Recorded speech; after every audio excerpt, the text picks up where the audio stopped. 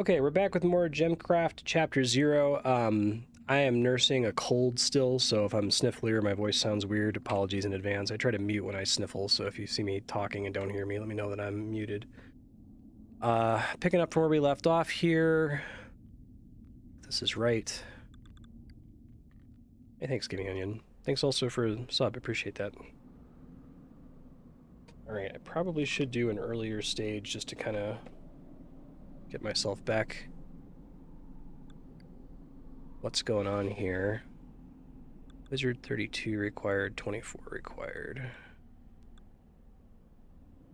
I'll try this again.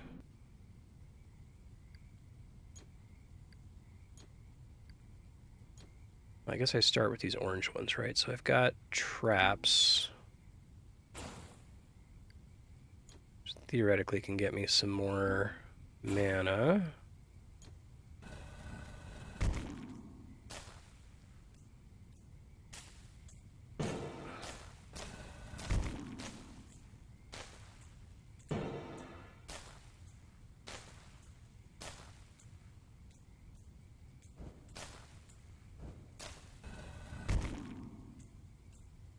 Remember my hotkeys here.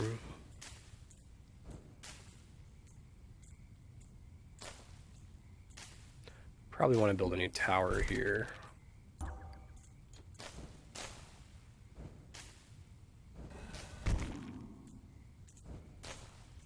The way I would get more XP here would be to just get more mana, right? End the stage with a higher mana pool at the end.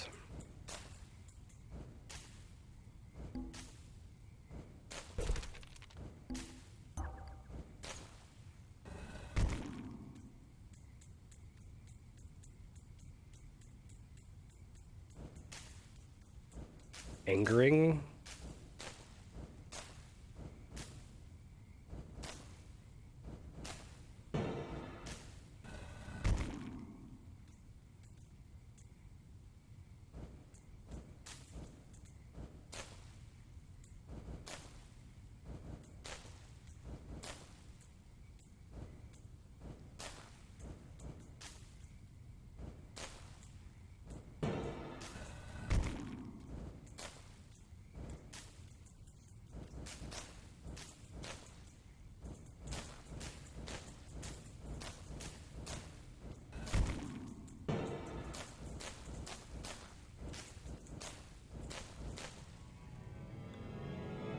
Actually get me more XP.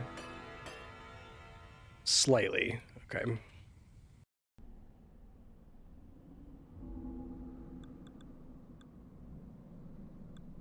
I didn't really see the value in that before, but I guess that must be why, because it actually makes it harder, you're saying? Not easier? I thought the tutorialized mechanic was that you threw a gem bomb on a thing and it was good for you. Where are this thing here? Using the shift key.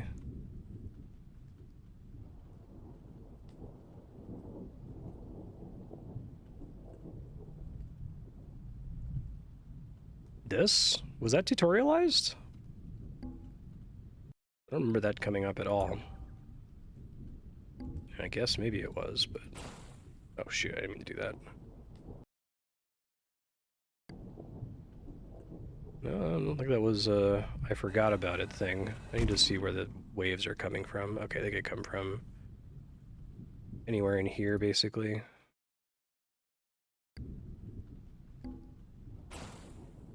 Yeah, that's news to me. I'll take your word for it. Do I not actually start with any towers on this map?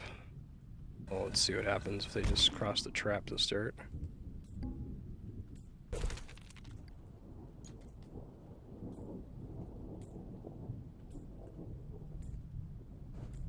I don't think I can afford to start that way. Okay.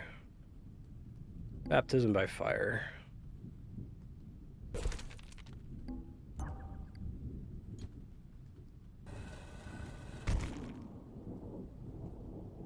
Just need to wait for the tower cooldown to end as well, otherwise I'm making a mistake.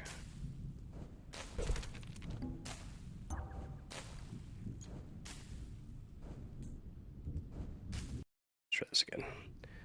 So tower, purple guy, wait for the cooldown to finish.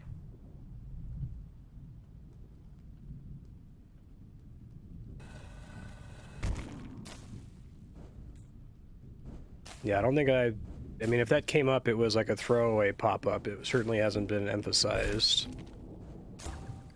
Saying I can throw gems on the wave marker and that does something? It's really odd.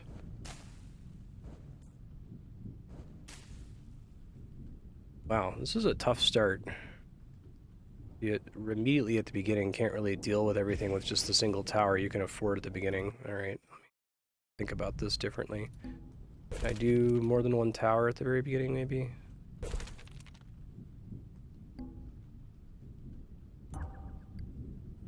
Okay.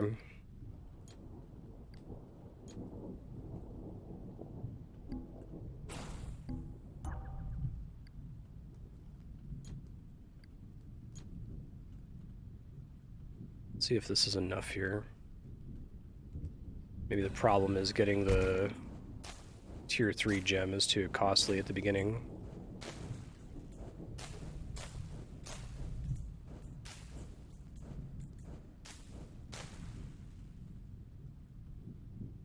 Okay.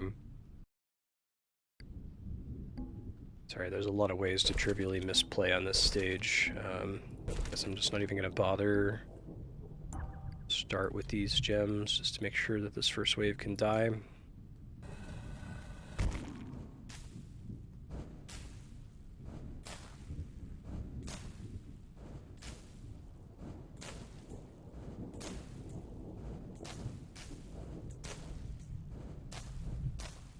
Okay, that's less bad. Still one getting away though. I assume that you should never be in a situation where things can get away from you. It's even with 3 towers right at the start. Or maybe I need to like find better locations to place the towers to maximize the number of them that can get hit, or how long they can get hit.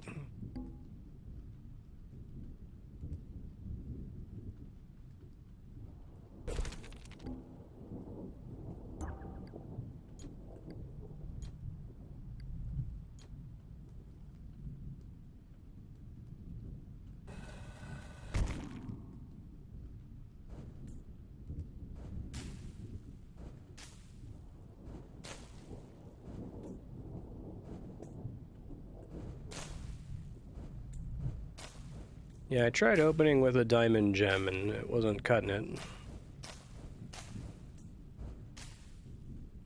Okay, that's more like it.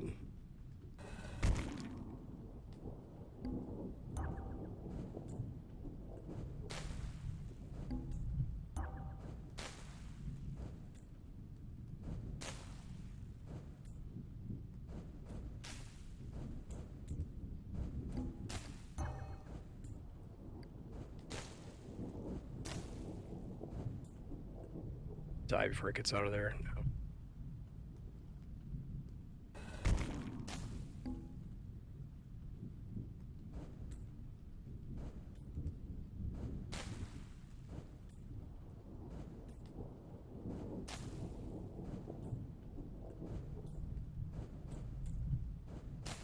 I'm gonna move this to the beginning when I can, but now is not the time.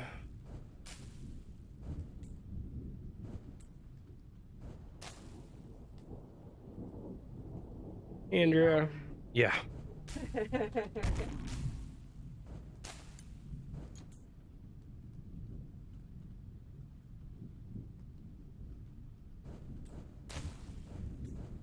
only have the one zoom over.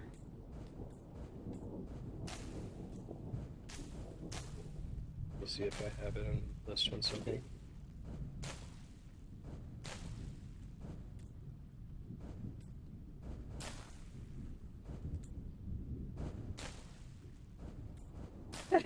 Hey on.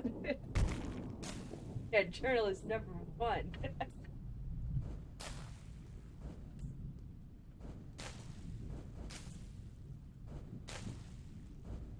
I've really upset my webcam here. Hold on. Does this work if I turn it back on? Okay. Alright, things apparently have been fine while I was fiddling with that.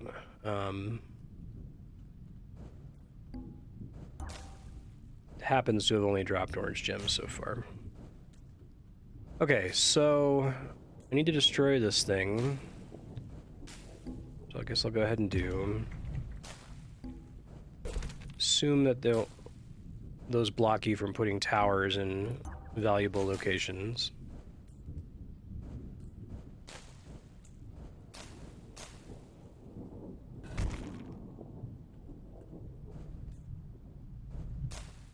Okay, so these are all locations. I bet that that's why this was actually blocked. Just putting a tower here would be nice.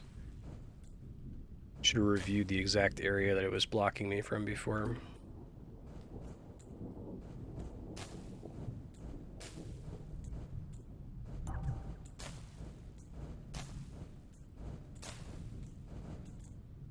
I'm gonna swap these out now.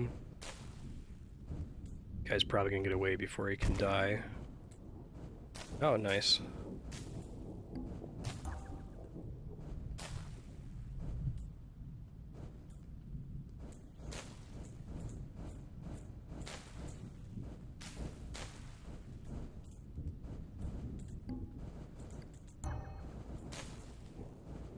Buying a couple more of these gems here in a second. Very grateful that I can do that in place.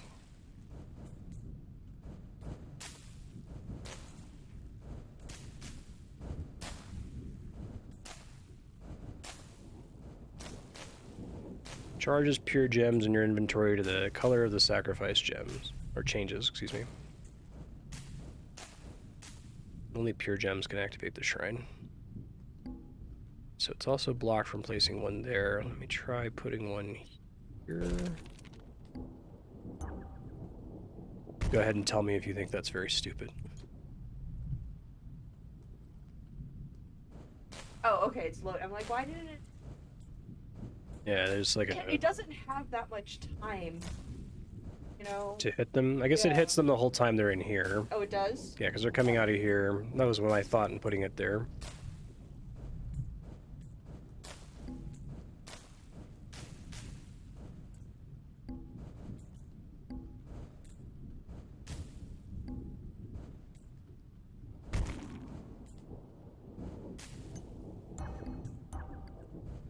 Trying to get higher tier gems, right? If they have more sides, they're stronger.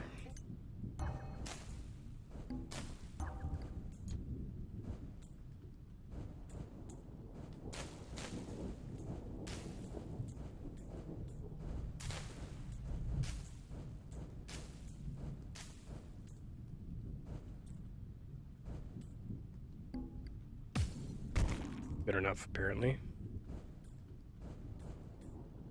I was planning to put in another one there. Boost your score gain. Can sacrifice any gem on this? Or does it need to be a specific tier? Oh, there it is. Does it give you more score the higher level of gem you throw on it, I guess?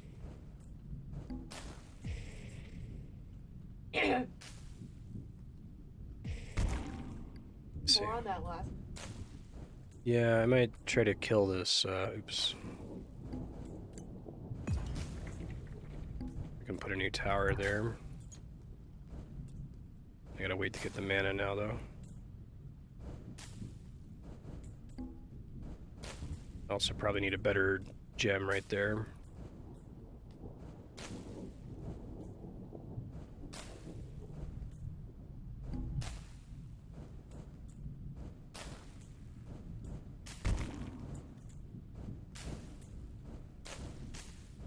Yeah, this is where I probably die.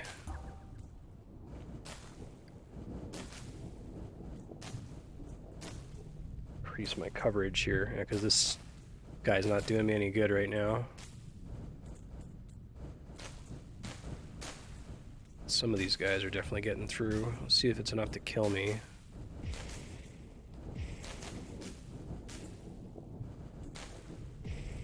Okay.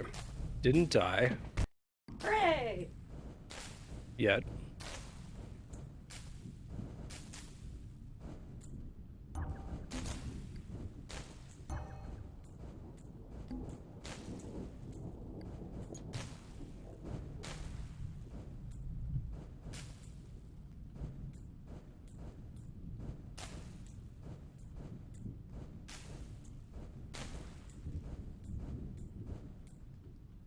I don't know if these are always placed in a way to really disincentivize you from...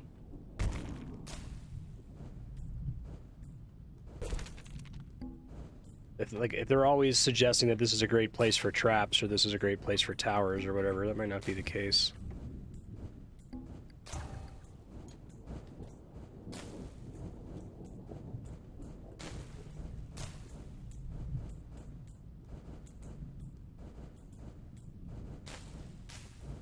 Think that'll make a difference.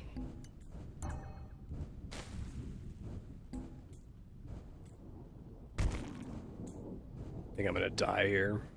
Depending how much damage they each do. Yeah. No, I barely survived. Okay.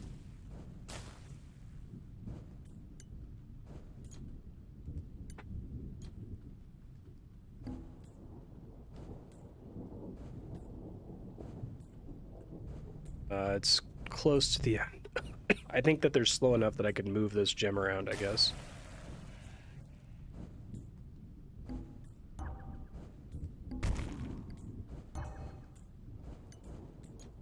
Probably should have moved that sooner.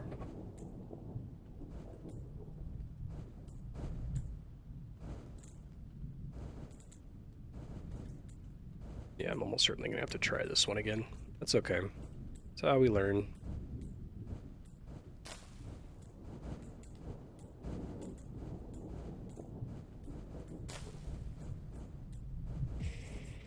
I can have more towers, but I think more towers is not great for this stage. I think I need to be hitting them a lot harder at the beginning. Yeah, I don't think I'm covering this corner here. I don't think it's gonna happen. I mean, I say more because there was that one phase where the rate of the enemies was higher than... Sure. Some of these gems can have, like, splash damage. I don't think any of the ones I have on this map has splash damage. Not great. No traps. Built a total of 100 towers. Interesting. See if I can get any skills here.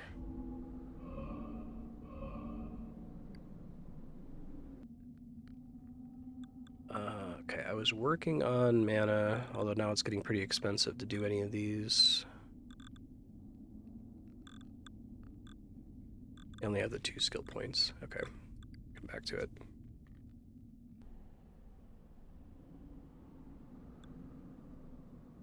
Triple damage and steal mana. Let's do one that has fewer gems. Fewer things to screw up. Summoning more monsters. Oh, the thing you're talking about is just now being tutorialized. Dropping a gem bomb on a wavestone will increase the number of monsters in that wave, but it also makes them stronger, so don't drop too many gems on one wave. Okay. That would explain why I wasn't doing it, because it hadn't been explained to me yet. So I could destroy this, and then I can put a tower somewhere around here. That seems like a good location. I don't know if you agree, Andrea. Oh, sorry. Right there. I see. But I think that spending that much at the beginning seems bad? Question mark. And there's these healing nodes, which affects my choice to put towers near the healing nodes.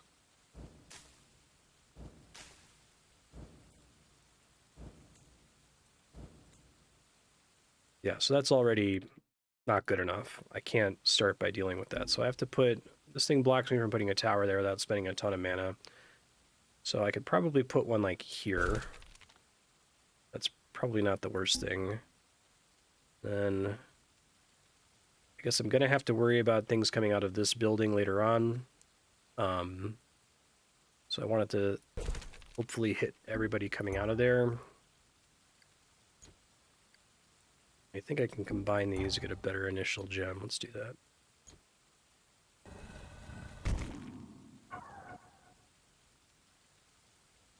Sorry if I'm low energy, y'all. I'm pretty sick. I'm not getting better. Yeah.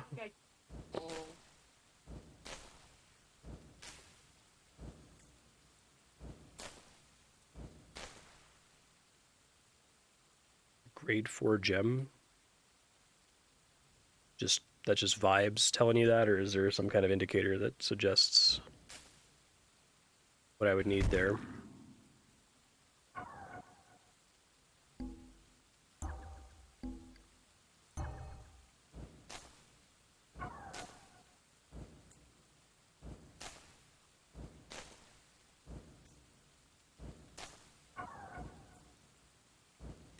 Alright, so this might be an issue of towers. There's a pretty strong gem here, but there's like too many enemies, right? To build up more mana.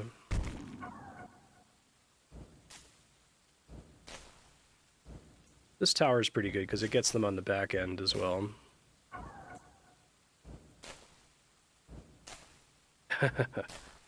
Exactly, Jahan. Sick nasty.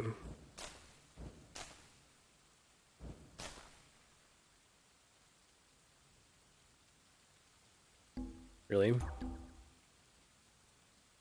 83 to 440. For a tier 3 gem, I guess. Thanks, Jahan.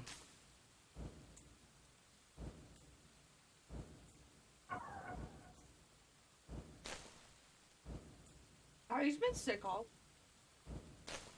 Yeah, I got sick on Sunday night, and I was hoping I would be feeling better.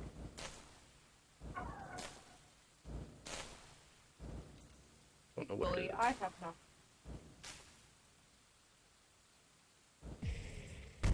you tried. Oh, we need another tower here.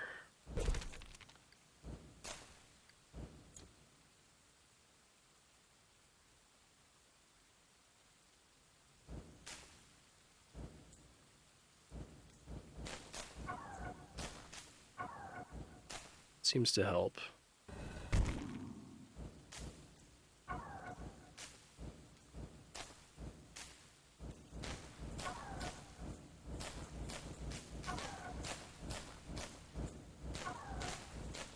get used to being on fast forward here.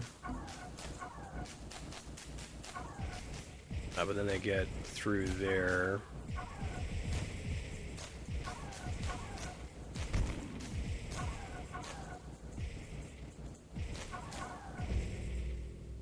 Yikes. Okay. So I don't hate this location. Probably need one like over here, because then it will get the entire... I wish I could see the circle projected before I place the tower. That would be nice. Before I placed a gem in the tower, even, that would be nice.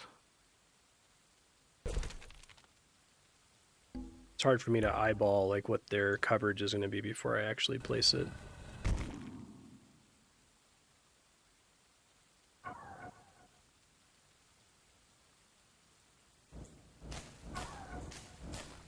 Guess I could try to use this thing to kill the big scary wave.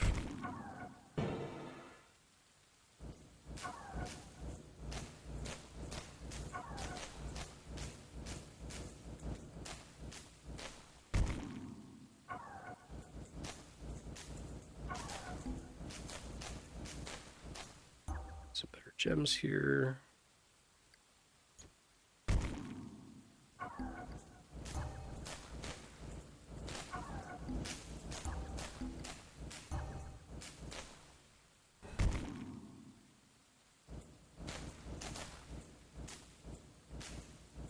What do you mean the tower has no stats? Doesn't each tower have a fixed circle radius around which you can hit things?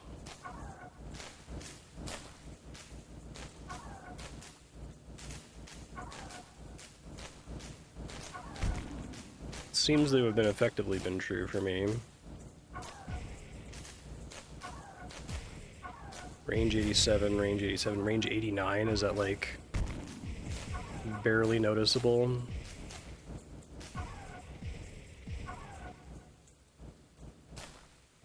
I guess I need stronger gems here. Okay, well, if they could show me the minimum range, that would be nice when I go to place the tower.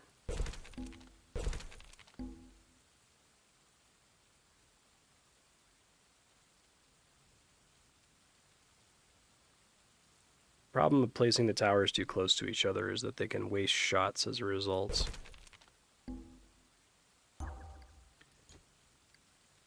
Or like they'll both hit the same unit simultaneously, and then if one of them hits one that had just died, you just kind of lose progress because of it.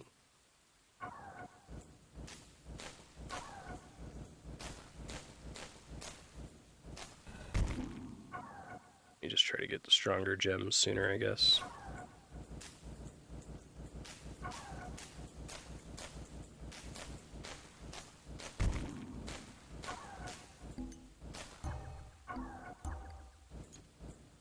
That was bad timing. I die because of that. Oh, maybe not.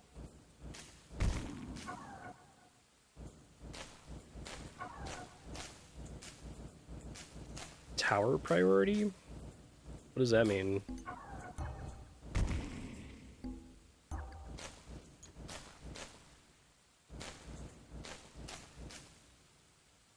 Retro's played a bunch of other GemCraft games, and hard to keep track of which features are in which game.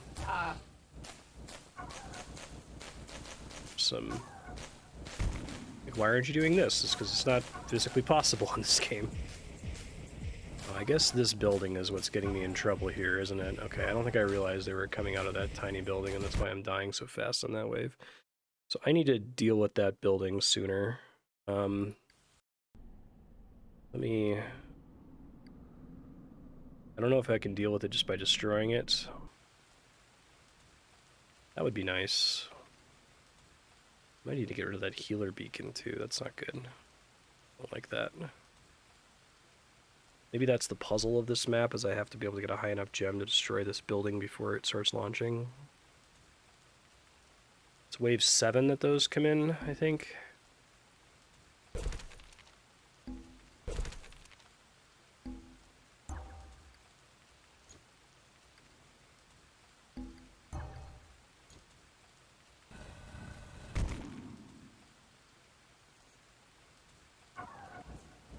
I feel like I'm just starved for mana on this level, though.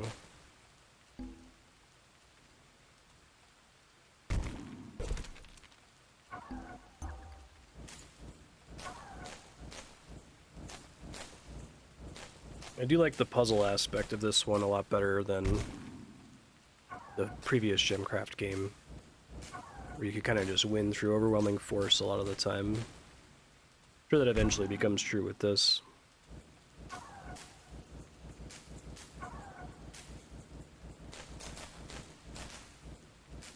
Yeah.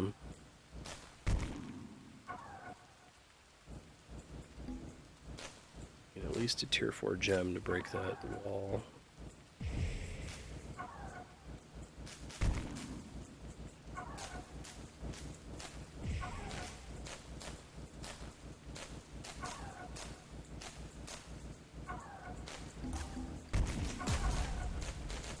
Tier 4 was enough, apparently.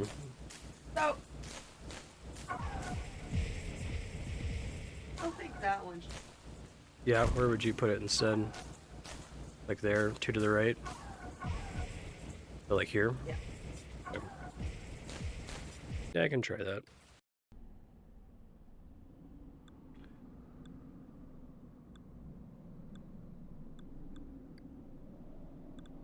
Survive for as long as you can. Okay. Saying I throw gems on this to make enemies harder.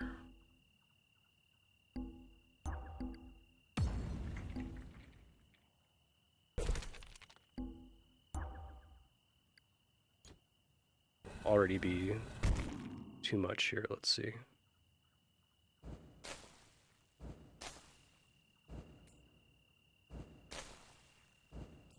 Higher level gems make them nastier, presumably. Yeah, I don't think I can afford to immediately deal with any, like, I can't immediately make a tier 3 gem to destroy one of these because it puts me too far behind on mana. So, I think here is a decent spot. I think here is a decent spot.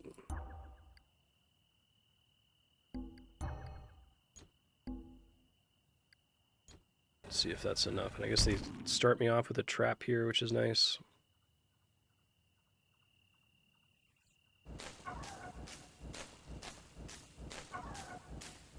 makes a pretty big difference just having a tier 3 gem right there. There's so many like competing things to dump my mana on to try to get more score. I have no sense whatsoever of whether it's more valuable to increase my mana pool or bomb a wave or advance the waves. Like, all of those seem to be in direct competition with each other for my resources.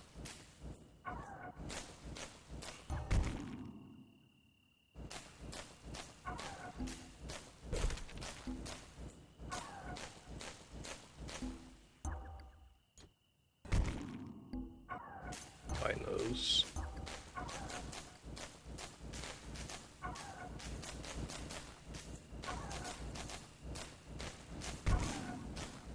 Dumping into mana also makes the wave harder because then I don't have mana to spend on stuff, right?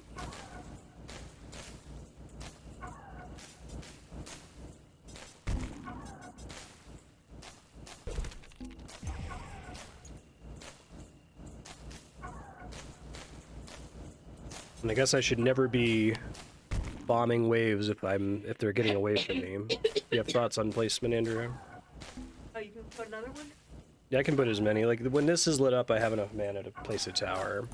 Maybe put one, like... Here. Okay. Here. Probably put one here where I just destroyed the thing that blocks me from placing towers.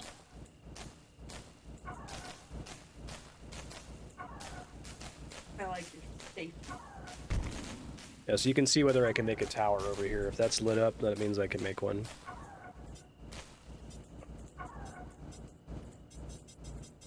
You want me to still be able to do something to them even if they get past all my other towers, is kind of what you're coming from there. Yeah, let me try this again. So I think going here wasn't bad. I think this is probably fine also. Didn't mean to do that, but that's okay.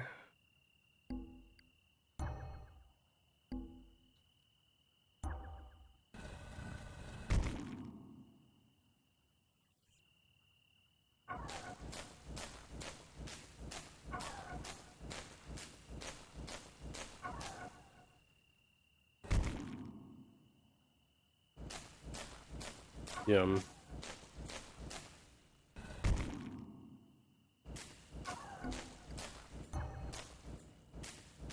Could try to just do it with 2 towers. Level. Yeah. Put one more here, because that seems like a really good spot to put one. Seems to be why they block you from doing it at the start. Put a better gem there in a second.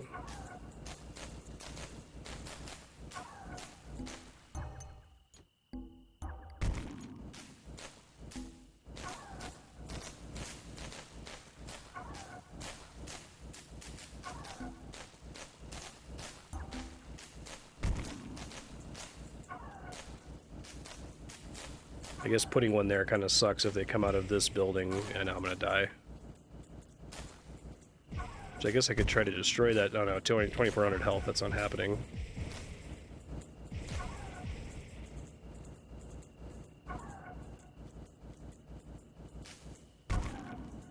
I'm dead. This isn't a good level for me to practice on. I guess I get the XP regardless, since it's just a survive mission. But it's not very much.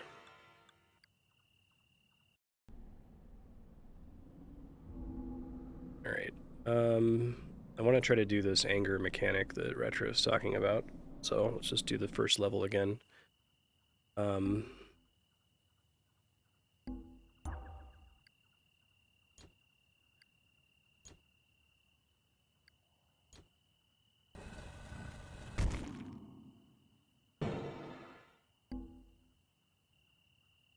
I didn't.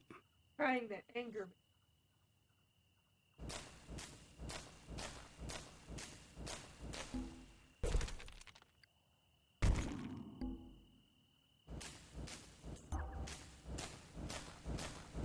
Will in a moment, anyway.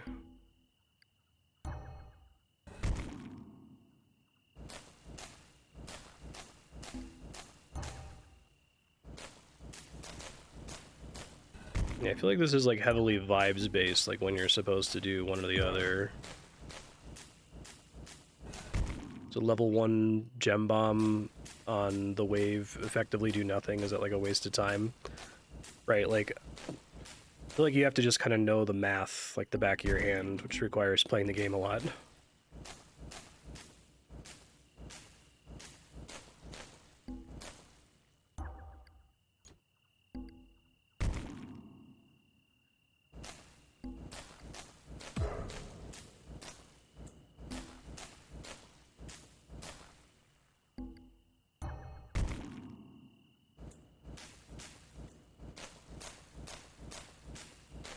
How do you interpret those stats in terms of like how much extra score that's going to give you, like, and whether you're going to be able to handle it based on your current towers? Okay. It's like barely more XP, so I don't think that's worth it. Alright, see ya. Thanks for helping.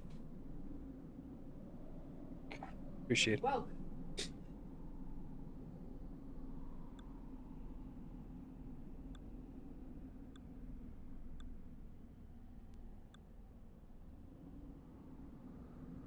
Try this one.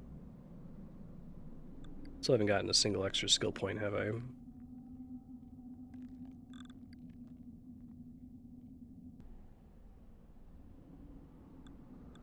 Try respecking skills. That could be part of my problem right now.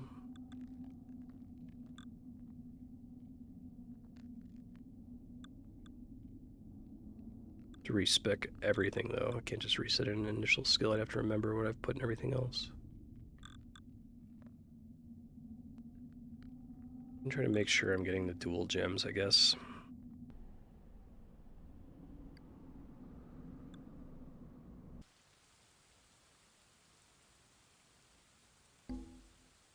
Get rid of max mana.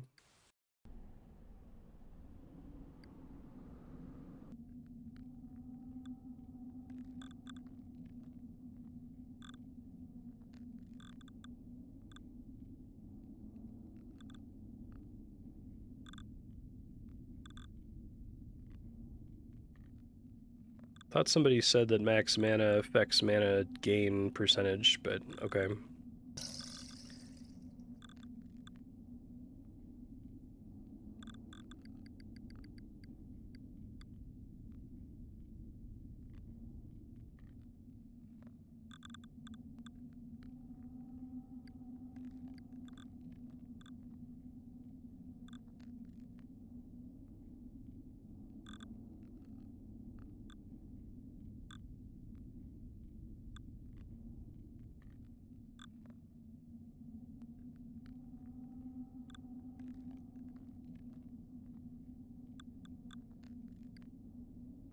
Yeah, it's already...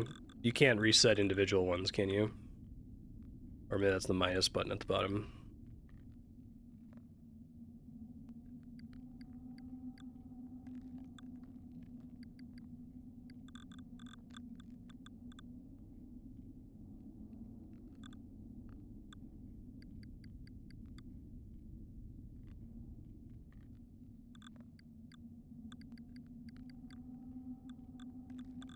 Try this and see what happens.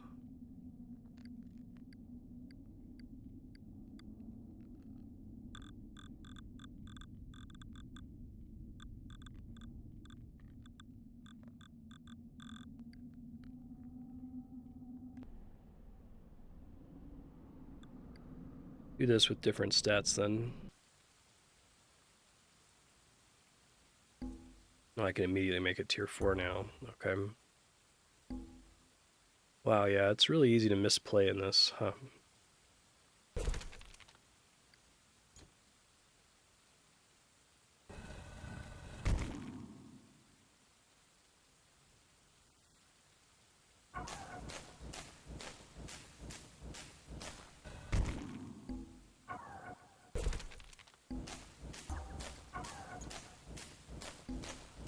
Oh, right, this gives me an extra tier 3 at the start.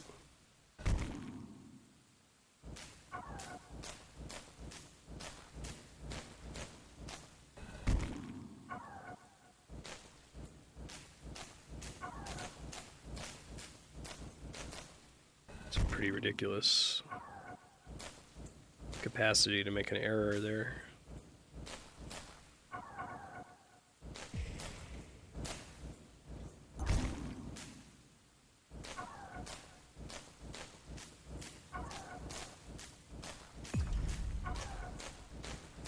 See how much that helps.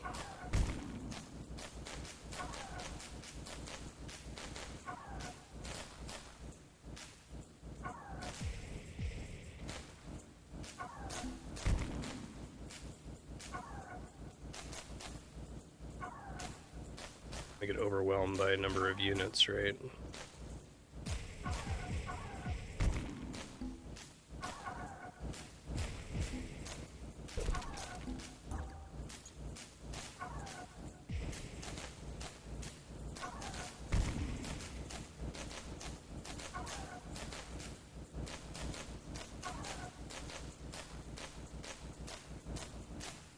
Just the difference in like base efficacy from increasing the forging upgrade is insane. Like, almost kind of frustrating that you can screw up that badly.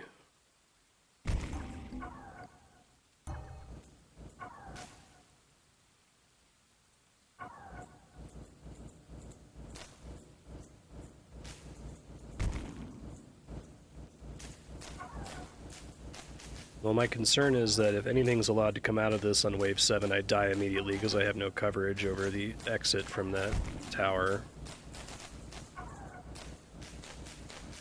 Right.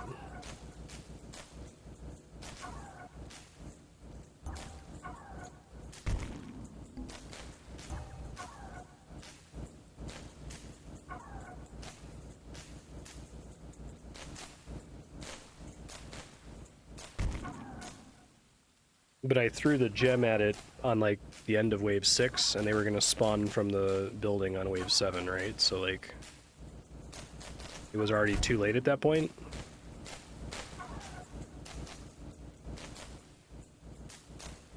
I die. Alright.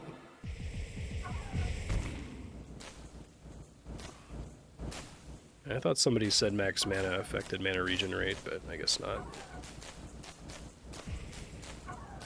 Confused.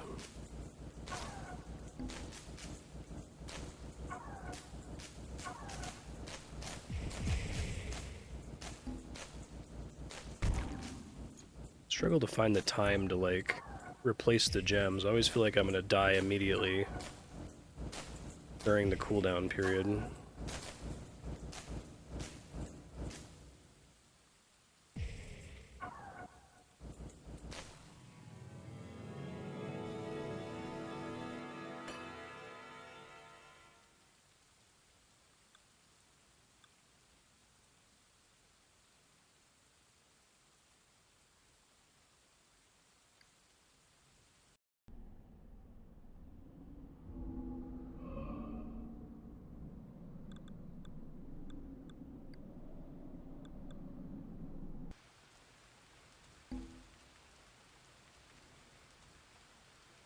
Lots of infested buildings here.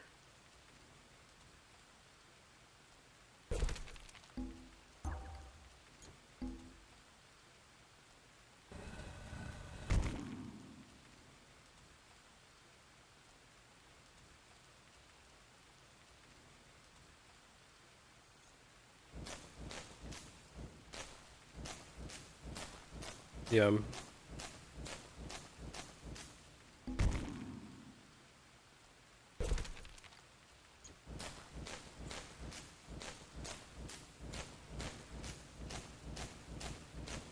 All of those buildings are destroyable via tier 4 gems.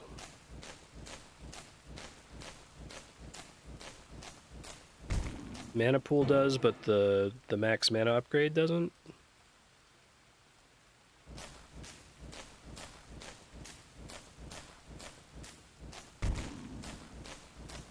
Okay.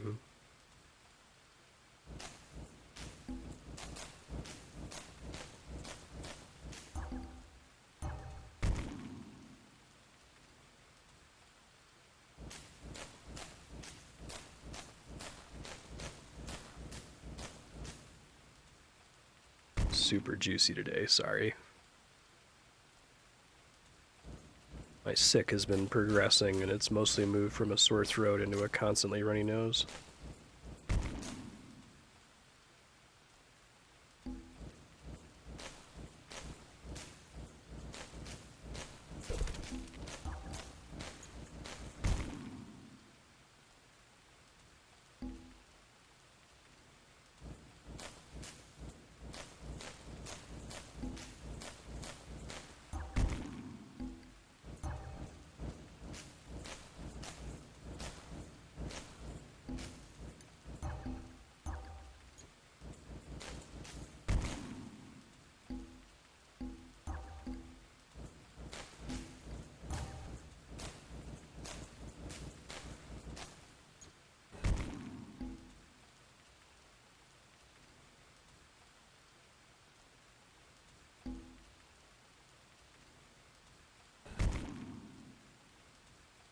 I'm about to be in big trouble. Let's see.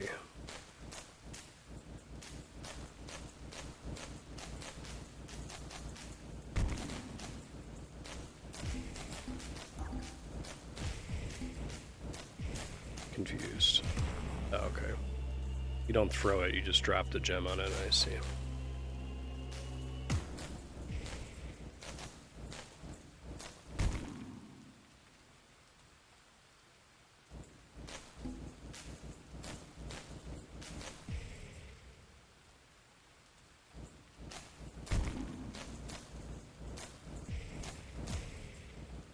I always get this sense in this game that like stuff is happening so fast that if I like take a second to try to move a gem or something that the cooldown isn't gonna kill me, and it actually isn't the case. I usually am fine with the cooldown, but something about the way the game is presented makes it seem much scarier than it actually is.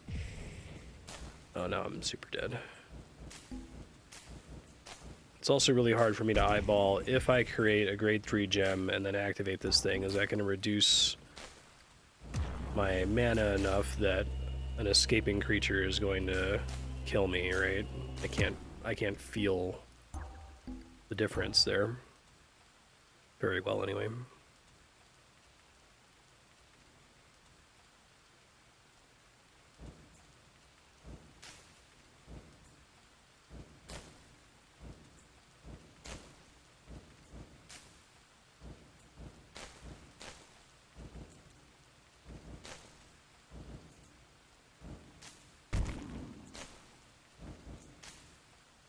And I think I'm okay now.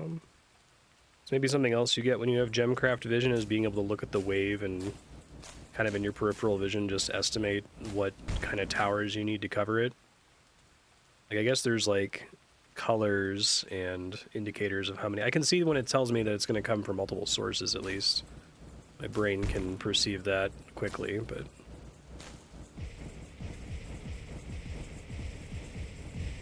I'm just going to die right here. Cool. Okay.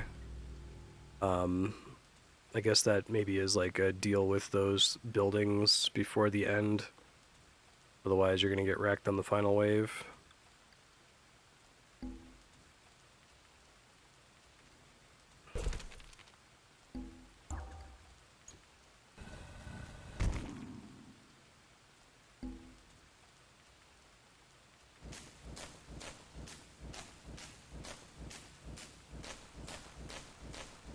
Try to put a trap here, maybe.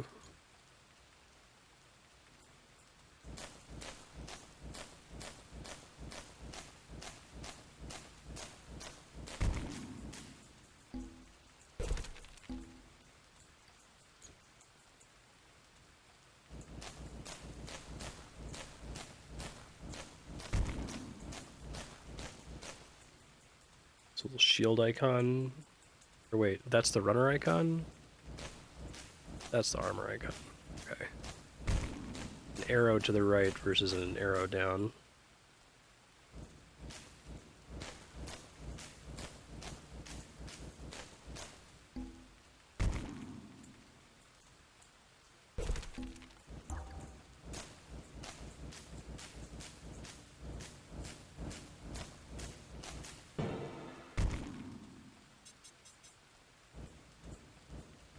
Oh, I might be in big trouble here. We'll see, I guess.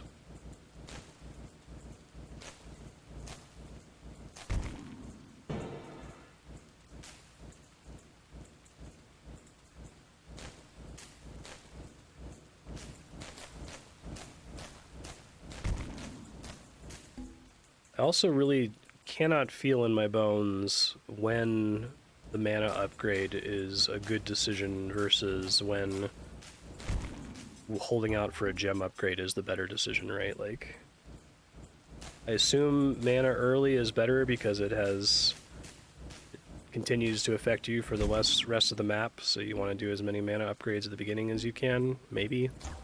But maybe that's like completely off base.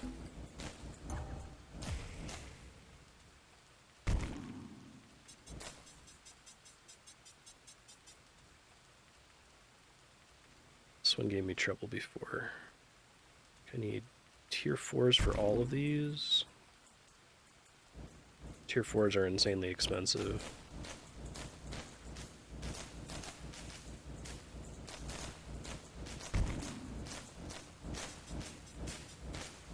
Yeah, I'm about to be very dead again.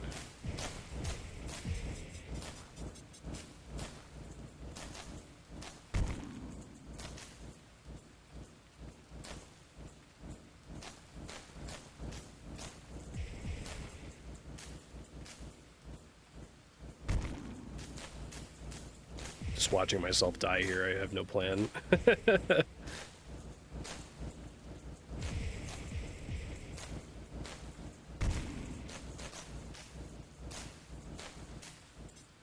And start trying to blow these up. You have to put it on the building. Okay, I thought maybe I could squeeze out both of them there.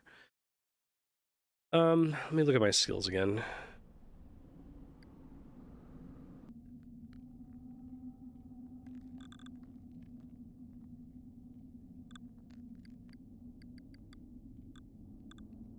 Need 22 to get the highest on that. Okay.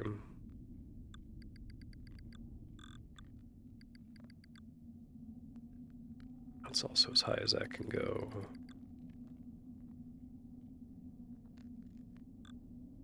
5 more points for that one. Let me try just these 3. Isn't too different from what I was just doing, or 4, I should say.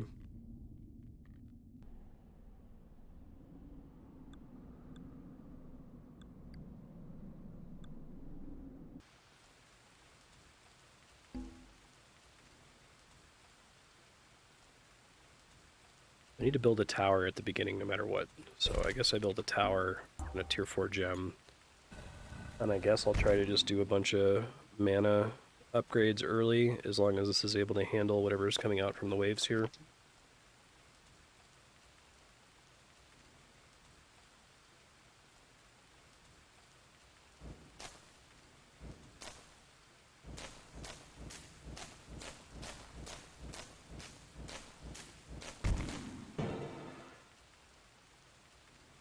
Can try angering early waves for bonus mana. Grade 1 gem bomb costs 30 and gives 5 extra monsters. So does it give you more mana than it costs to craft and then throw the gem bomb, or is you mostly doing it for a score at the end?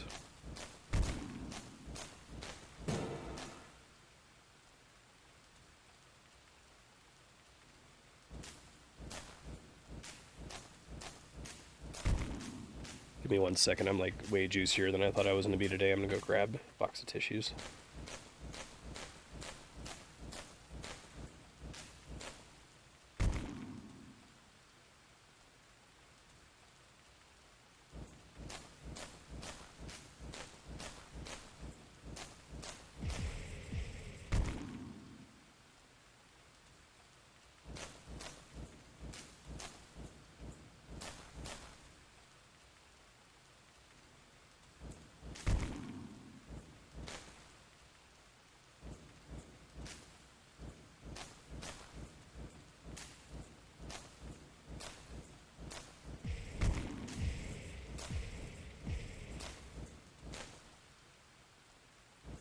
Yeah, I feel like this game, I need more UI stuff to kind of help me develop the game feel, because knowing that throwing a bomb on a non-swarm wave refunds more mana than it costs to do, I don't know how I would discover that without, like,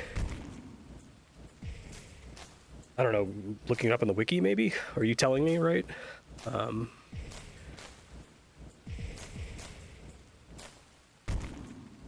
Okay, well, I can try doing it from the beginning here. You're saying tower,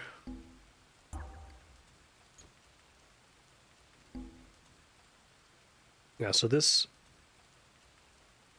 Right. Well, you're telling me if I do this, the tooltip's going to tell me... Where does it say how much extra mana I'm getting? 8 times 1.27 times 1. 8 times 1.27 times 1. So 8 times 1.27 times 1 times 7 monsters minus the cost of a tier 2 gem minus the cost of gem bomb.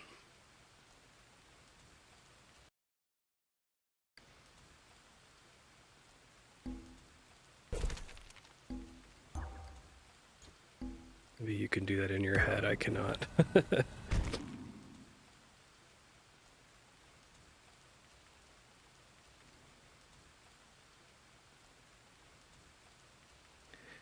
Well, I guess there's the implied cost, the opportunity cost of not using that gem on something else.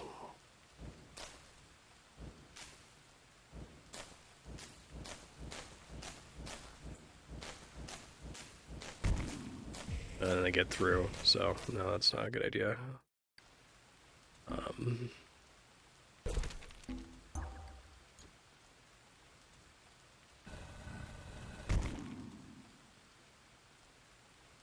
Maybe on a later wave.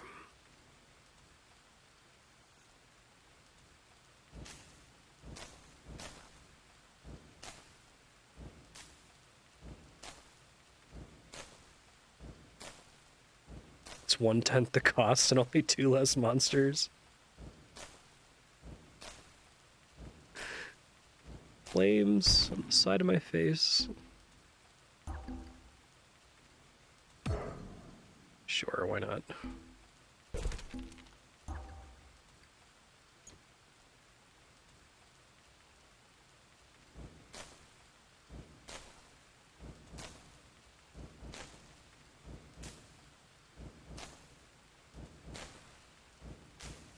I did not place that orange gem smartly, or at least I didn't time it well.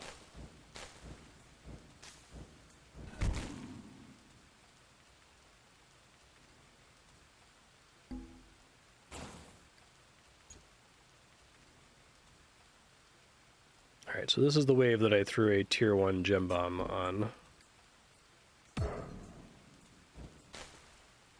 We think that's better than max mana most of the time, in terms of extra score and extra mana. So when do you do max mana, then? Like, one has to strictly be better than the other, right? Like, since they're both using the same resource.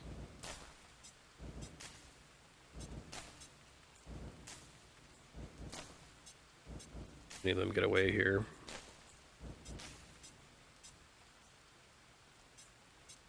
Can't afford to make monsters stronger.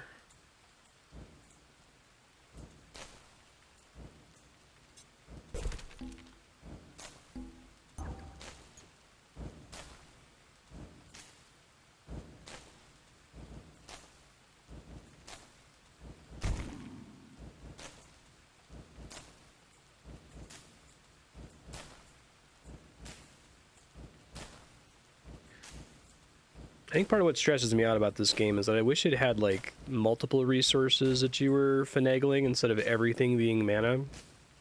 Everything being mana, I think, degenerates it to a what is the most efficient usage of mana this game tick question, right? Which I think just requires an enormous amount of, like, familiarity with the core loop. It makes it kind of hard to sight read.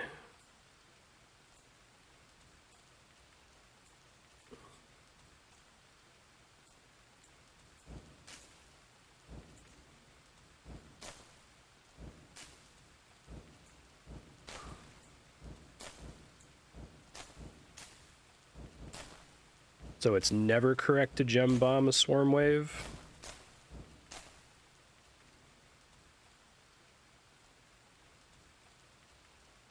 Thirteen's a swarm because it has triple dots at the top, okay.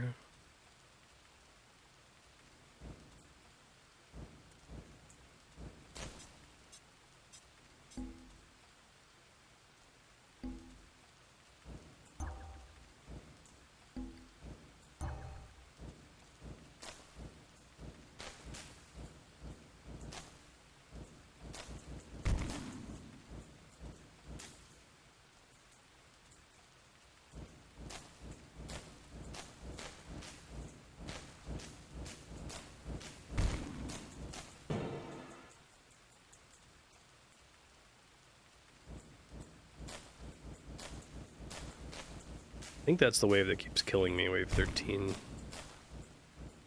Not 100% sure, though.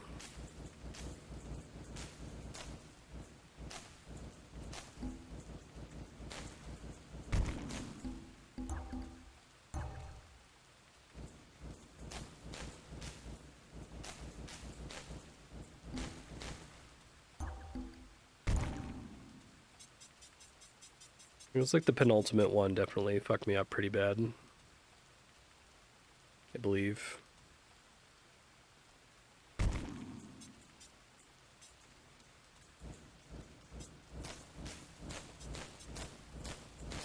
Those stacking on each other is fairly mean. It might make sense to have a single tower down there just to try to deal with this wave.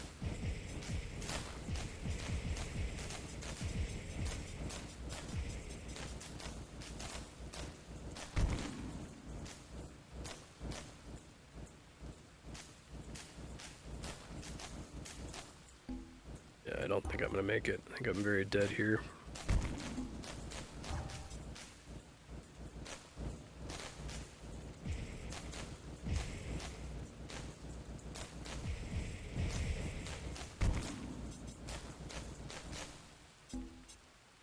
That's the difference between almost killing and one-shotting. This is pretty huge in this.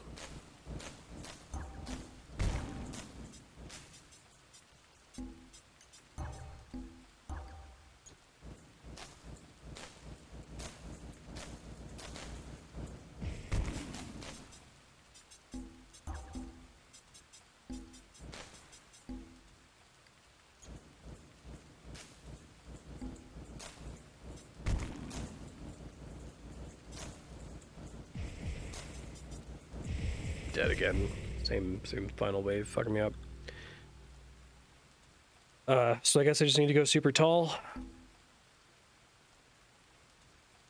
Let me put one down here just to deal with that one annoying wave at the beginning.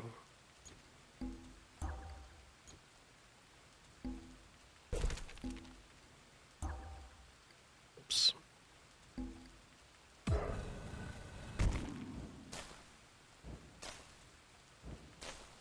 Is the shrine expected to be used to finish out the map?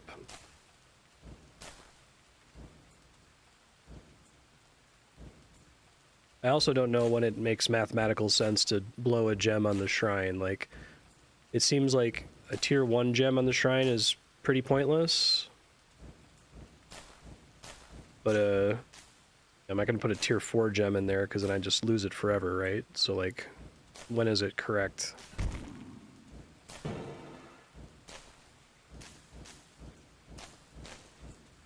At the very end when I'm going to lose and I just need to dump everything I have to try to avoid failing?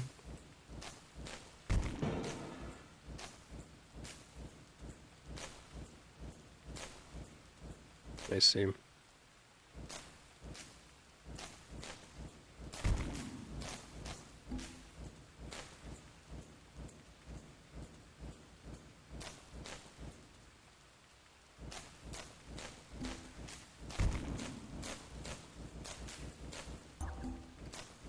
I wonder if this doesn't end up being like Tony Hawk, where playing later GemCraft games that have more information and more mechanics can help me to understand the core loop a little bit better.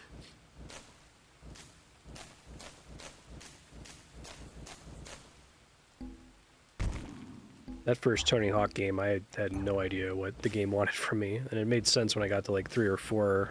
Still wasn't very good at it, but there were more systems in place to convey when I was doing things wrong.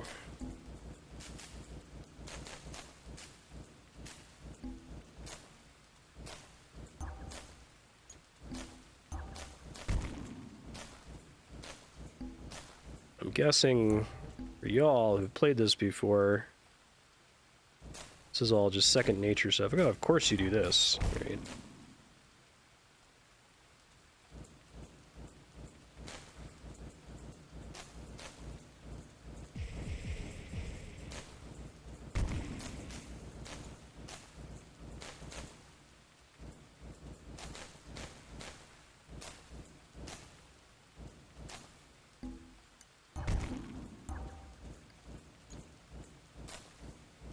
Let's see if that helps with the swarm wave now. May have actually gone a little bit better further along. I guess it's blocked. We'll see.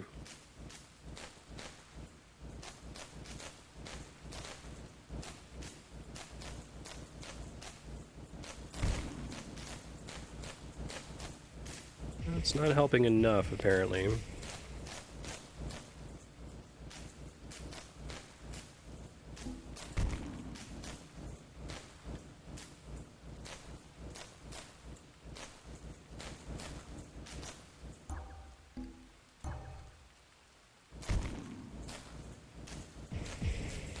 But I was gonna die there.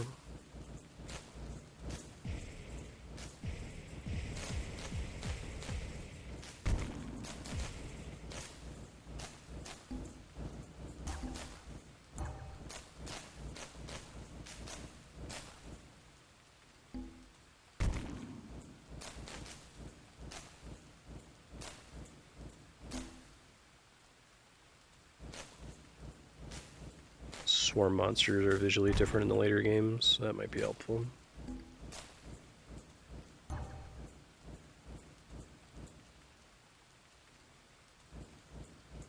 Okay, this is the wave where I die.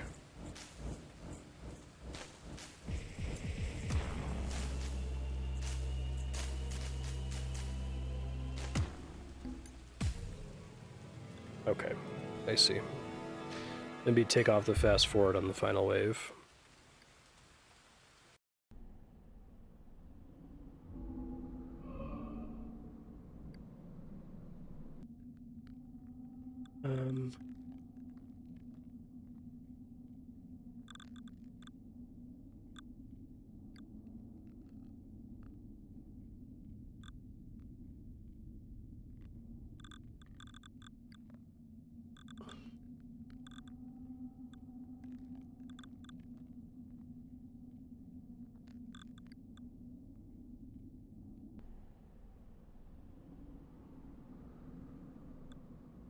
Forge one is like so silly good. I feel like it should just be a passive. Like reduce the number of skill points you give me and make sure you give me that amount minimum because it seems really bad to put it in anything else. I mean, 4 towers at the very beginning. Trap.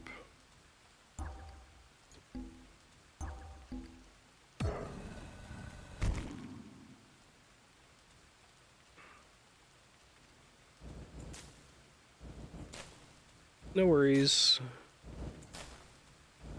The population of GemCraft pros can't be insanely high.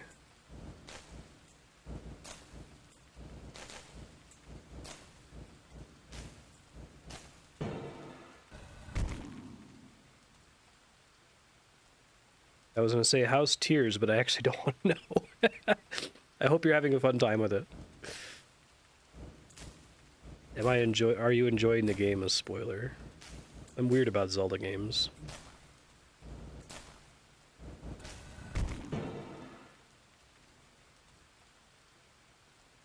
Infested.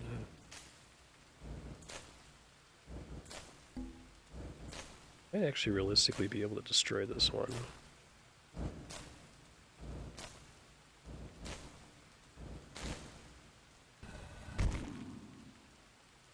It's a game that exists.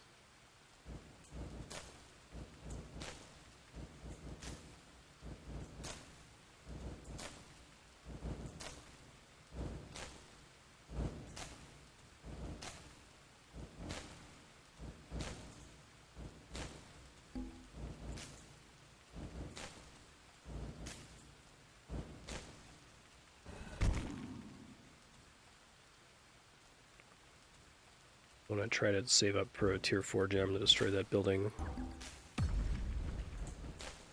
Okay, it worked. Good.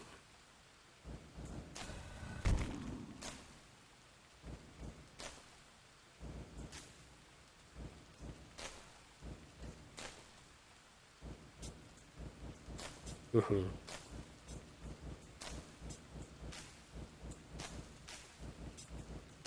Two more weeks. We'll finish up Resident Evil next Friday, I think.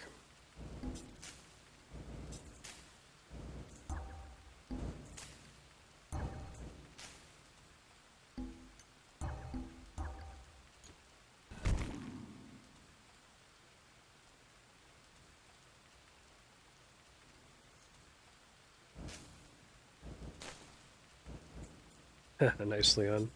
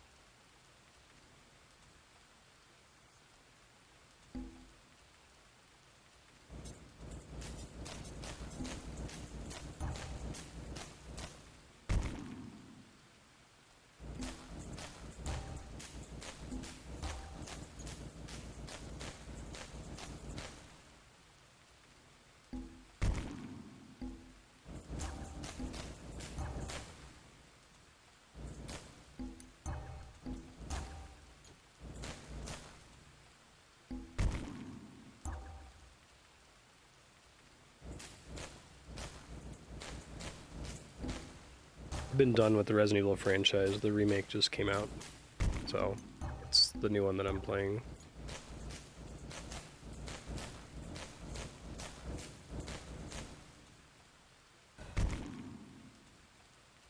Okay.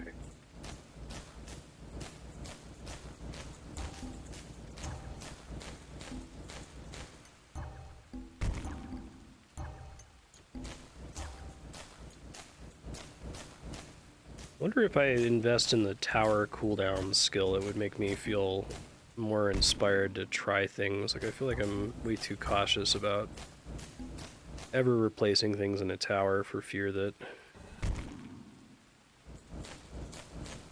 I'm gonna get penalized for it during the cooldown.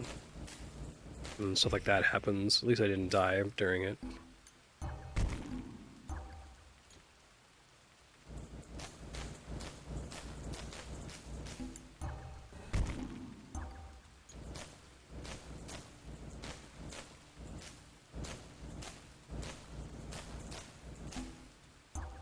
The boost your score gain shrine just a flat amount of extra score that I should just dump on when the level's almost over, or does it like give me a multiplier for the rest of the stage and therefore should be done earlier?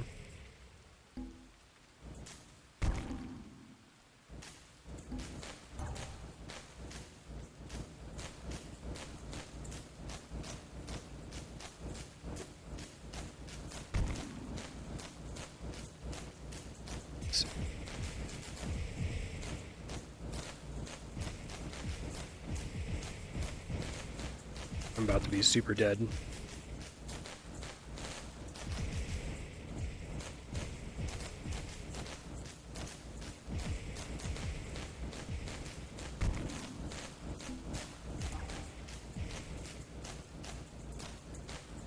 Gives triple score after up to 100 monsters in the field. Boost score multiplier by 5%.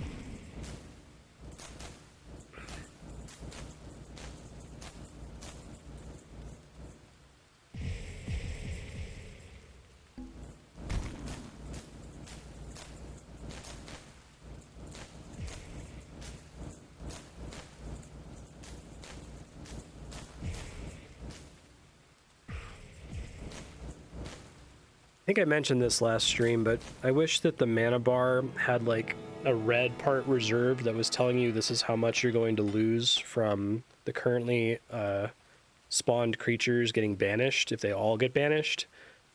And also another bar that would hover when you're hovering over a thing to cast it that tells you this is how much mana you're about to spend if you do that, right? Because I can't eyeball situations like that. It probably would have been profitable for me to like upgrade my gems or something, but I couldn't tell that was the case. I was worried that if I spent any mana that it would cause me to die from banishment. And I don't feel the banishment costs. All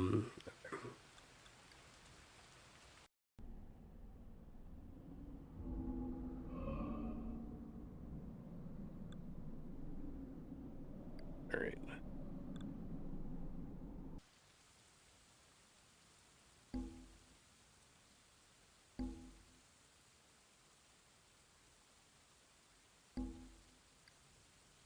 Being able to destroy one for free right now because of the mana increase is good.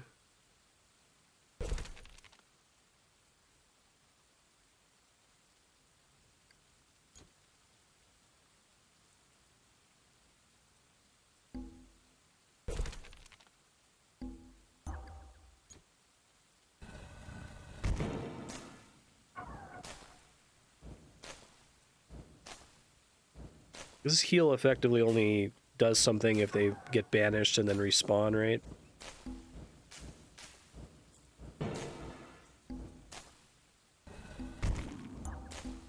Okay.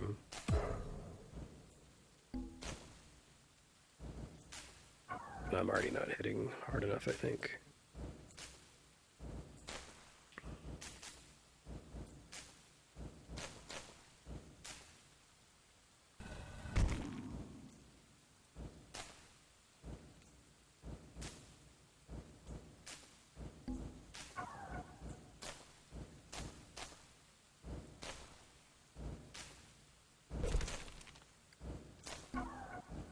I'll have to go around that corner regardless.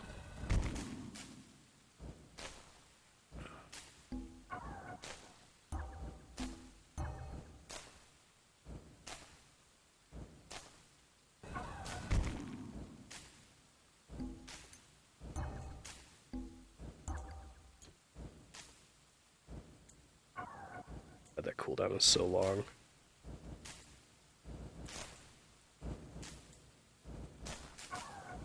Those guys are definitely getting through. Here it would be great if there was like a little red thing here saying I'm about to take this much damage from these guys, right? And I could see it go down as monsters died. It would help me to kind of like passively make synaptic connections about what I'm expected to do and how stuff's expected to work.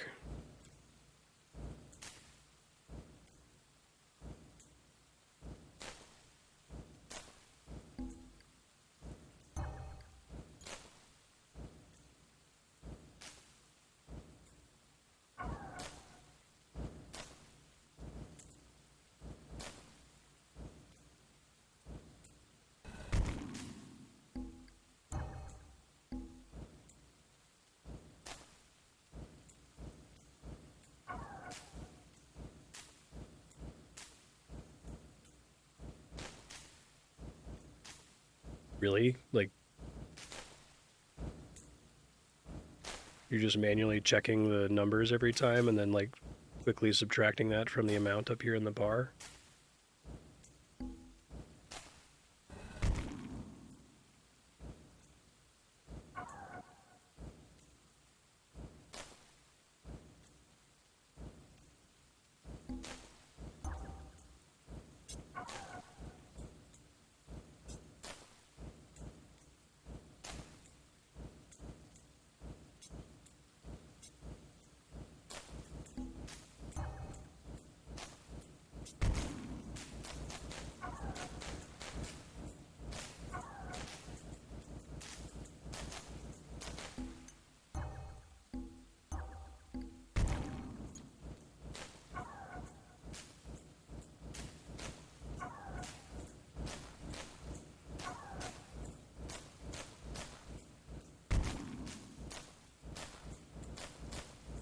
I see.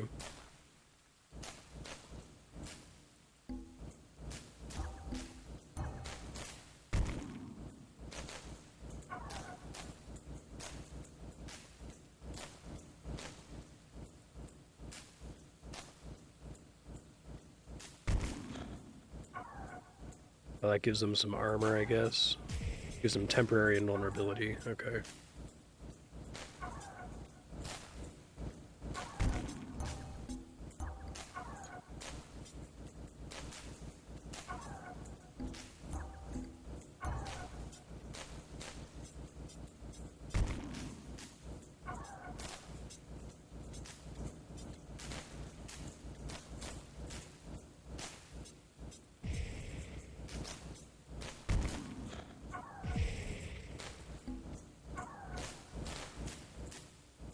Now, this is where I'm like at a loss whether I should start getting mana upgrades or I should just sit on the mana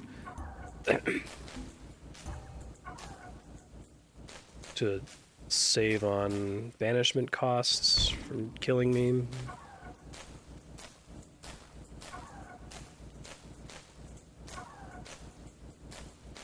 I wonder if there's a version of this game where like you could survive in a mana debt for some number of seconds or something. I think that specific rule that if your mana depletes to 0, the mission is over, I guess it's part of what makes it interesting. You don't want to just be able to survive forever, but it makes me like really hesitant to spend my mana at all when I'm not 100% certain that I'm going to clear all the things on the screen presently. Like right now, there's probably a lot of really effective things I can do, but I'm terrified if I spend any mana that one of these creatures making it is going to kill me.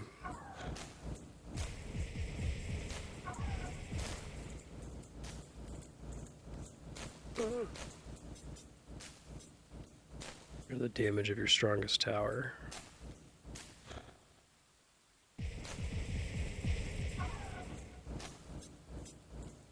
So they have 295 health. I do 26 to 67 damage. That's such a huge range to just kind of quickly eyeball and calculate, though.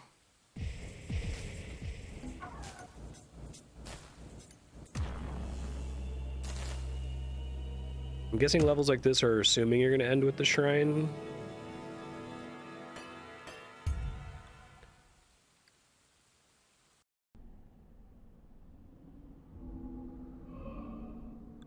Save. I think this is auto-saving all the time, but...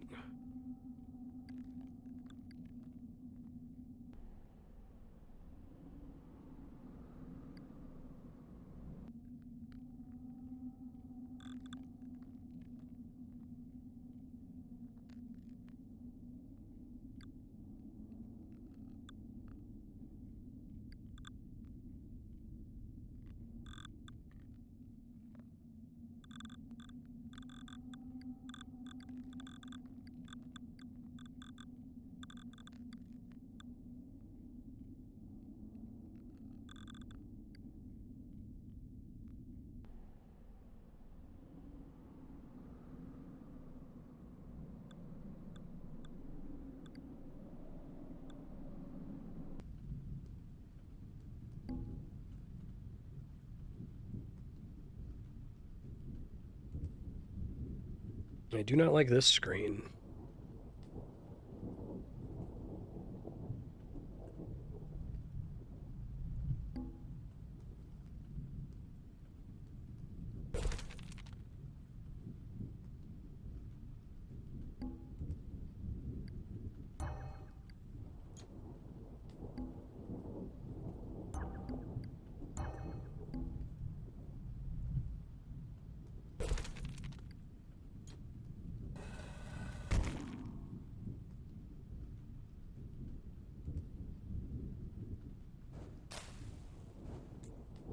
Armor level.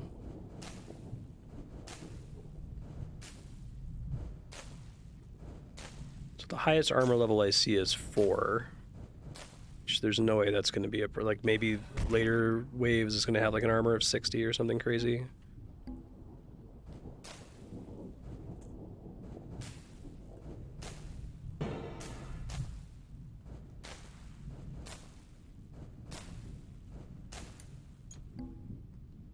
Oh, that's what I meant to do.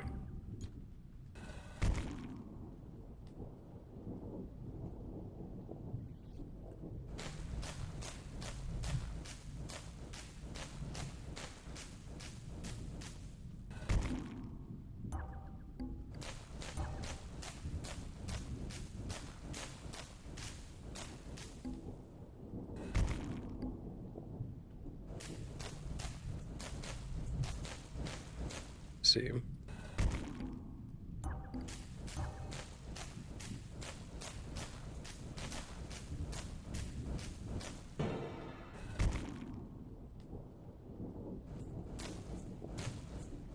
Now I'm a little worried.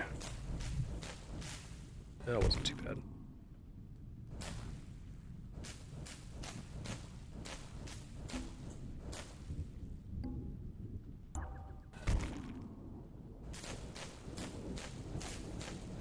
I'm dead. I guess they cost no mana because they're a swarm or something.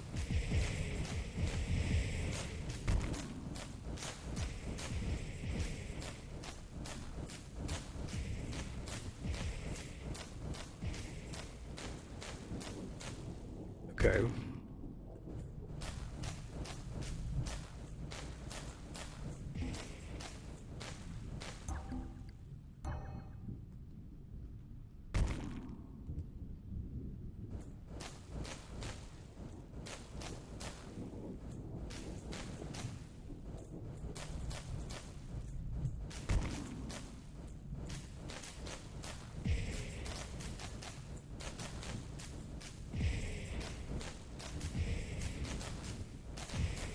Here's another. As soon as I start getting mass banishes like this, I'm completely paralyzed. I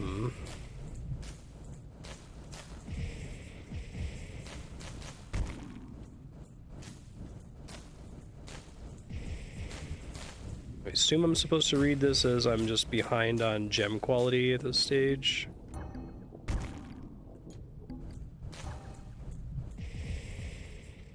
Lucky that didn't kill me. It was me being brave and trying to take action when I was worried about getting banished and then almost dying to it.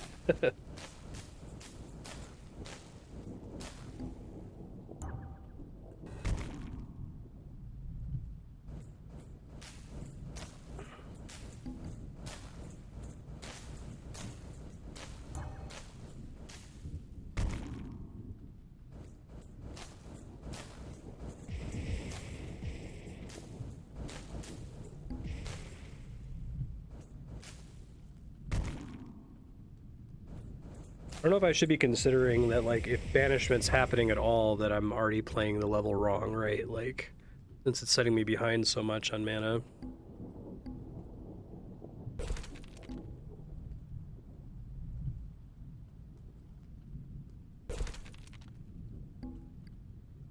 Yeah, we want... Well, I guess I'm not doing the dual gem thing right now.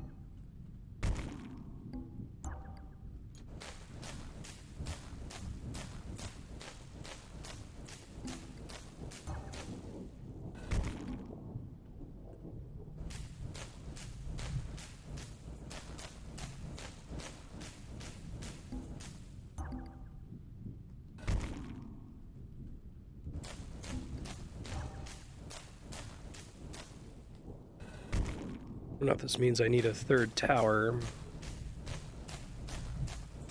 Or a trap, maybe? I don't really understand the best use case for traps. I know you kind of want to put traps down when it's a status effect that's worth doubling, right? I guess I'll do this. Because the increased gem quality for the trap only affects the status effect, not the damage dealt.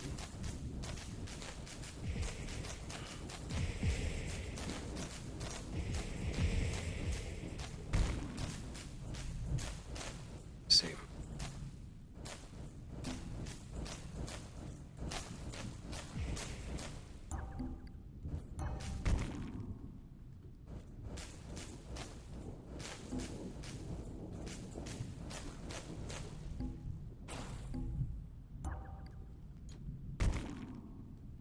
I guess traps are higher value. I should build at least one of them because the first trap is pretty cheap.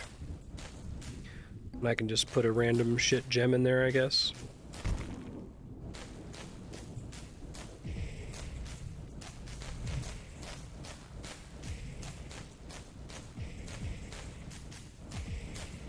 This feels like this is already a loss, right? Like,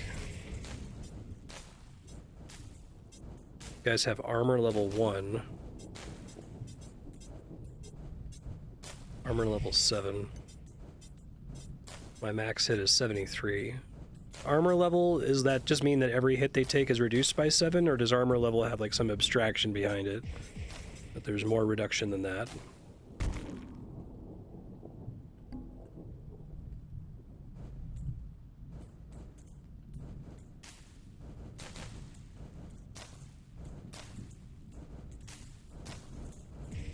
I don't think I'm getting out of this.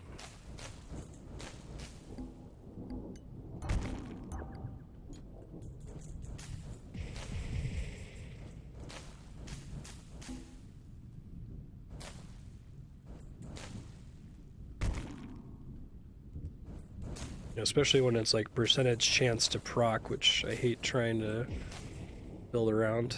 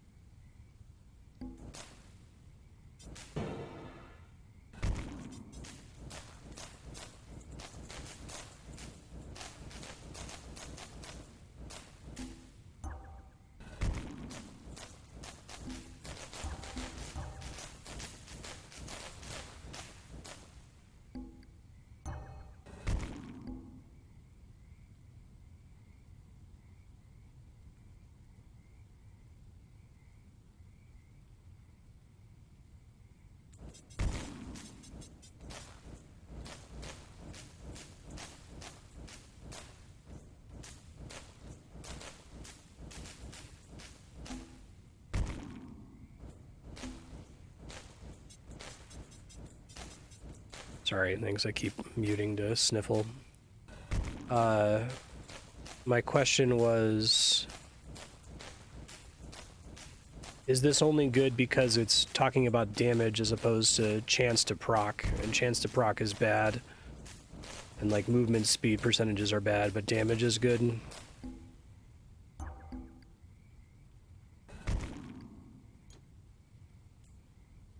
Or something?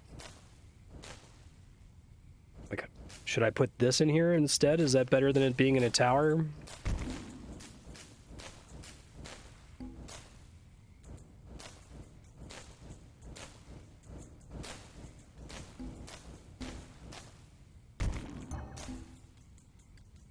No, I'm dead.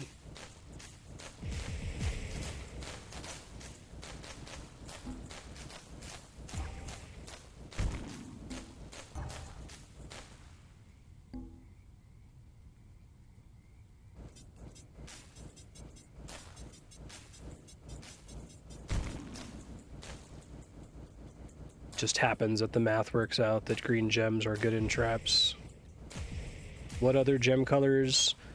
If I just knew which gem colors are good in traps, and then I know we got the general advice about how they work, but it sounds like there's only like 1 or 2 colors that should go in them, and they should always be pure gems.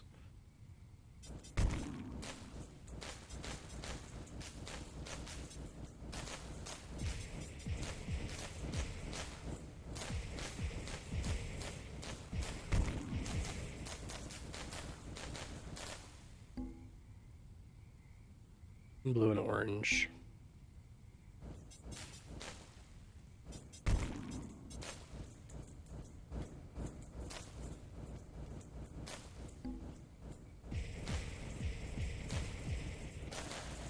Trying to upgrade this guy, but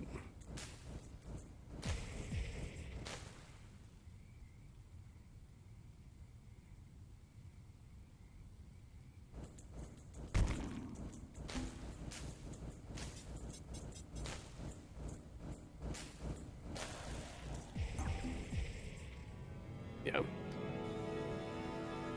This game is the like essence of that meme with the little pink guy in the box who's like, I'm gonna venture outside my box, and then as soon as he ventures outside his box, he gets punched. And he's like, never again. That's how GemCraft makes me feel every time I take a risk.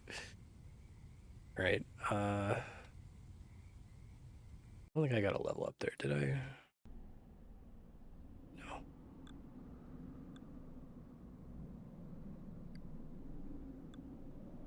Get more value out of traps here. I guess I think the fact that the gem you get is random is such a strange like design choice to me.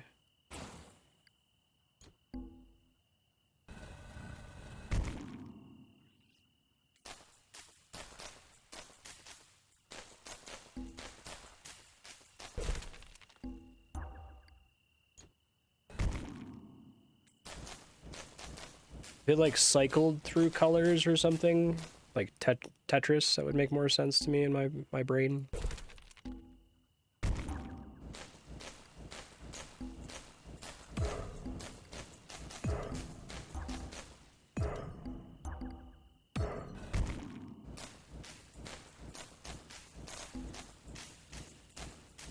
Just lets you choose it later on. Okay. Wonder why they did it this way at the beginning.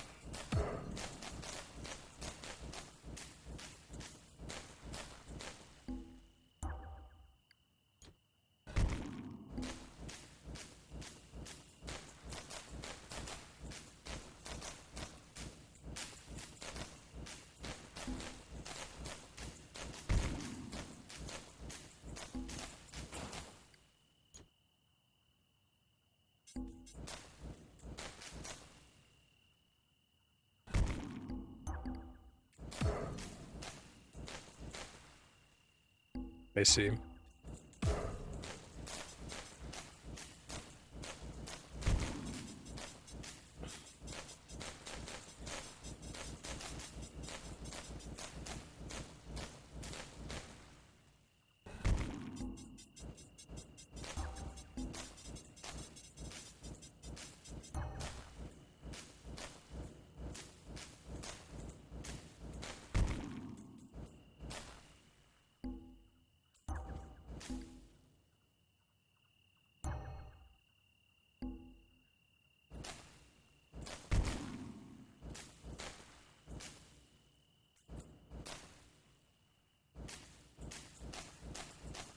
Yeah, but I think only a couple of the status, like shock is not good in a trap, right? Just because of the way the math works out.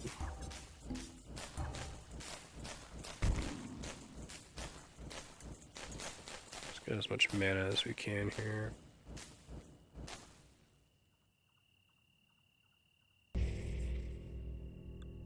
Really? Pain, suffering. Died to the cooldown.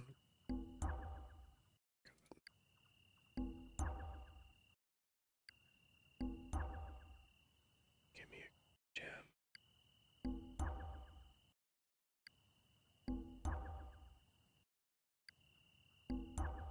Like a percentage chance to get the gem you want. Yes.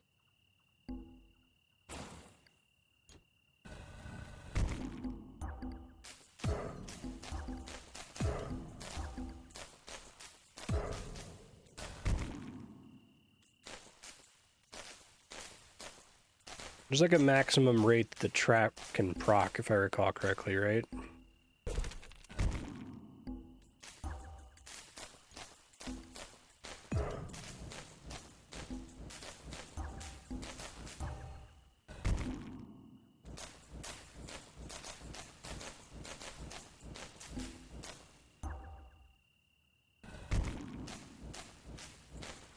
Too many things cover it.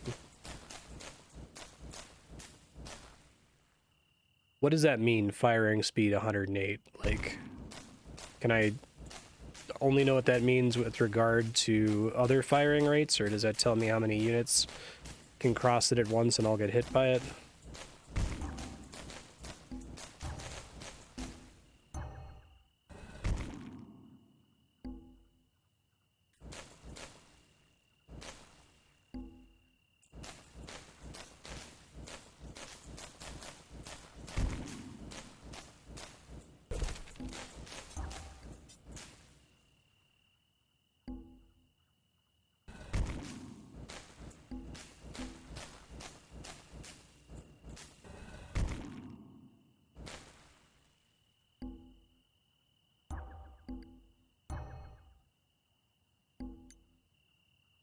Combine those in a second.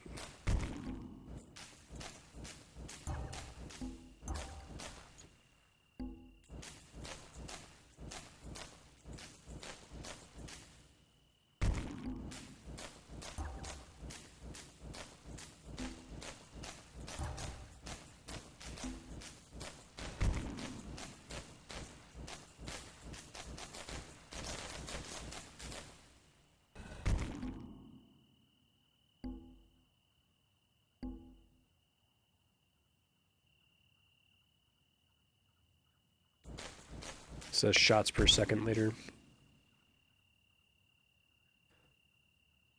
It feels like traps are pretty strong given that they can hit everything that crosses over them, but not necessarily if you've got too many things stacked up, I guess.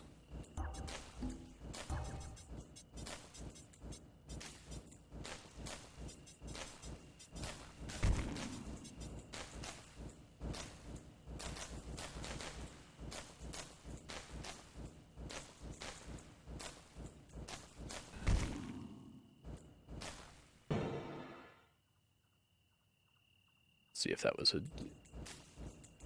big mistake.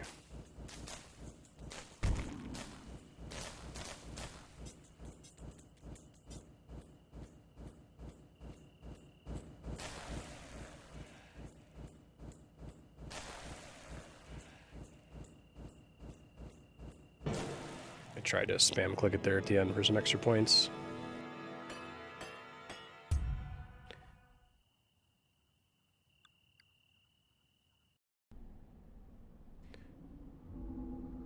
Okay.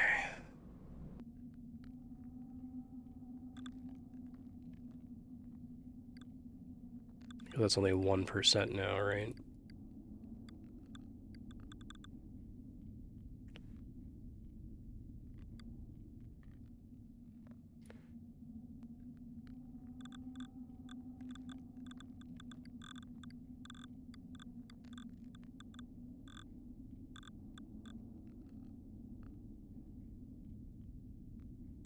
Extra initial gems.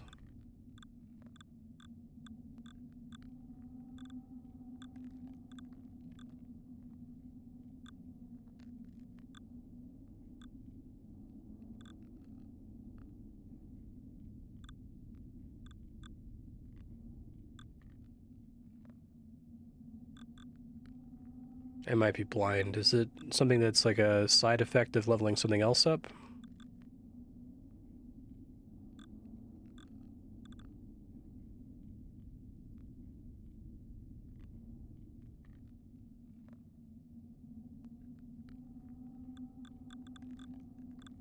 These 8 all give gems. Okay.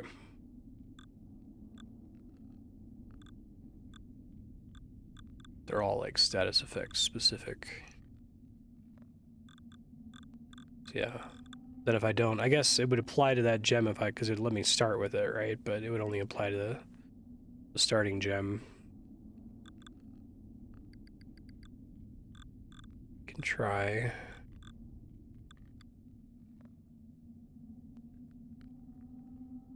I only just now qualify for this. I think it's really worth having a grade 1 gem at the start. Is it that good?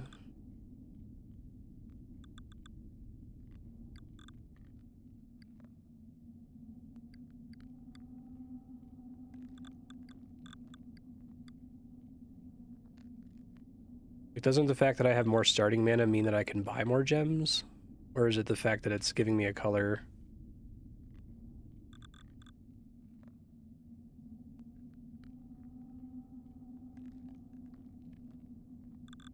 Yeah, so doesn't me having forging basically maxed out decrease the value of this and increase the value of this?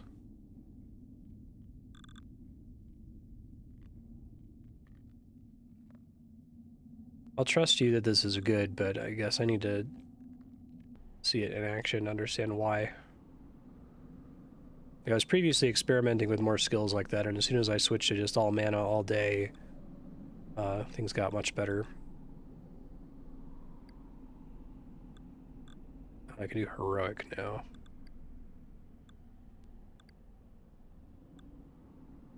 More monsters, more hit points, no giant monsters, 2 extra waves.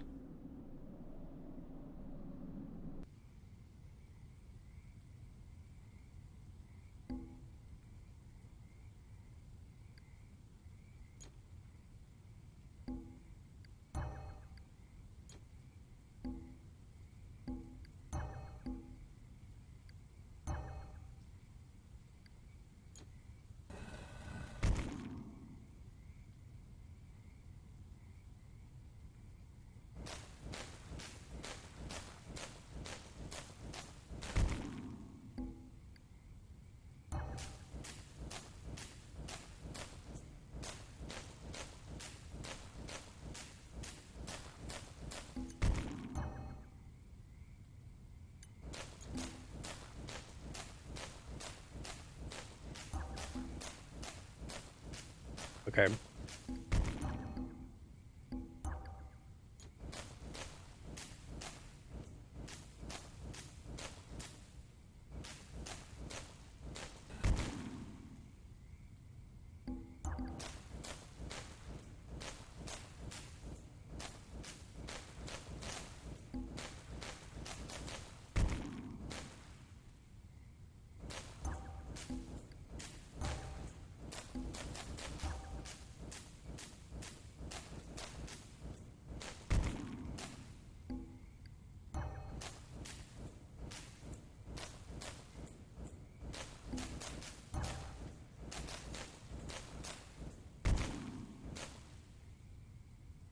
Sure.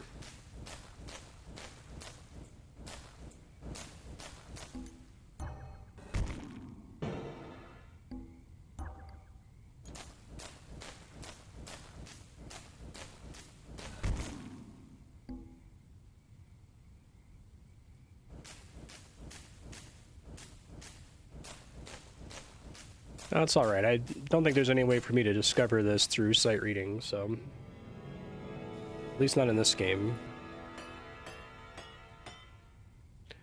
It's like GemCraft 1 was simple enough It was kind of easy to overwhelm, and this one has like significantly increased the complexity, but hasn't included the like teaching that I would expect for a game with this level of complexity, or at least not the sort of player feedback that I'm dependent on, whether that's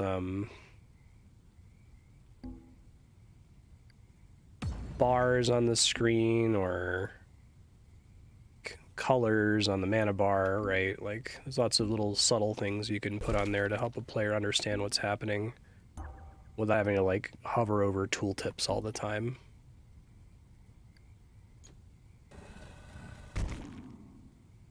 Oh, I fucked that up. I'm actually already dead, aren't I? Okay, hold on. Well, let me see. I'm done.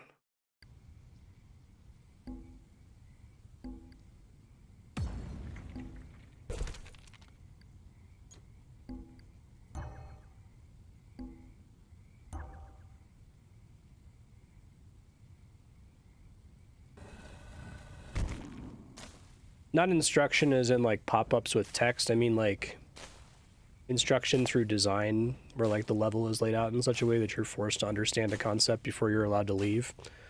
Like the levels kind of vary in wave intensity and like the kind of gems that are afforded to you. It's not like, oh, this is the level where you're meant to understand the value of a poison gem in a trap, right?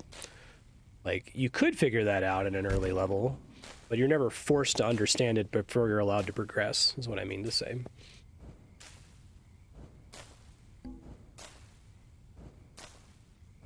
I think the levels are interesting because they kind of have unique geometry, and it's curious. It's interesting to be like, how do I solve this puzzle? But they're not ordered in such a way that you're forced to understand concepts before you get to more complicated concepts.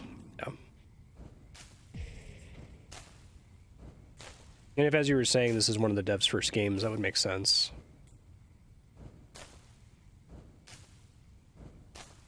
I bet that once you've already mastered GemCraft, you can go back to all these levels and they're all kind of a unique challenge because you're like, oh, what's up with the, you know, trap the fire beacons, right?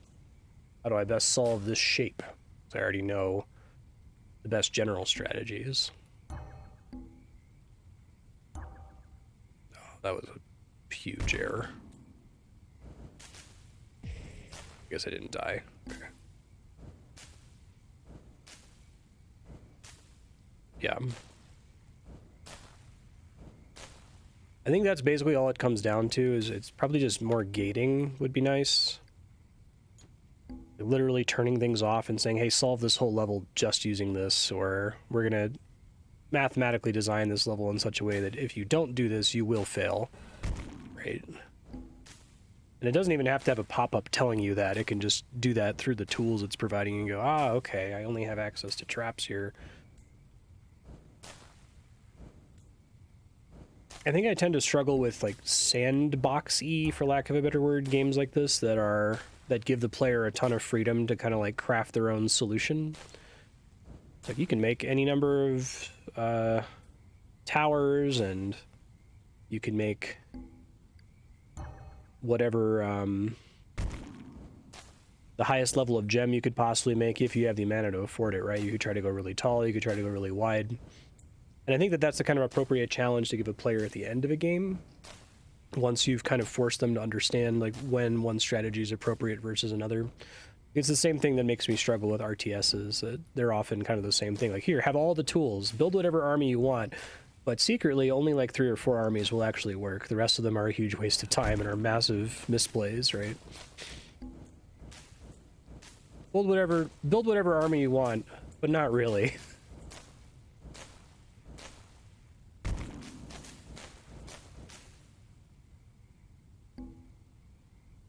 But don't do that, actually, or you're going to have a bad time.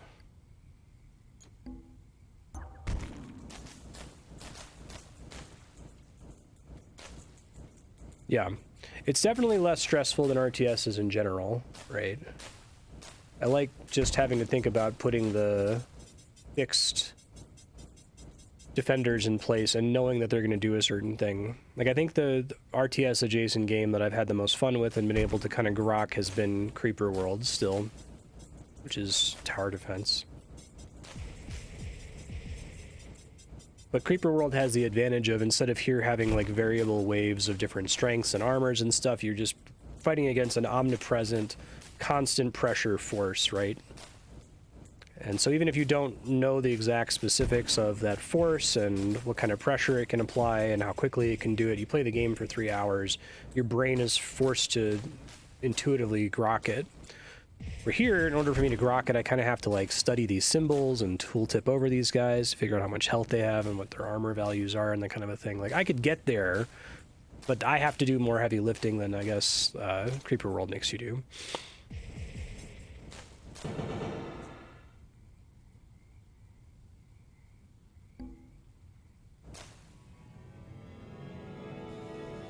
Let me adjust my skills again here.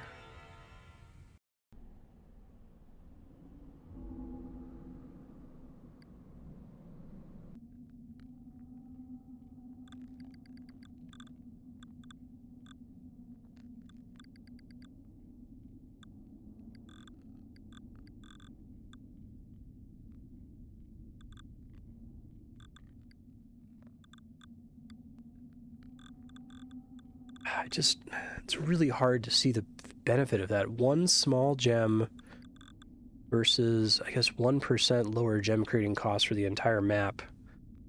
Like, for this to be worth it compared to this, it has to provide value over the entire mission, right? I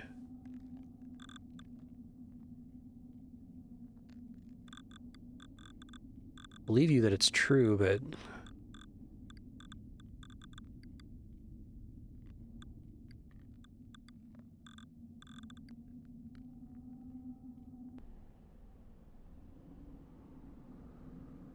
keep getting my extra XP from these stages here.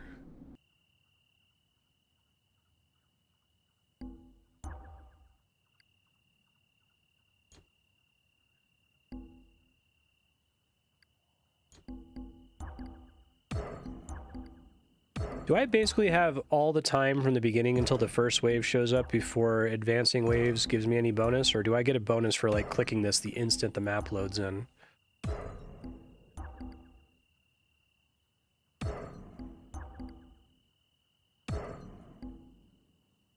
Versus like 30 mana for starting with a single small gem.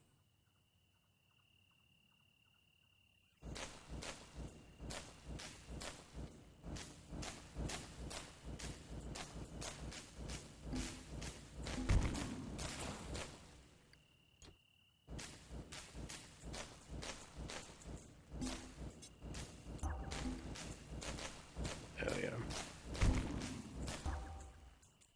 Thought this was maybe an all orange mission, whoops.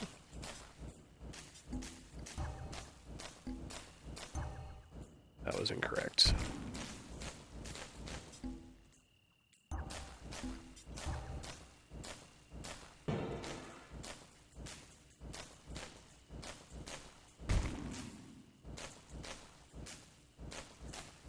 Right, but I can't depend on that in every mission, right? Unless, I guess I can depend on it for the single gem that I begin with. But if the mission doesn't feature blue gems, then it's like dead in the water. I guess I could respec for every single level based on the gems it's offering, but... oh, I don't want to tell you how much I don't want to do that.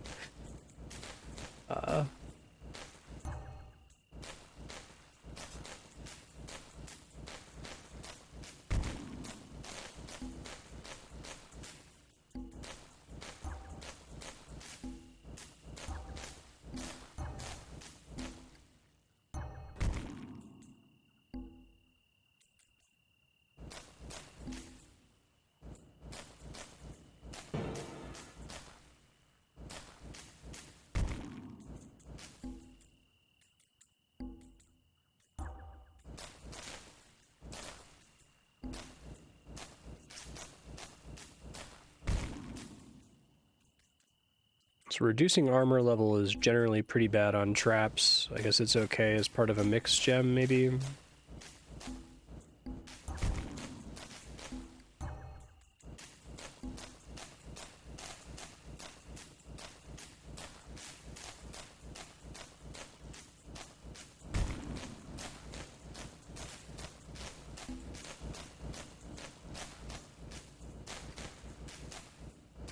actually need to do that. Okay.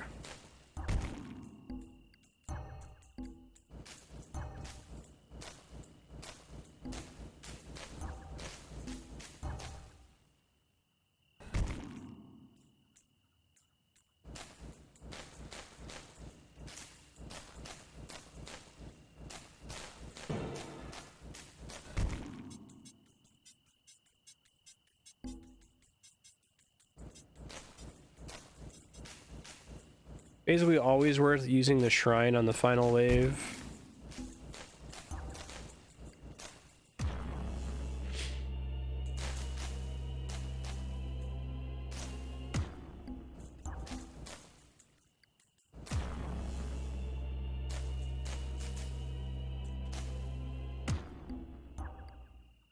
Okay, I only got the 2.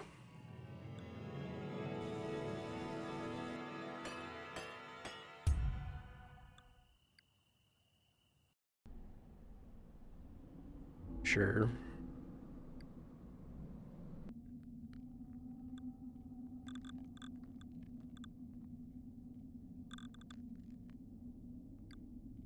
Maximum skill level reached.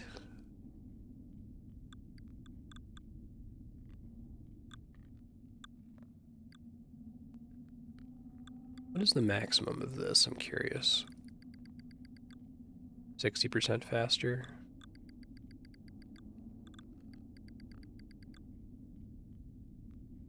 I think that's kind of a trap, though, because if you're good at the game, then you just swap them when it's correct to do so. This is doing nothing for you. Basically, I'm looking at these upgrades in terms of what percentage of the game are they helping me. I think I took max mana before on the assumption it would help me more throughout the game and then it would affect the mana regen rate, but if it doesn't affect the mana regen rate, this one deceptively affects you more at the beginning because it gives you such a massive head start. I want the mana replenish increase.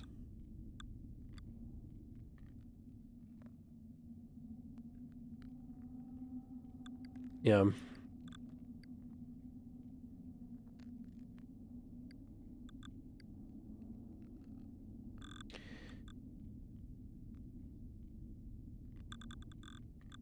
I just don't see anything else on the board that is exciting. Prismatic gem mastery. Jesus, who is ever going to have that many gems?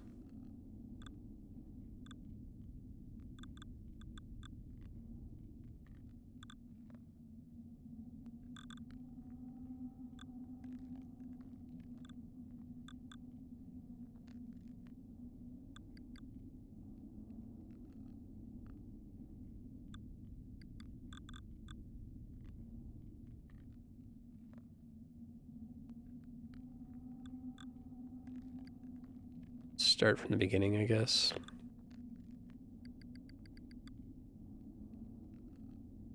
I don't feel the benefit of the mana pool spell. I get that it benefits me, but I don't have the feeling in my bones to explain how good it is. Try that.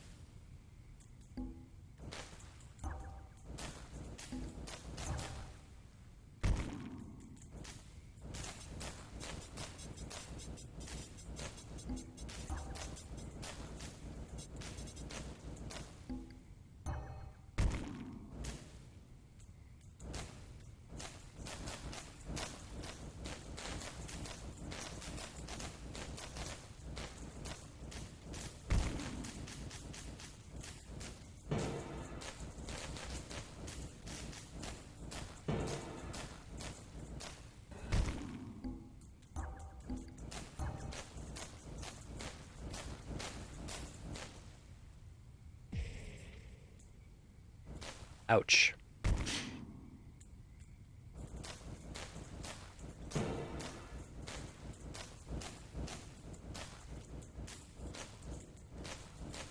Mana pool only increases the base mana region, not the mana increase from killing creatures, or no, it does affect that too.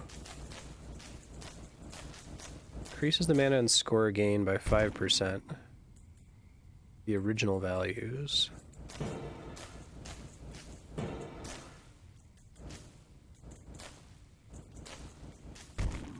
Doing this late doesn't help you because it's only affecting score for creatures that have been hit after picking the upgrade, I guess. Is that true?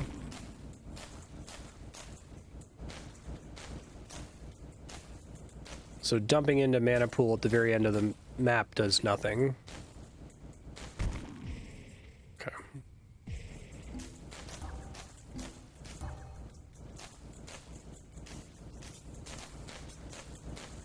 May have been a ill-timed choice there.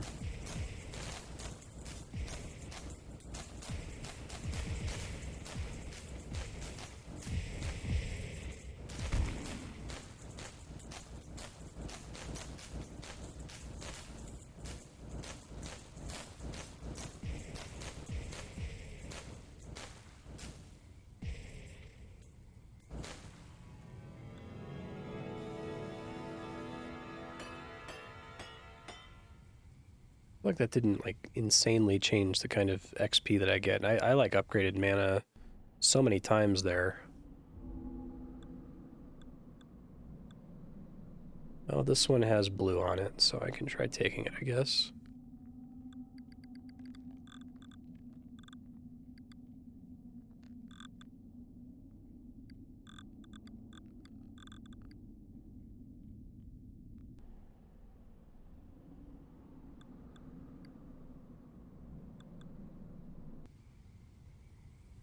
Oh yeah, I remember this mission. I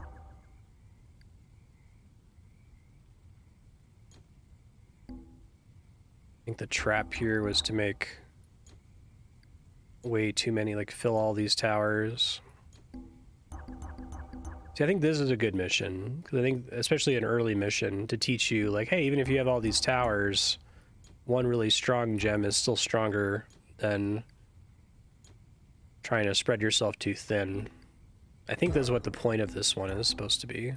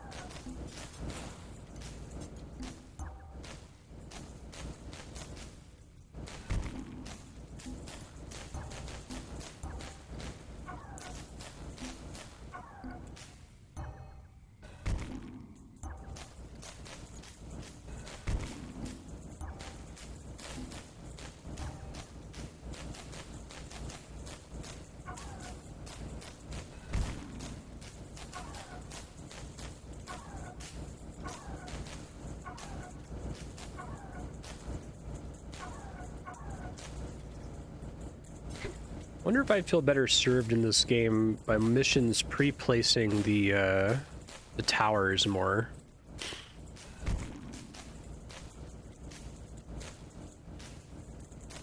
Or just pre-placing stuff in general. I think I like the missions that just give you towers and traps at the beginning. I guess you're still free to add more towers if you want them, but...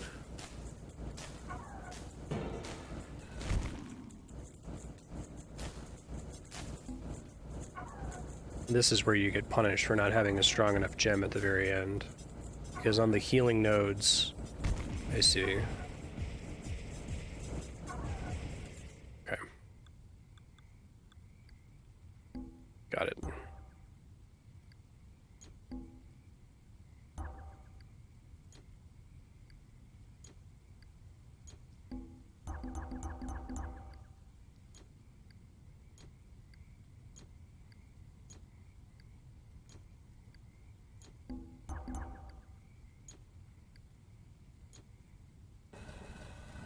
Just go for strong gems.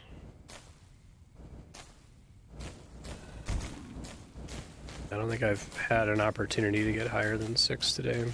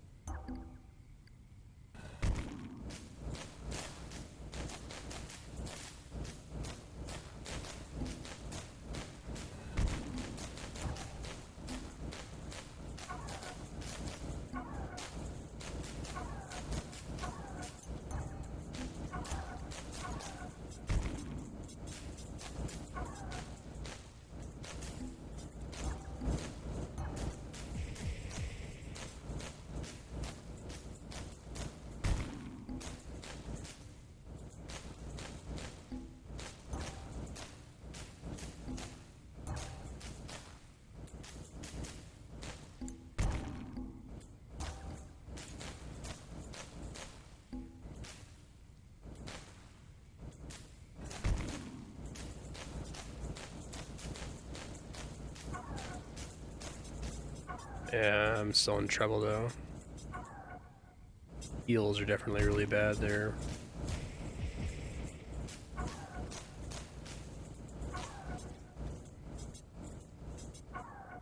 don't think I'd die though. Is the heal a full heal or is it just a big influx of HP?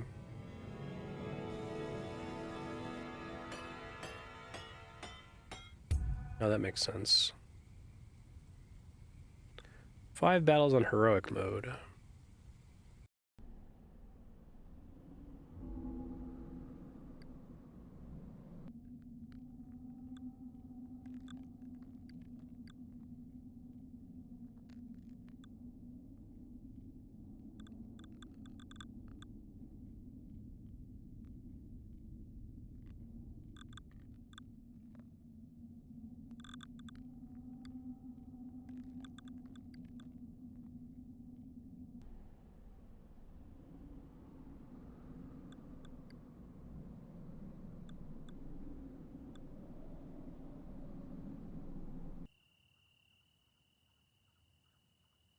This freaking level.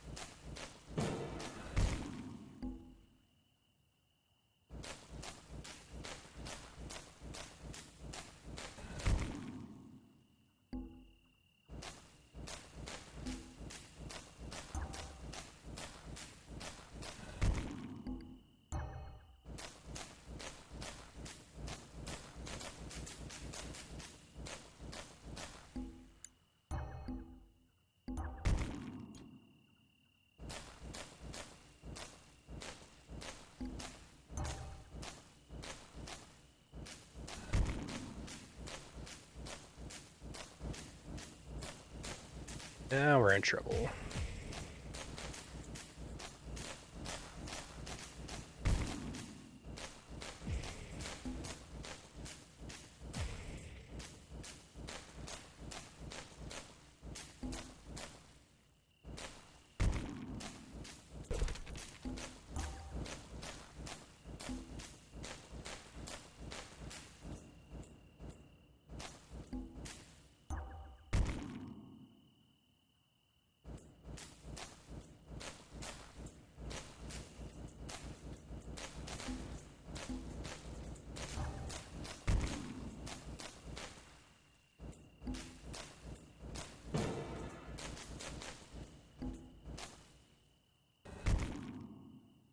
Guess the big problem with anger is it gives them armor. I feel like you're supposed to do anger when you have a insurmountable lead, but I guess when I have an insurmountable lead, I just start spam clicking the wave. So it's like, what is most effective for getting you more score? Spam clicking the waves to rush them, clicking mana pool, or anger, or some combination of the three? Like, I assume they're all in tension with each other, and it's just trying to give you different ways to achieve the same end. I don't think I can eyeball the immediate effect on score of any of those actions.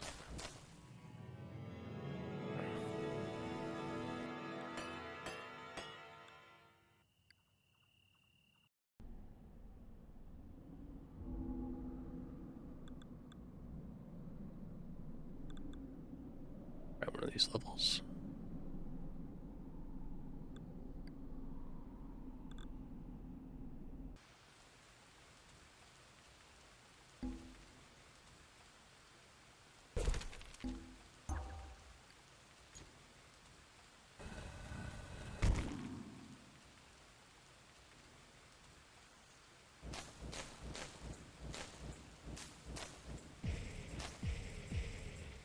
Oh, we don't want to start with that.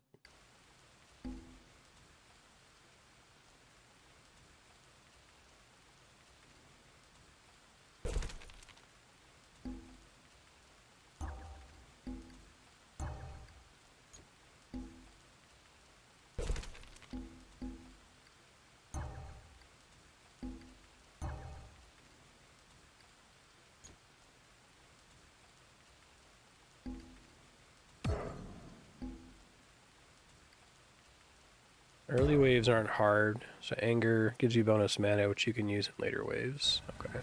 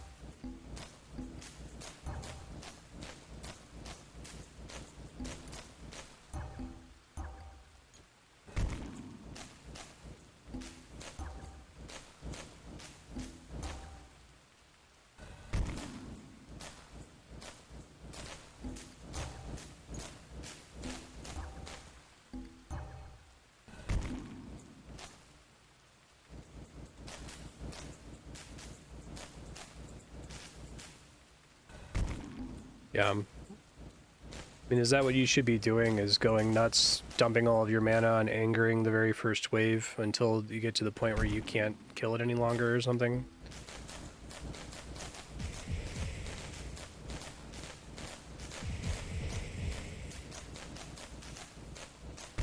Might want to trap here.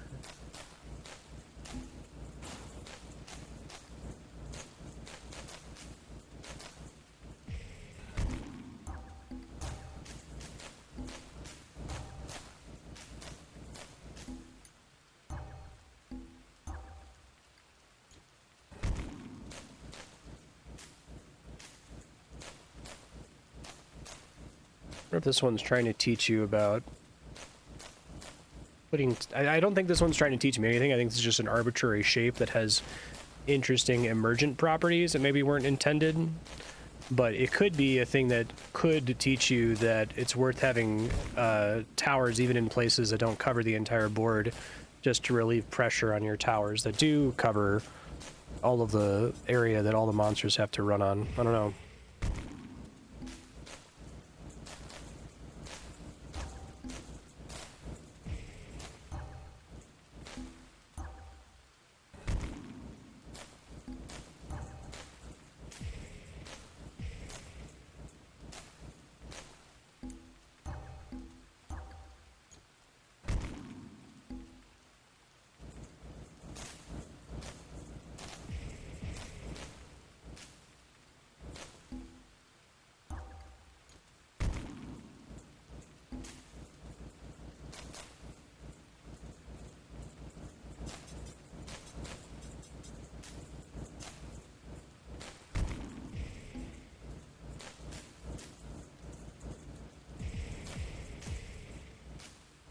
We're in the panic phase.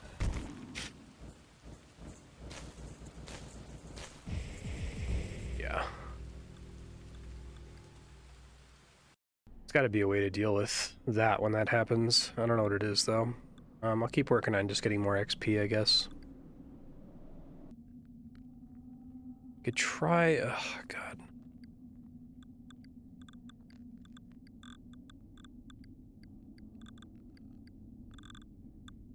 I think I want this max no matter what. Okay.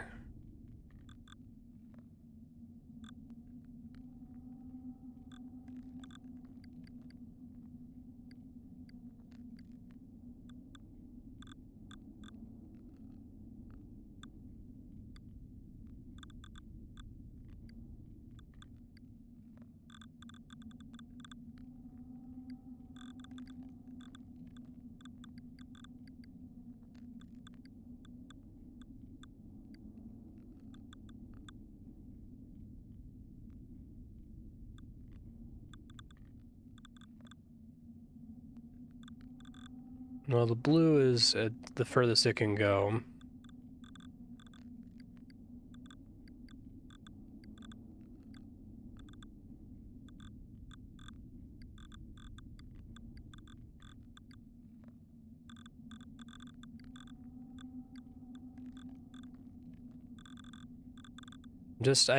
I'm super not convinced. 19% more chance of shocking target. Base chance gets multiplied, which is bad. Right? Because if the base chance to shock is like, let's say it's 20%, then it's like an extra 4% chance to shock.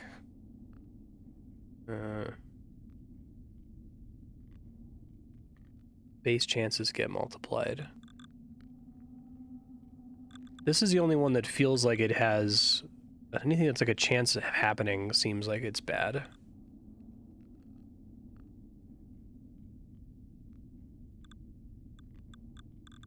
mean, if I start with a level 2 or not.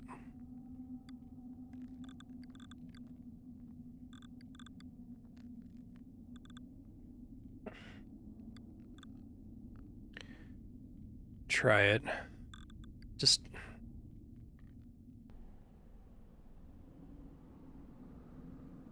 I believe you rationally that what you're saying is true, but it's... my heart refuses to accept it.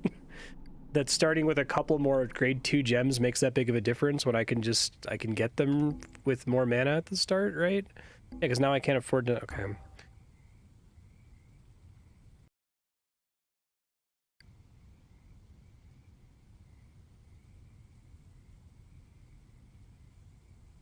Well, I got it up to 2 grade 2 gems. I thought that's what you were saying.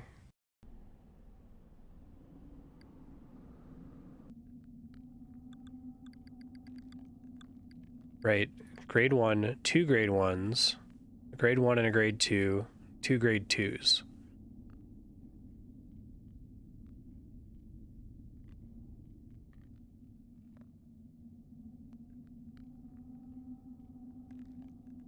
That's what I just did.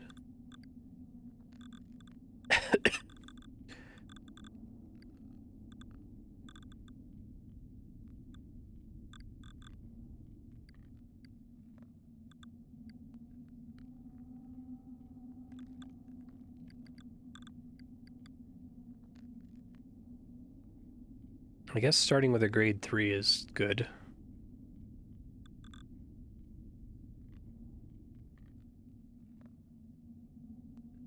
So that gives me an extra thing I can destroy on the board, I guess.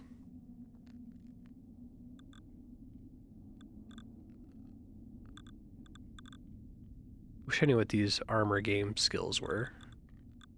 Hope the game isn't balanced around you having those.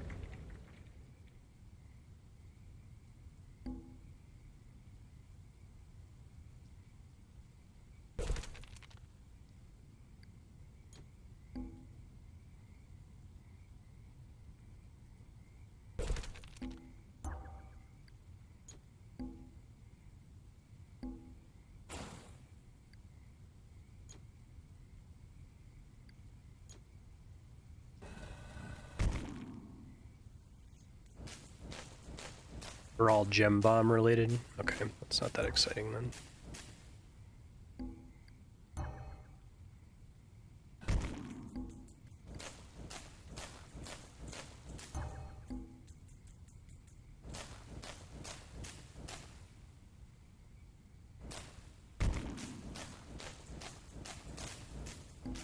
Remember this level giving me a lot of trouble before.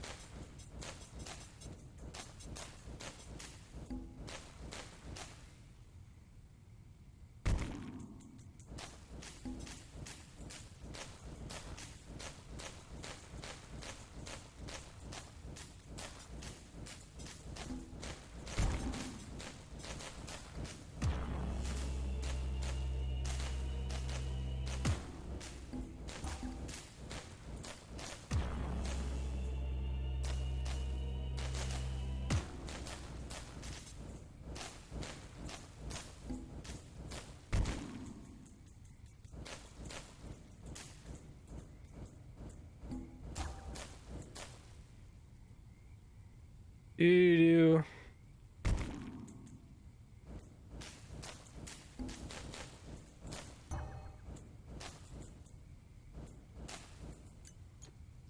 I did that about as stupidly as I possibly could have. Oh, well.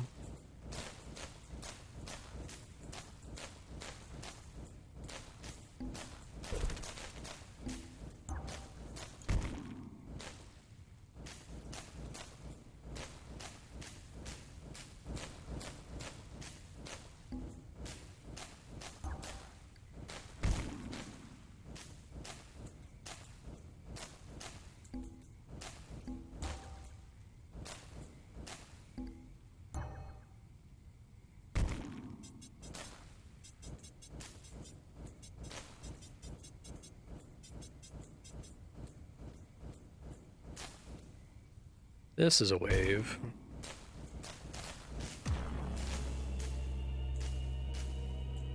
That shrine thing have like a maximum number of targets it can hit?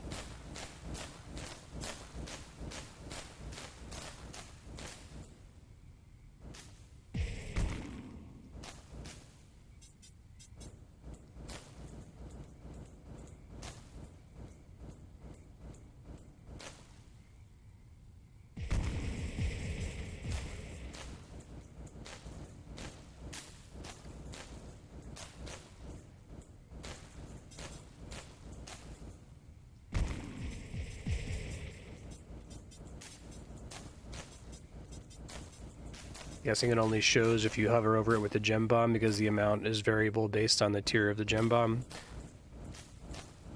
So like to have like the baseline information. It's going to hit at least X targets, right?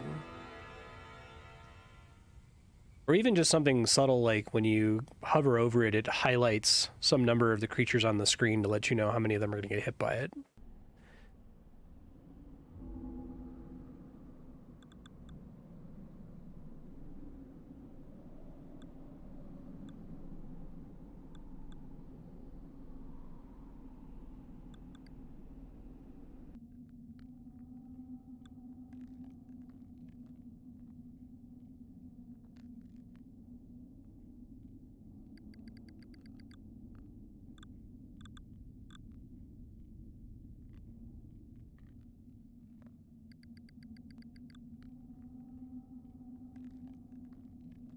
I'm going to try this for fun. Maybe I can try to maintain dual gems. I think I have some missions where I'm like forced to have dual gems. Well, we'll see.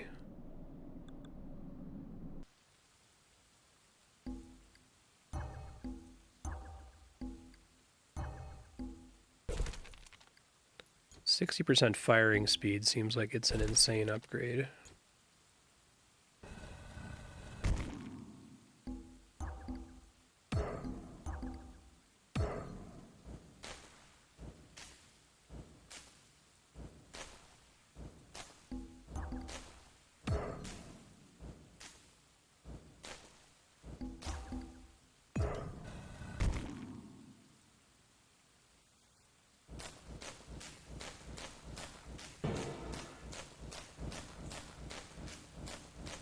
Orange, lime, orange, blue.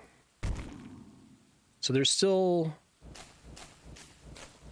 dual gems regardless of the mix, right? It doesn't have to be exactly 50-50 as long as I've only contributed 2 colors to them.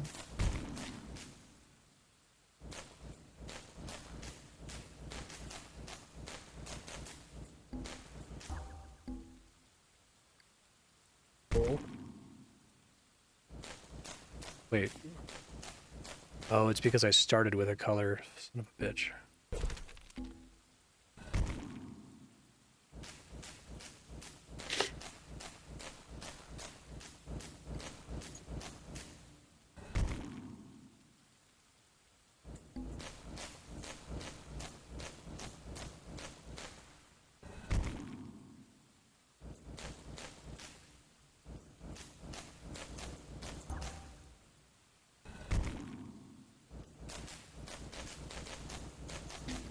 Maintaining what well?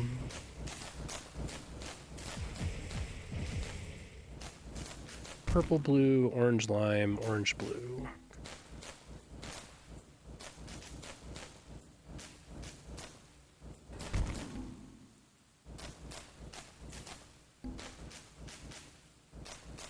Yeah, this is like a quantum leap forward in efficacy.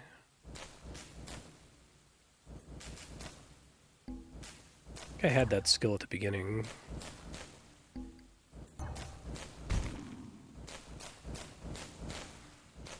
Yeah, I think that was the wave that was really fucking me up before. That extra attack speed is a big deal.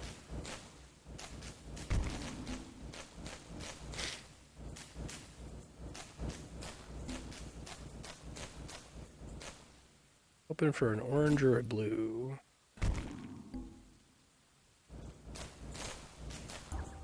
Nice.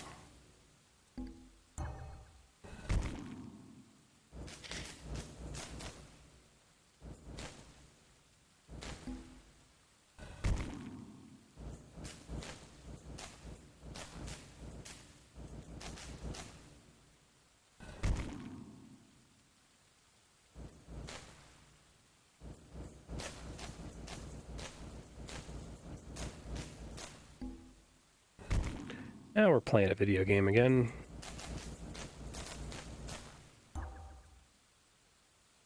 Purple.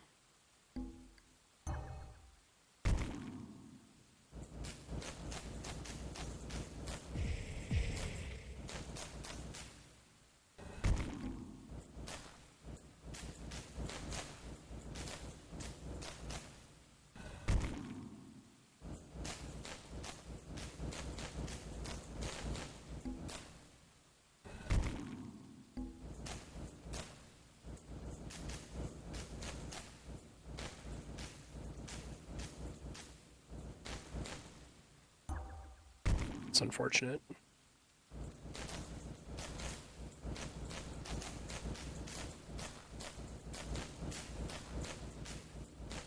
Yeah, this would be easier to maintain if I had the ability to pick my gem colors. I'm glad to hear that they make that a thing later on.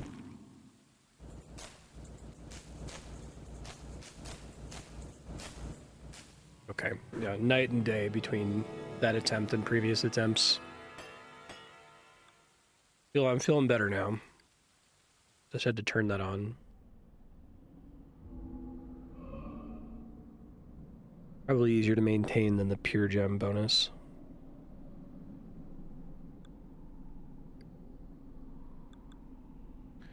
Well, if there's 4 colors by default, that's a little tricky.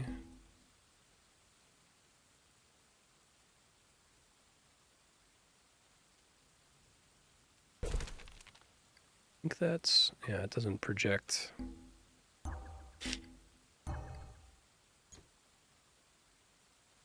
That's decent.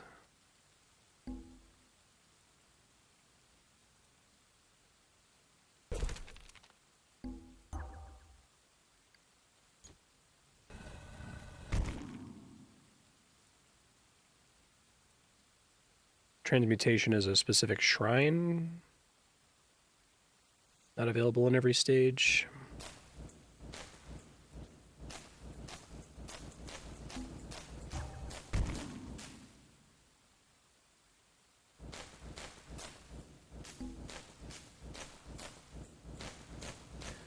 Orange.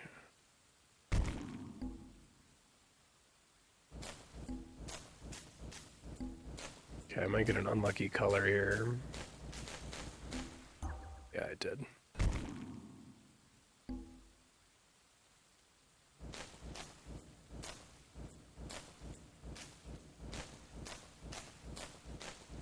Same grade or lower. Okay.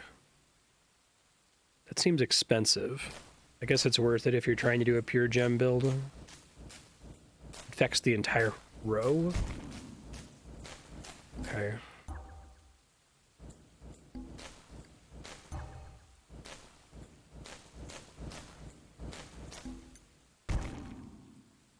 Oh, fuck.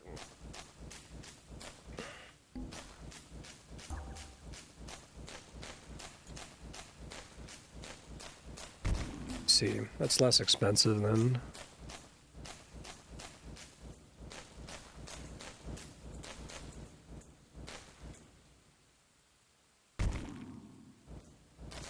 Just in case that hurts me really bad.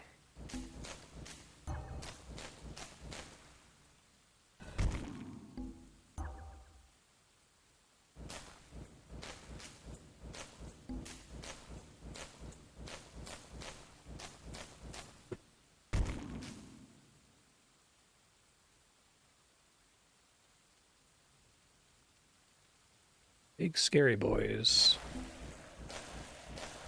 Not so scary with the dual gem upgrade. Dang. Blue. Red, orange, blue, orange.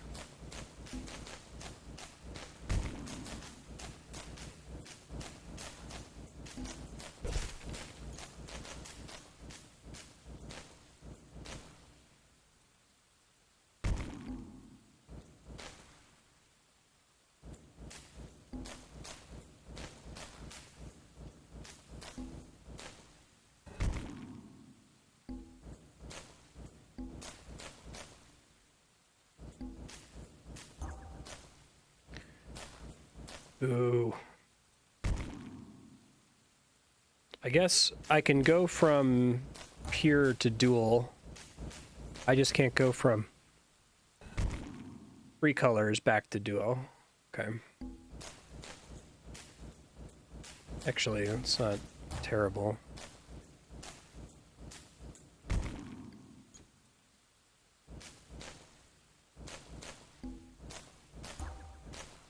You're red. Okay.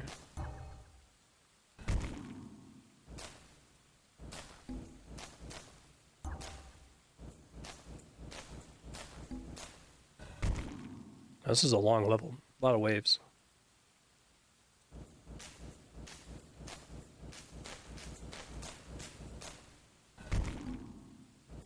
The difference in efficacy of like this versus having 2 extra slow gems is huge.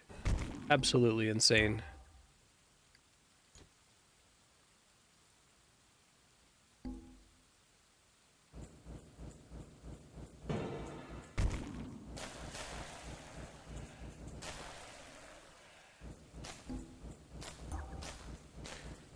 Is blue-orange already.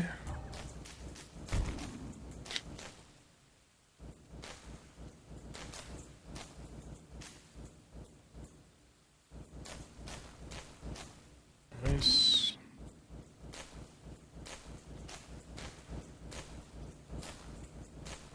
I might be in trouble around the bend here, we'll see. Oh, no, it's fine. Not as scary as expected.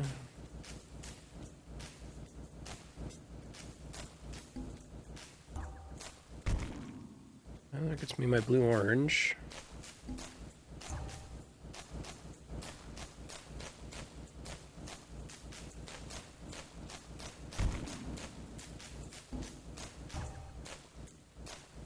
Timing that may have been a mistake. That wasn't that bad. So I probably need to use the shrine soon.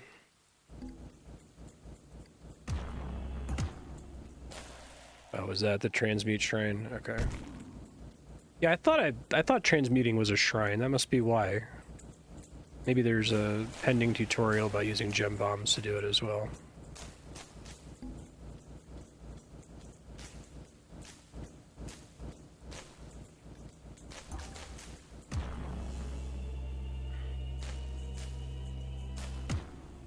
Huzzah!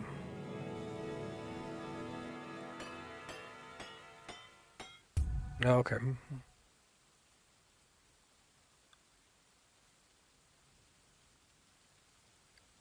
Yeah, I thought it was talking about the transmute shrine. Maybe you're right. You level up.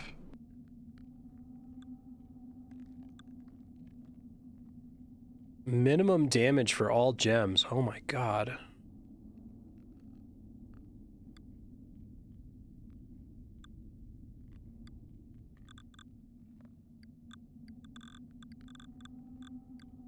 Oh, I can only fit 1 point in it. Okay.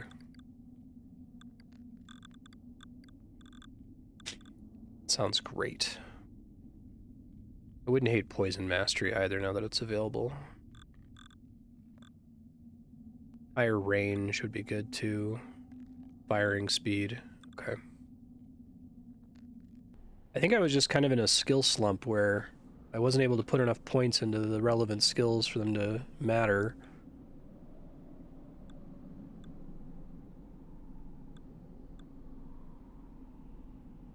It's a lot of gem types.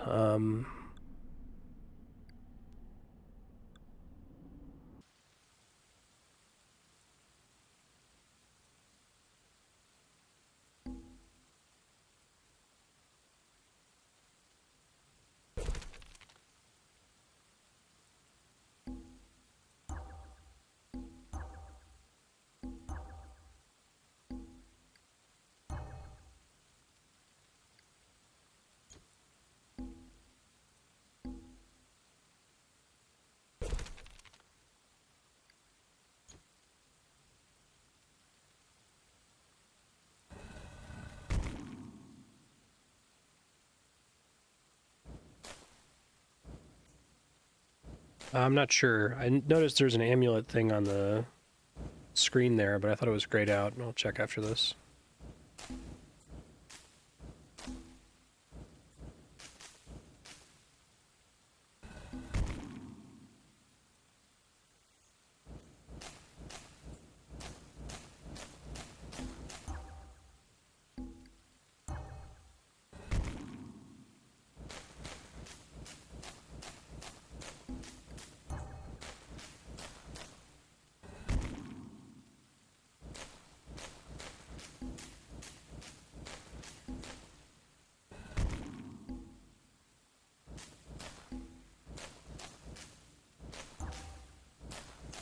Blue lime, orange cyan. I don't have any purple yet. Okay.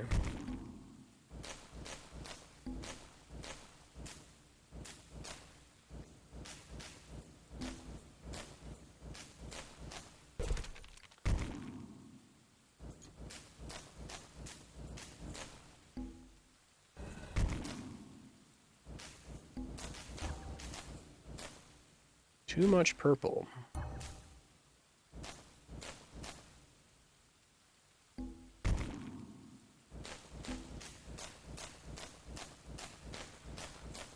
Okay.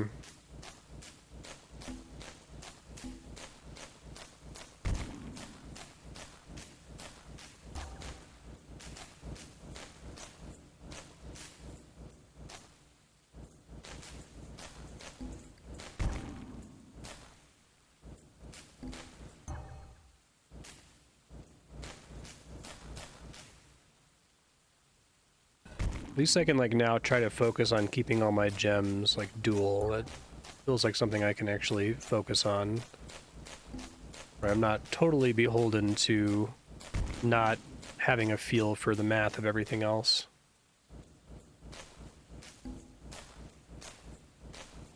Nice to have a thing I can just kind of do and trust will be relatively effective.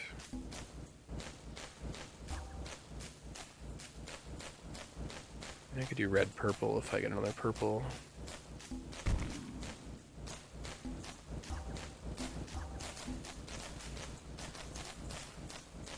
Actually, if I do that.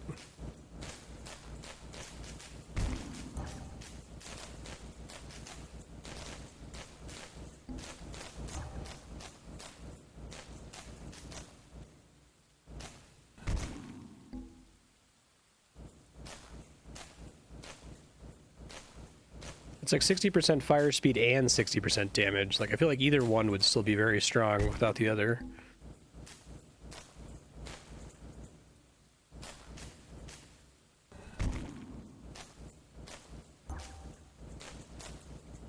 I was lucky. Probably shouldn't have risked that. Okay, I think if I wait and make it tier 5, it's guaranteed. Purple, red, blue, lime, orange, cyan, yeah. I'll be guaranteed to mix it with one of them.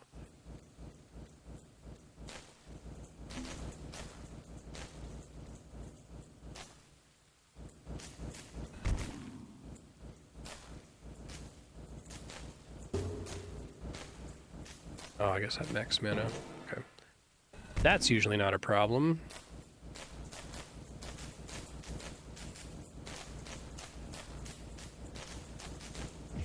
Not great.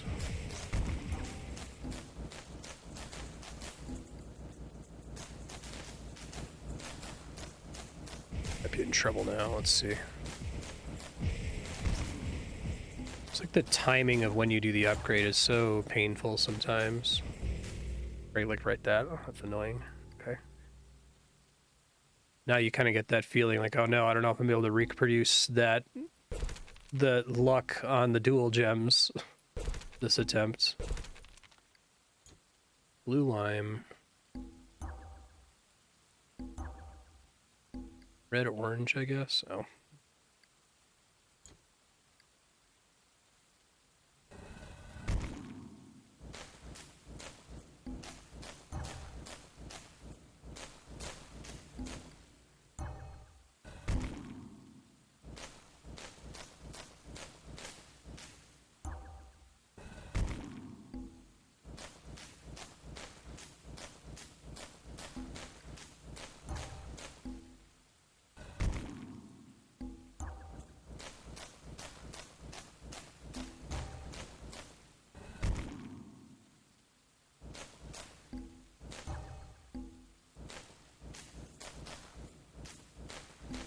I'm cyan, I misunderstood. Oh, shit. Well, let me restart then. Got the colors confused. Whoops.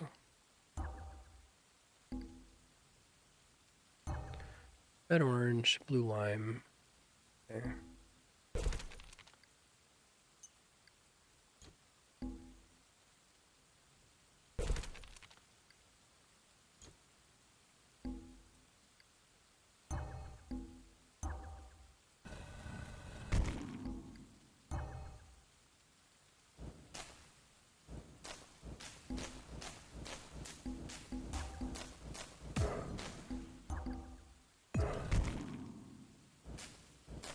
So can you get like insanely ahead on mana if you bomb the shit out of the very first wave if you feel like you can overwhelm it? something.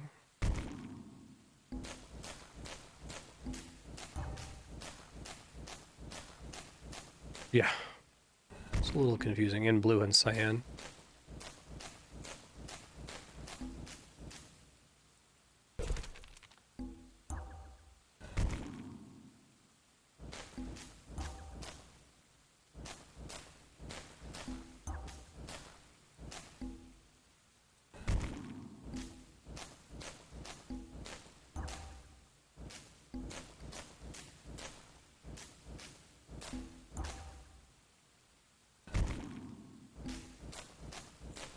I don't think I'm gonna get the color I'm fishing for here.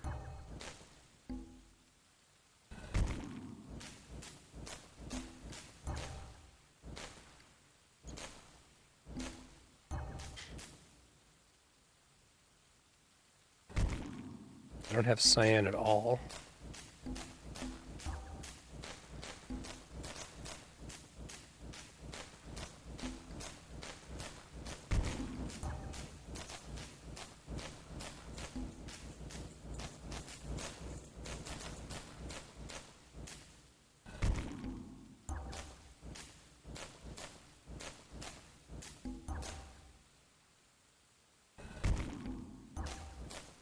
There's cyan.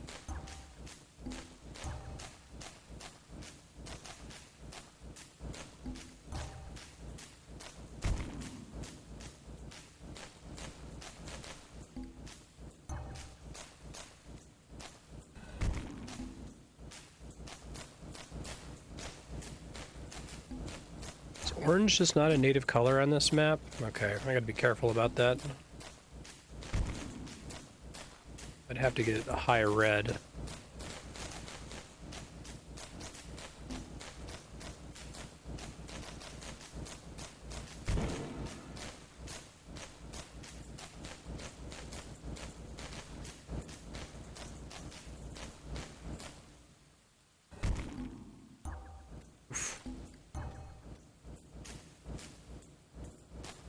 Cyan, not blue.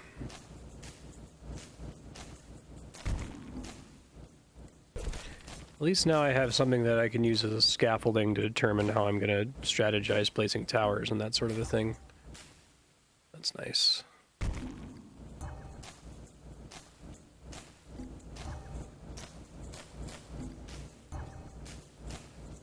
Previously I did not have that.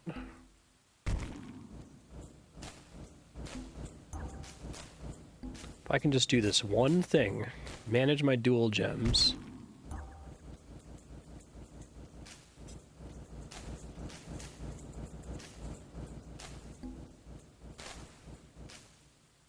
That looks like red purple. I guess it's purple lime. Really easy to get those confused.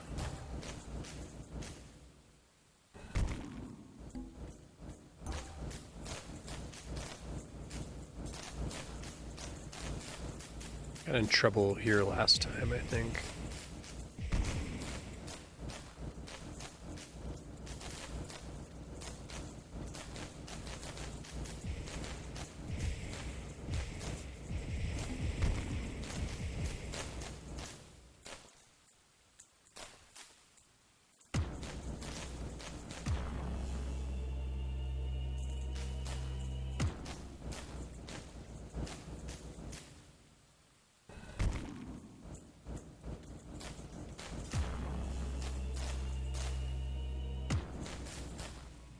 Okay, that's better.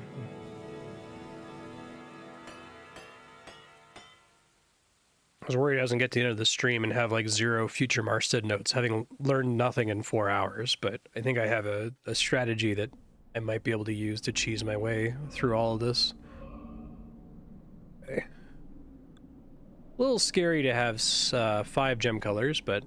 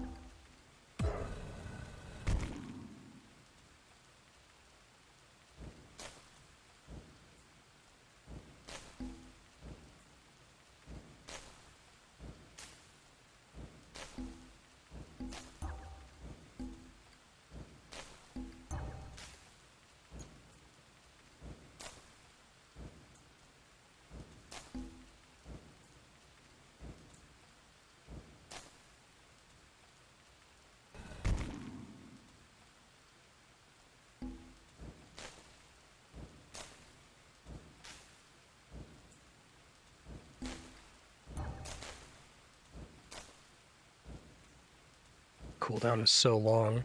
Does it like automatically get a shorter cooldown based on like how powerful the gem is or something? It's the most punishing, the weaker it is.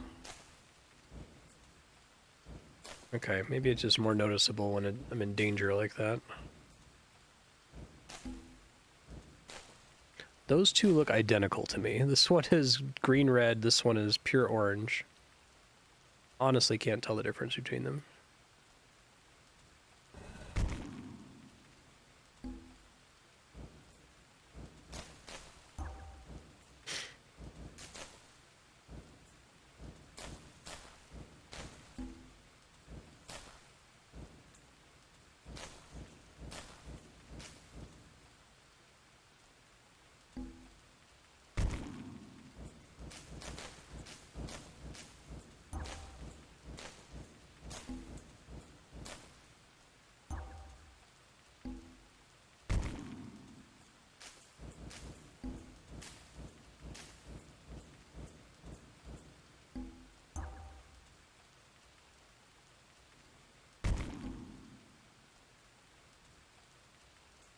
Sorry.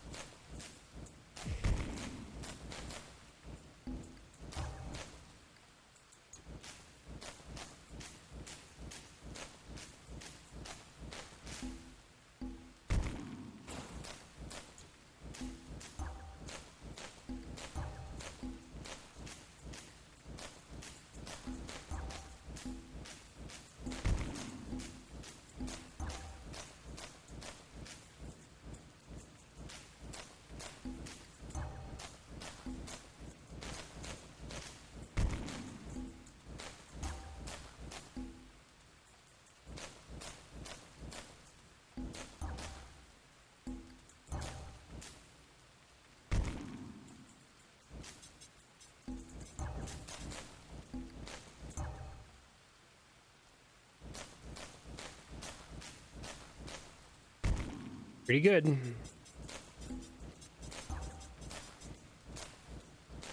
It's green lime, okay.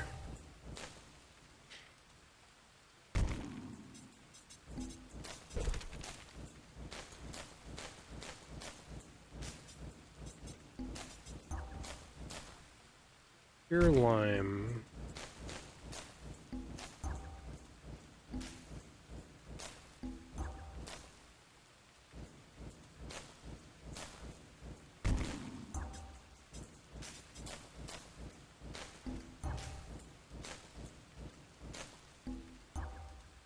I haven't seen that yet.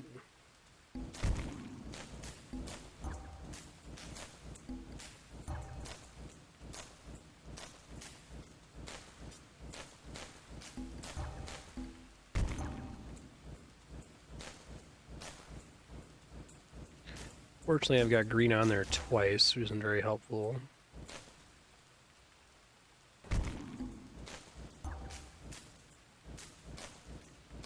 Green, no.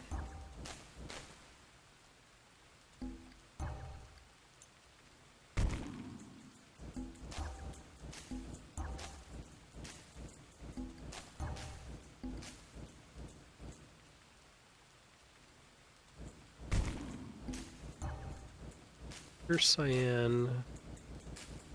Maybe I can get started on something different.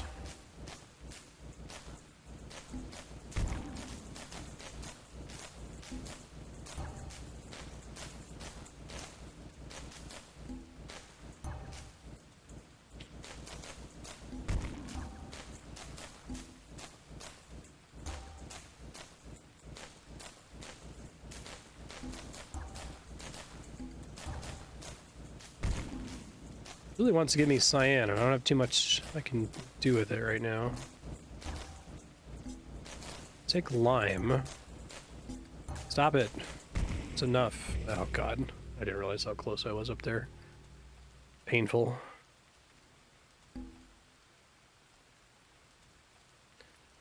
Okay, so Orange is not a color that I'm granted on this stage, right? So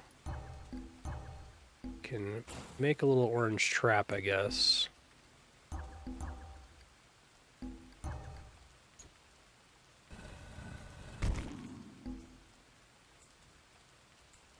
I thought the gems were going to be like one half of the gem would be one color and one half of the gem would be the other color. I didn't realize it was literally mixing them, even though there are... That's confusing. It's confusing to do it that way, I think. Green cyan. Sure, why not?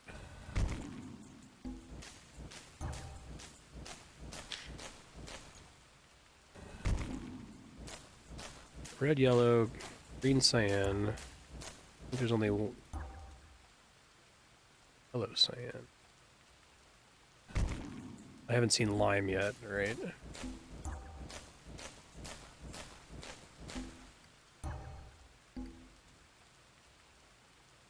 Oh, right.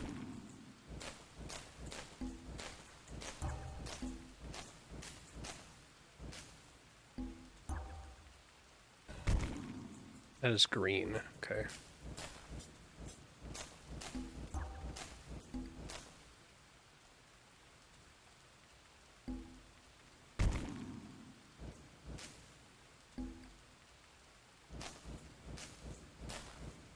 That guy gonna be good enough? I don't know. Okay.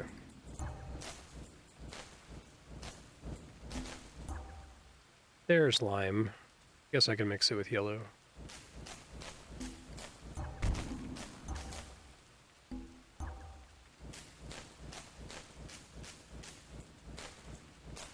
Uh-oh.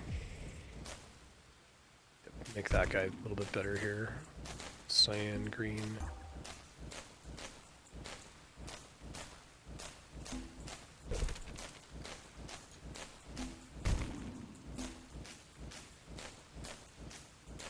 Red, yellow.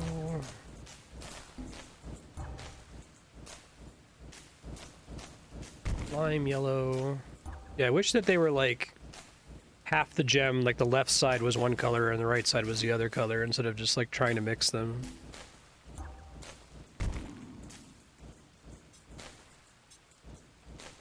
Red, yellow, cyan, green.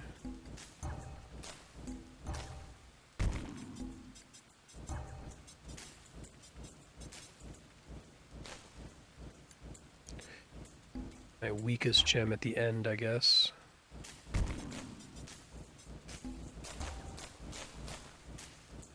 I have lime with right now. Lime yellow.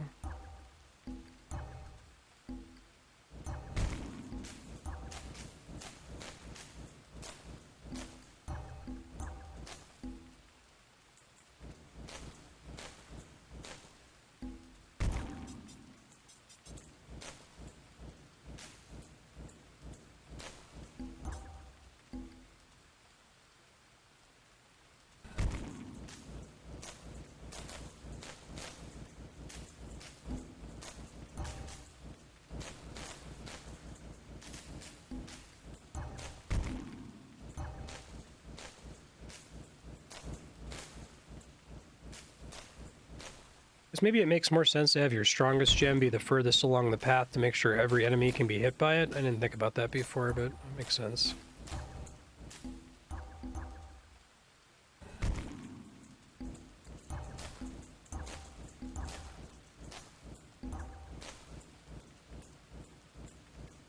Lime yellow, cyan green. For some reason I can't remember these worth of shit.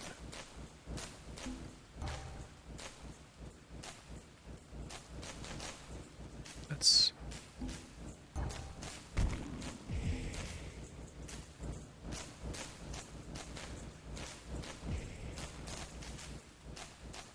Yeah, if you're willing to do that level of micro.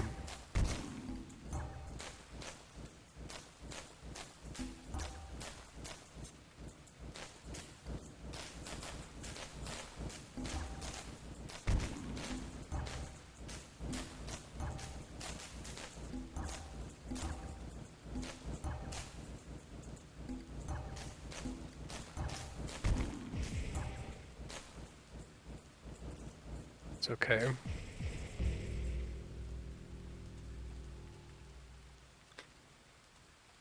Died at almost exactly the same spot, just didn't realize I was low on mana at that moment, unfortunately.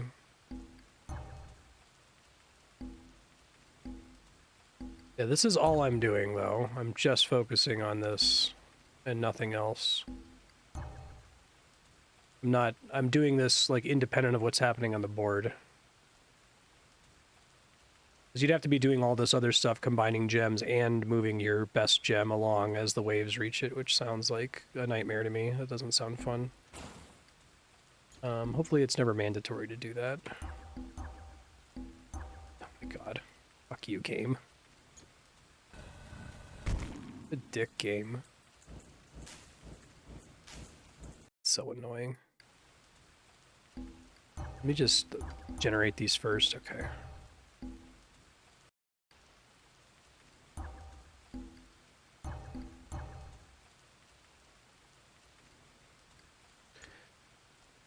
Really smart to do lime green. I'm definitely gonna remember what that is.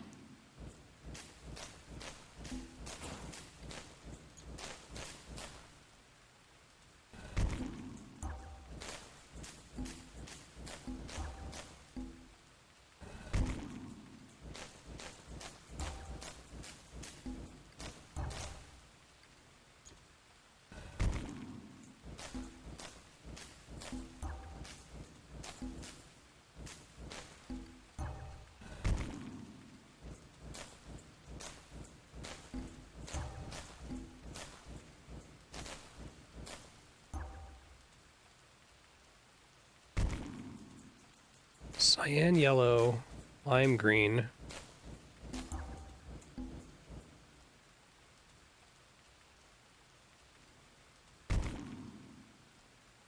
Oh, this might be bad.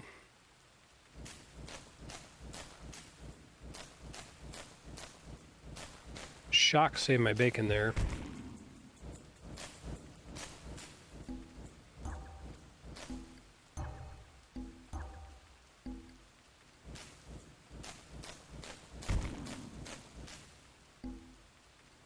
Combined timing is getting me in trouble here.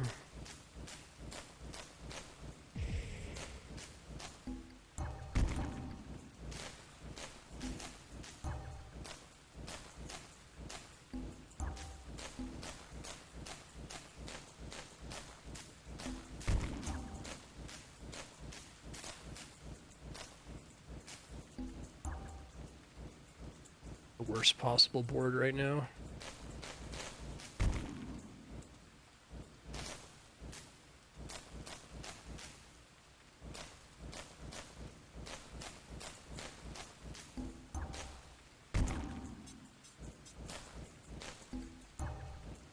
Great stupid mistake I made before. Does not want to give me green gems.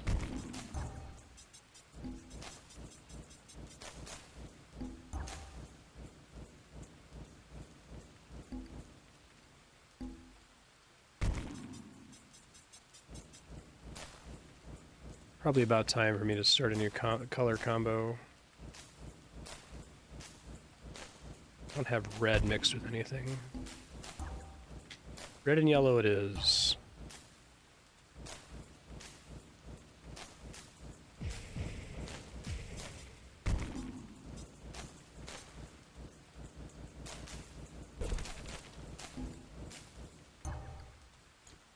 You sure those guys weren't about to kill me there?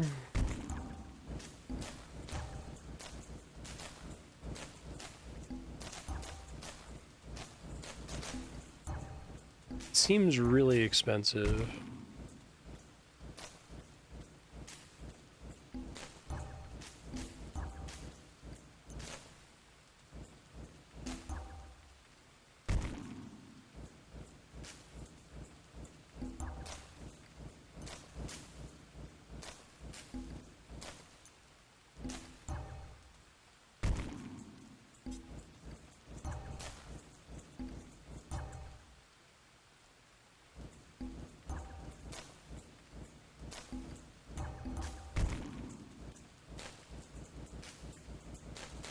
Oh, I got confused. Whoops.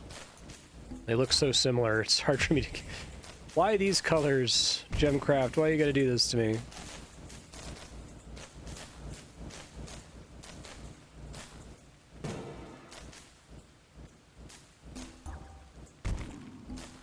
Might just need to risk rolling for higher gems instead of continuing to do all the square gems. They're really annoying to babysit. Cyan yellow, cyan yellow.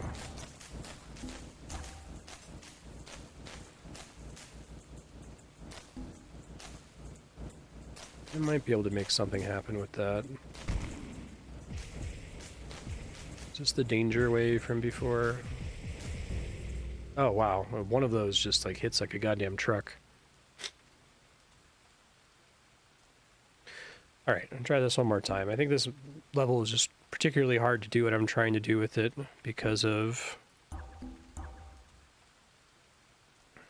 how many colors there are by default.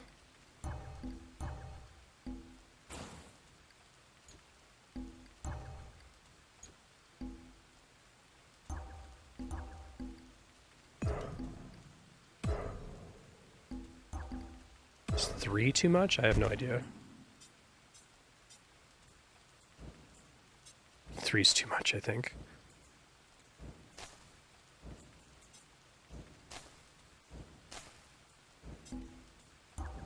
So I can try to fill in the second one here before they get up there.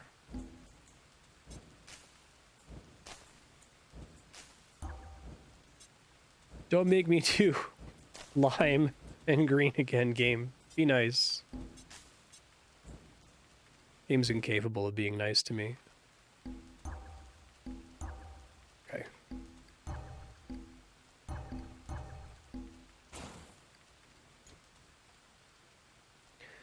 Cyan green. Try 2? Is that tolerable?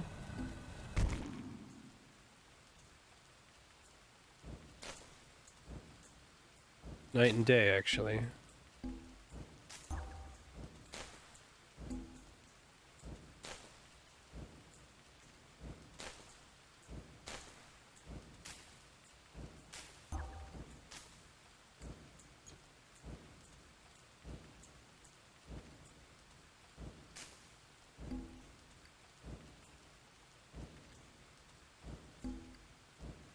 I'll just never get another orange though, right? Doesn't that require that I obtain that other color to keep upgrading it though? That's my fear.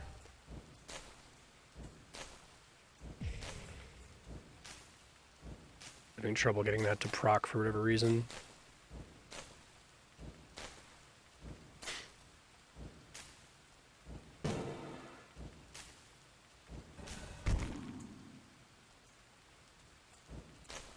Hope I get lucky on that color again. Try that. Like, I can't really tell how much mana I get per wave from this guy. Could probably move it somewhere else, like here, then it's... Well, I guess it won't proc if they don't make it there.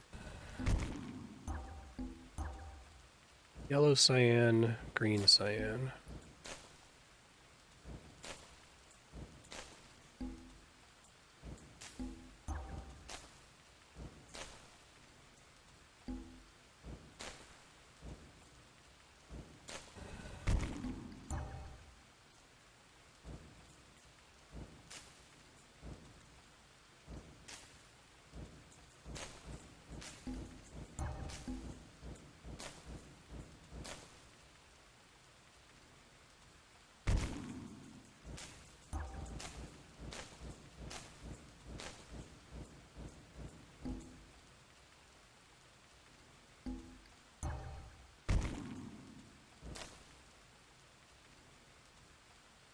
This is probably death here.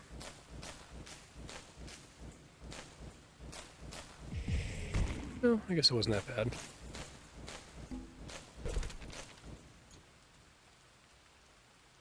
Red, green.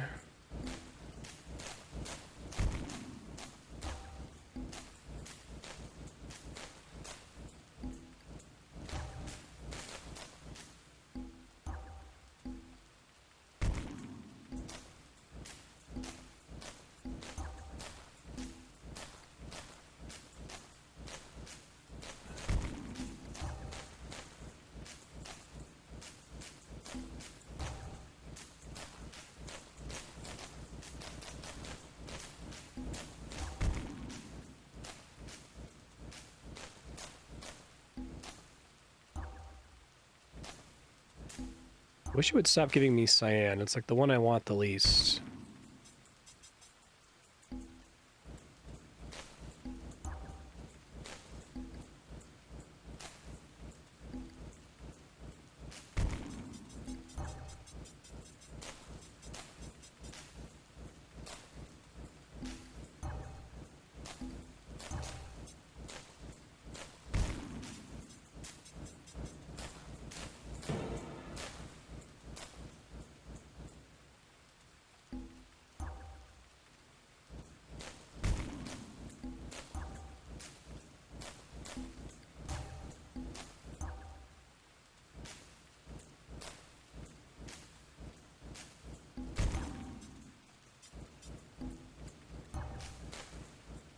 Yeah, green-red kind of has both colors mixed in. That's why I was confused before. I guess because you would get brown, right?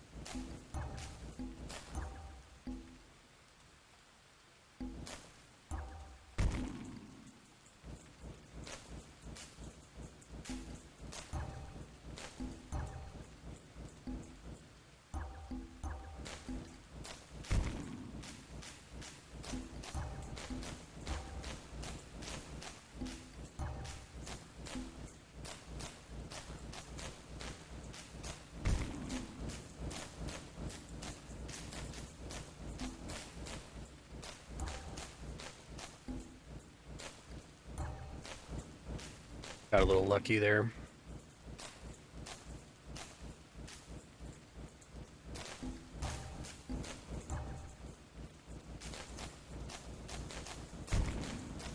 The mana accrue for a minute here. That's where it starts to get pretty scary. I don't know what... I need to find the one unit that's killing me every time.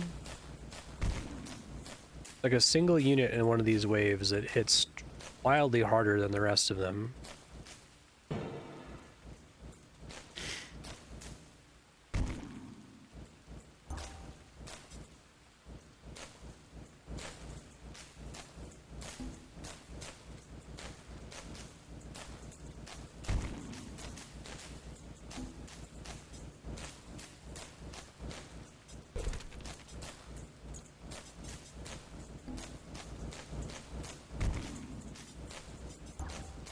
Great.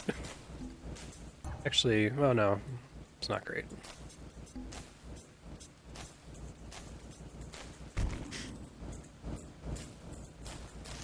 Is this the one where I die? It does hit pretty hard.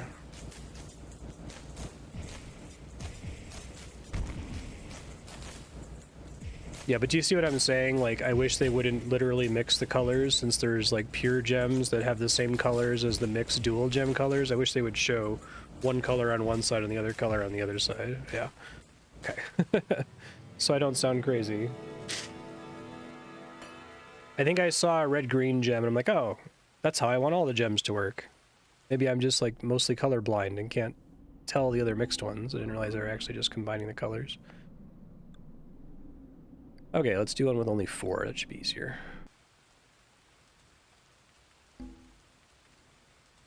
No starting towers on this one.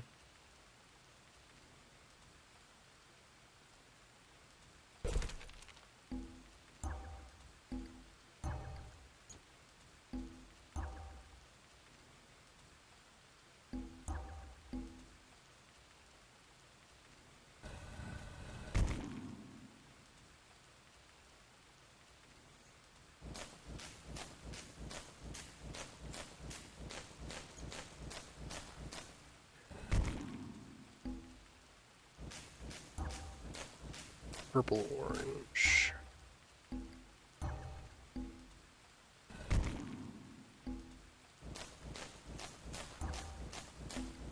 Oh yeah, you played this before?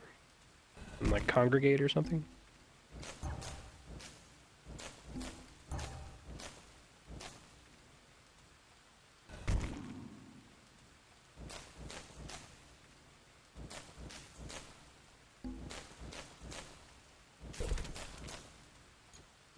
Red, yellow, purple, orange. Okay.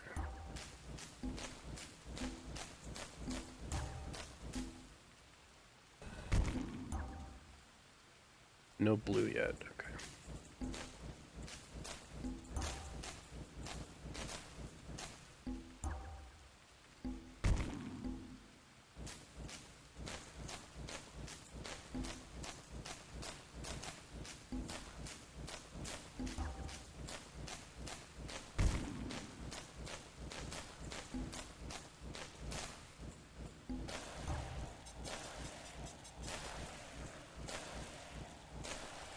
That sounds like the you just died noise is freaking me out.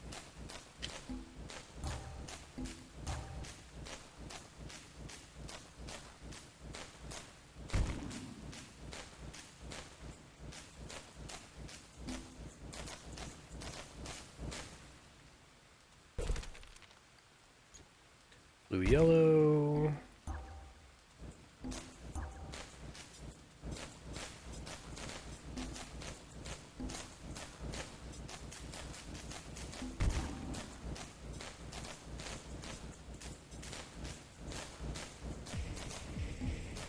Ow.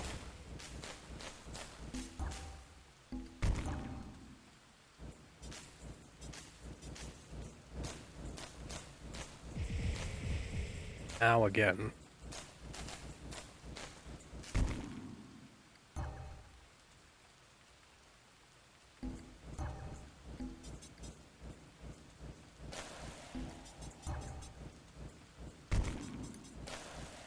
It's fine.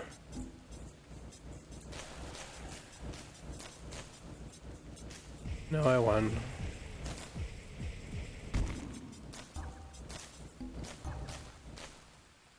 Red, yellow.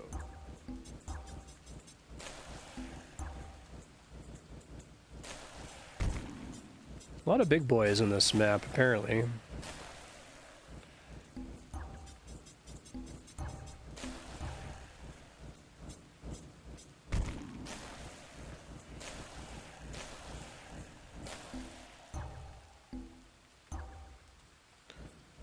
I've not gotten enough purples yet to upgrade that. Now I can, finally.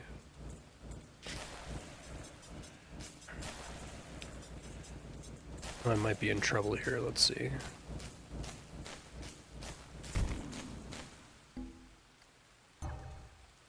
Cool, okay.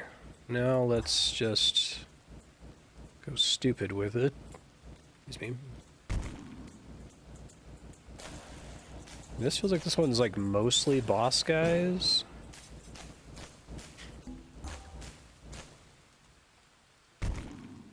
Purple, yellow, red, yellow, blue.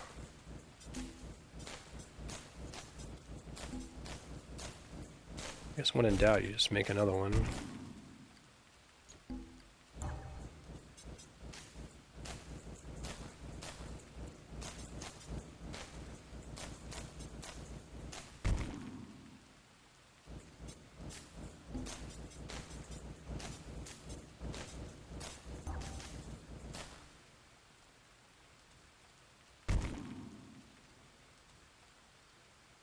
How are these guys gonna go?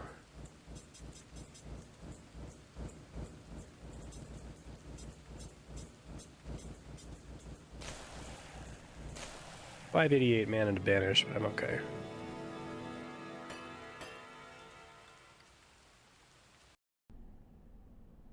Desperately want another level up here.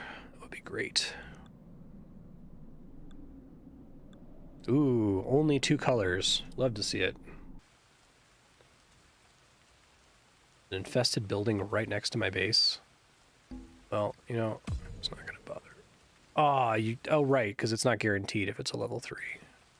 I guess if I 3 both of these... Oh, that's so annoying that there's a damage range on it, because I could just, like, fish for it. Okay. Yeah, alright, video game.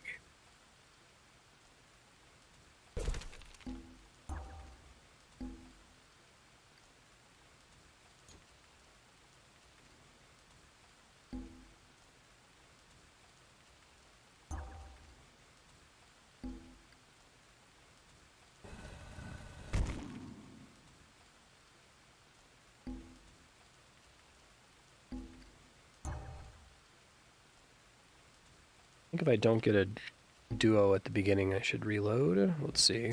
Oh, pure gem can handle. Maybe not.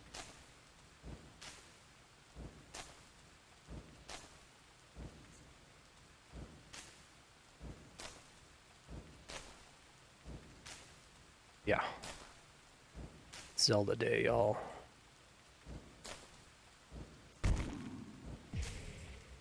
Alright, well, I didn't die, but I'm about to, so.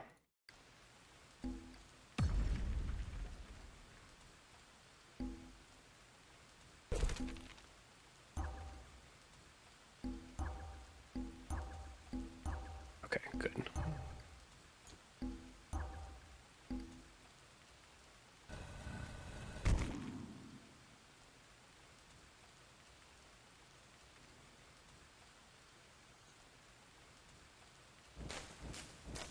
That's more like it. And the difference between a dual gem and anything else is like night and day now.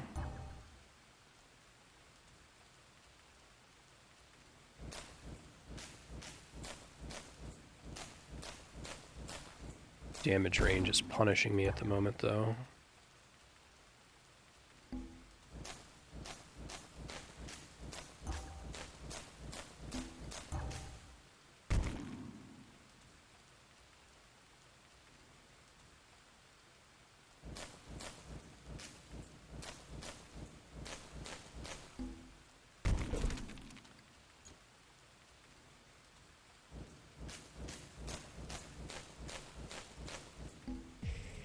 Nice domino.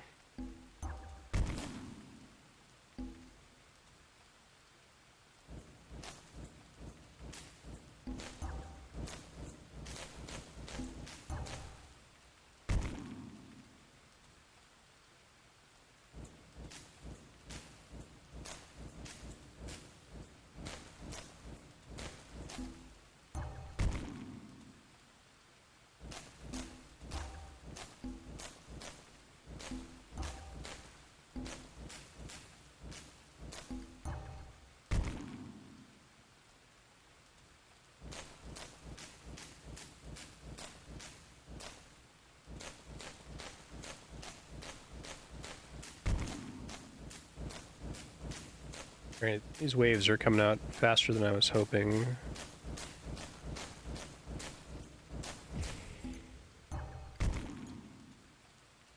Might save me there? Okay.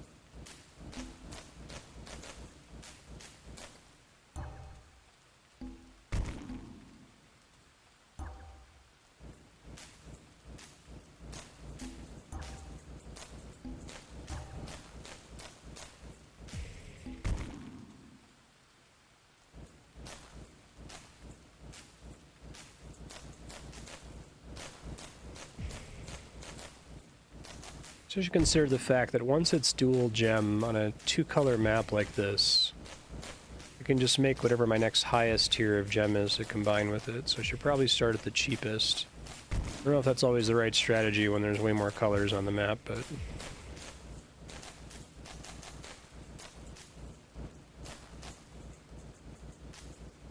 one of those situations where I don't want to do anything because I feel like I need to reserve the mana for banishment here.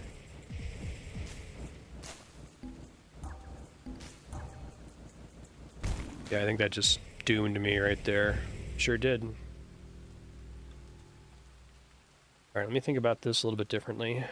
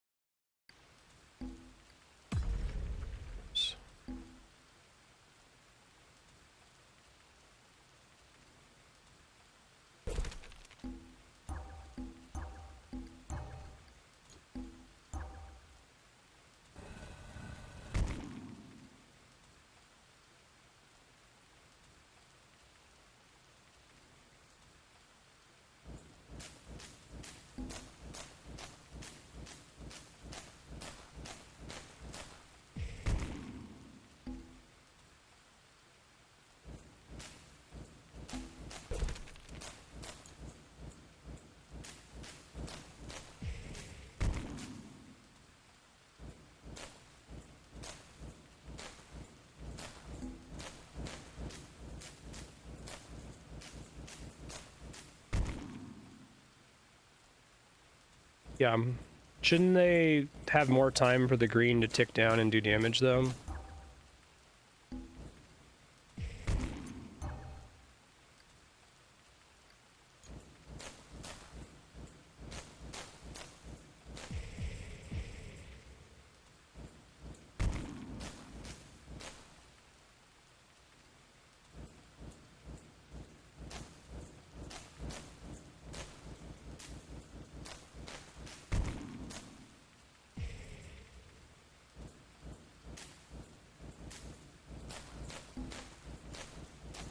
See.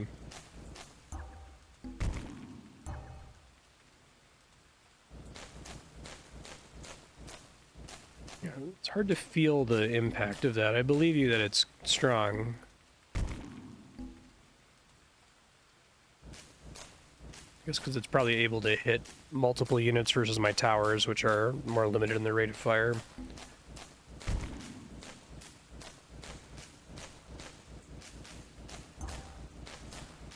That was a mistake.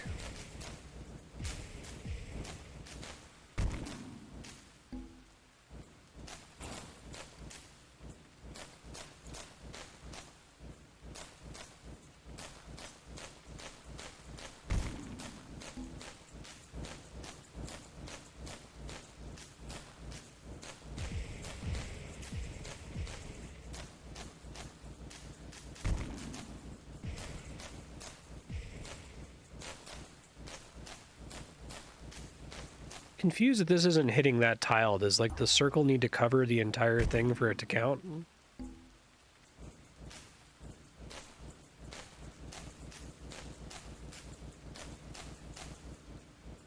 Now it's hitting it, okay. Maybe it just was at a weird angle before or something.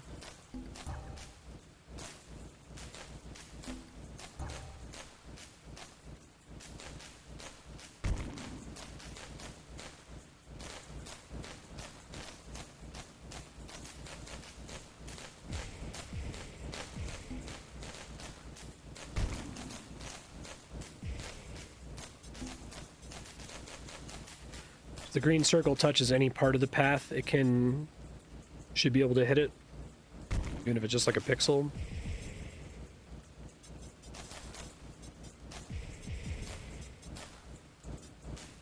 Yeah, I think I'm in trouble because now I'm treading water.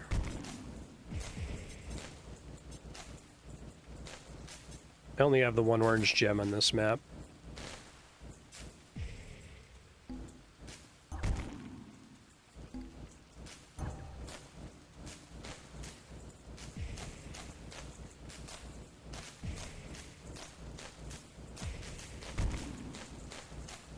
How would I duplicate it? Is that transmuting your starting gem to get gems out off color that you're not supposed to have?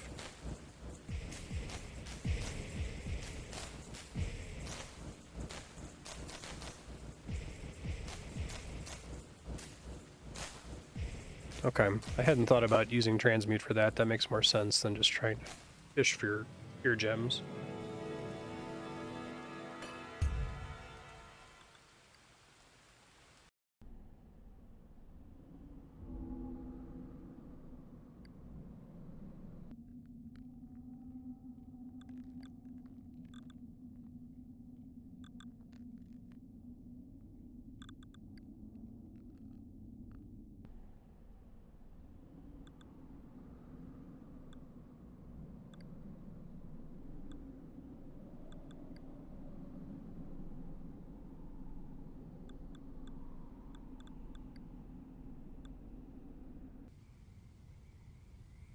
Okay.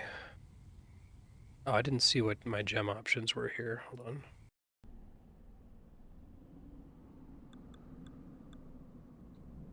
Just orange and green.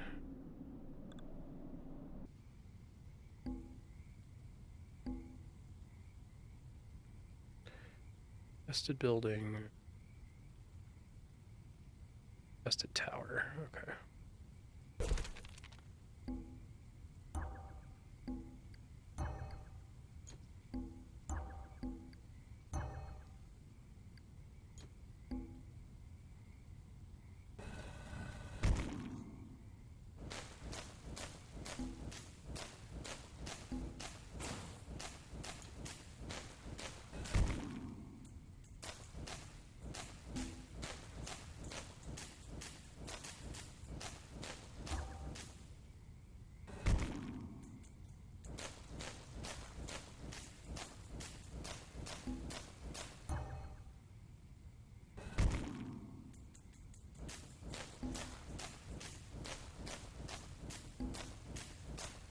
Uh-oh.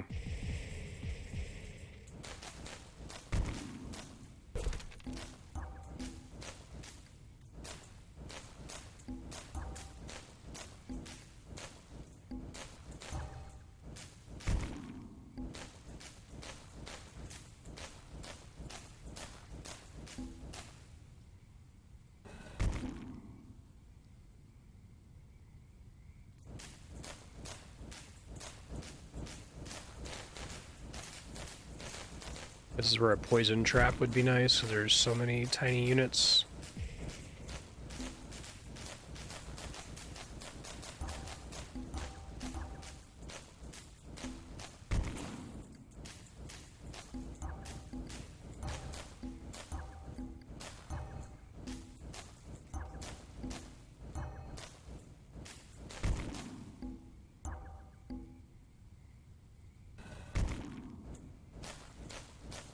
Oh, that was a misclick. Whoops.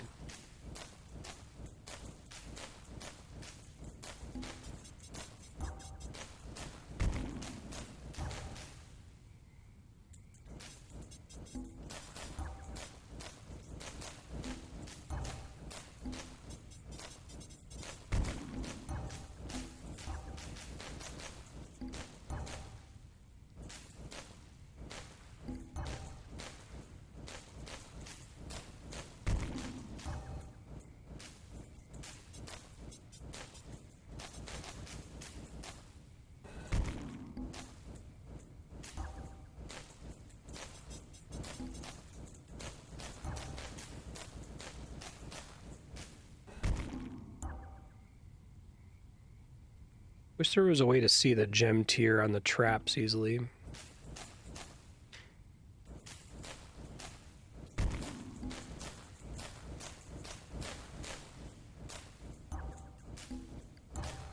Thank you, poison. Very helpful.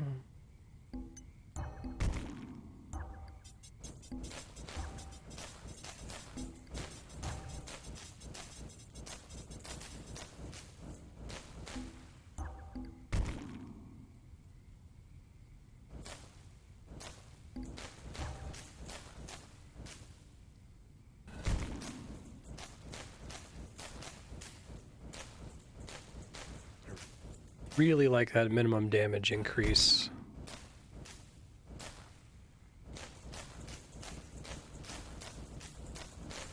Oh, I might be dead. Well, let's see. Oh, it's not that bad. Each mana pool activation is only 5% of the original value.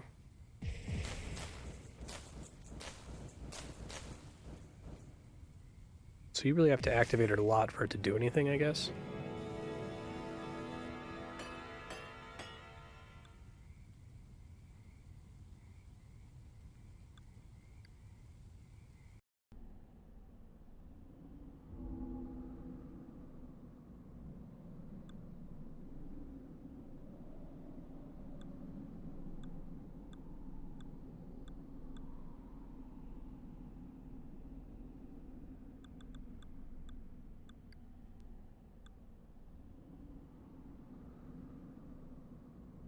Sudden Death, I think, is the hardest of these. It's just funny that it gives it to you so early. Try this.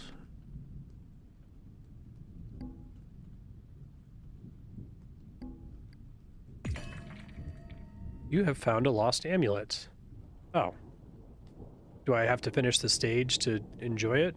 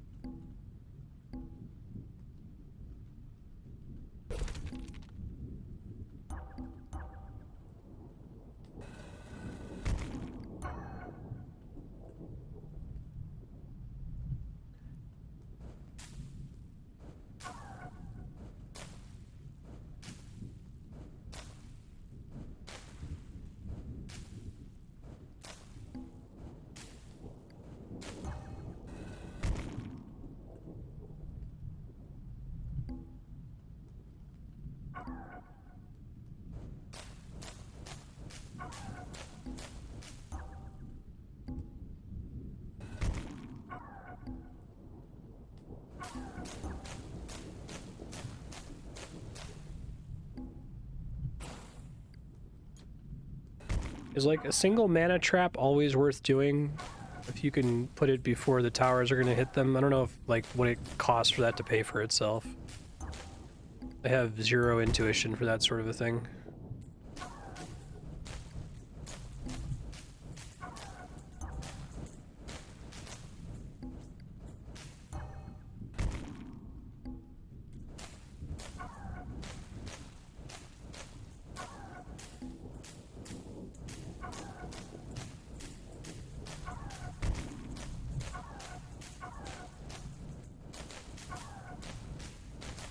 Oh, okay.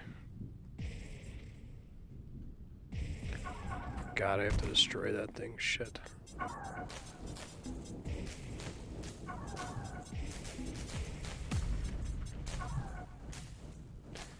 I've done that sooner. Whoopsies.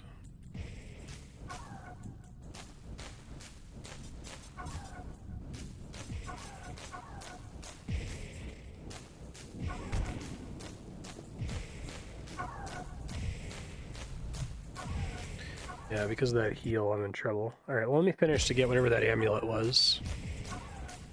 I don't know if I get to keep the amulet, since it's an endurance level. Beats the hell out of me.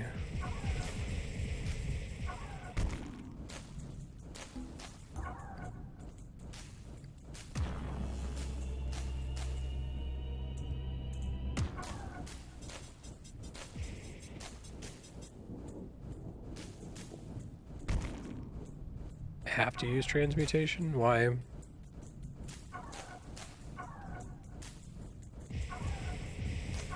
Oh, you're talking about GemCraft 2 versus 3 mechanics. Okay, I see.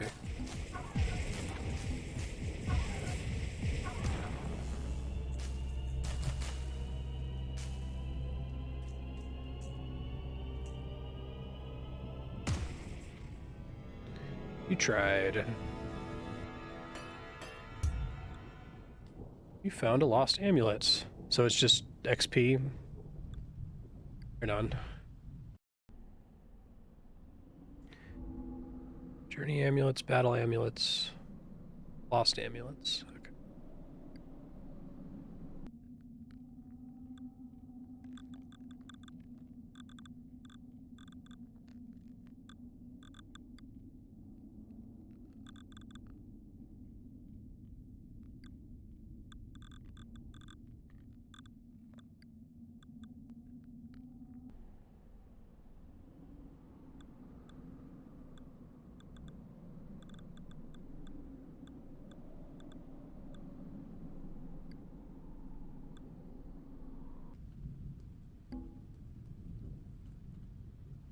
Oh, this is an interesting starting map.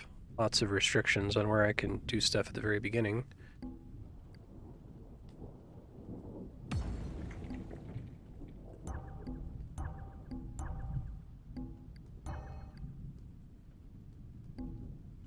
Oh, but they all overlap each other. Okay. So what do I have to do to actually claim that spot? I guess I could just use the towers they're giving me and accept that I'm not doing anything down there. See, this is kind of what I expect more as like a really early level to kind of force you to learn something here.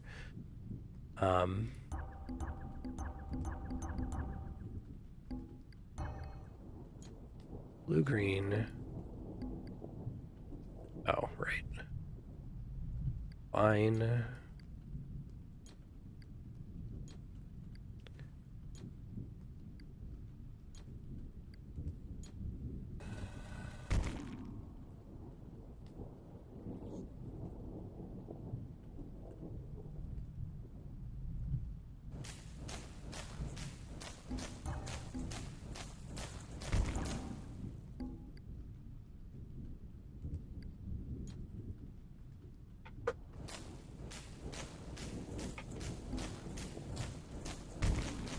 So you want all those traps to be slow traps, actually.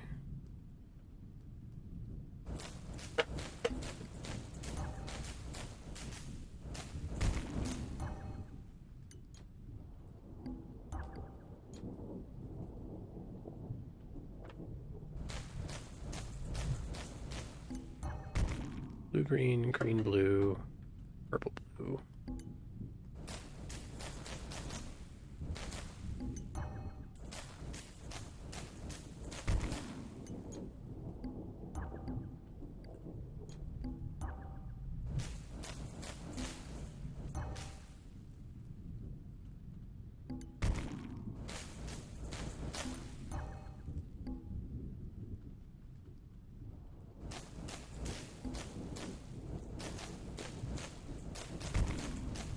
We'll see. The first game got significantly easier once you had some of the OP skills, and definitely had a middle stage that was janky and frustrating. Oh, lime, shoot.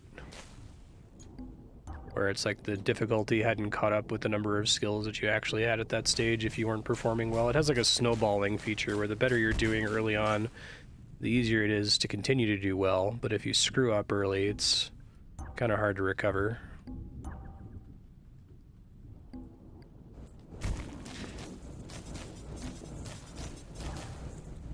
Very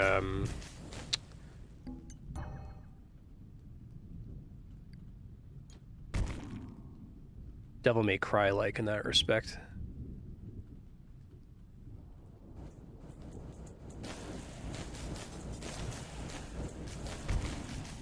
Upside down difficulty curve, as it were. Blue green, I do.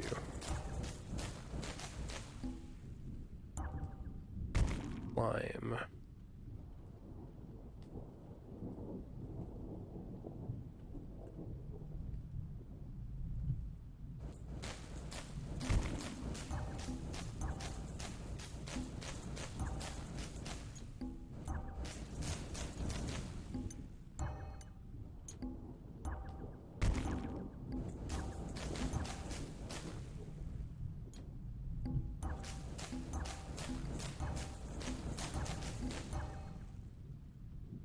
Purple lime, I do.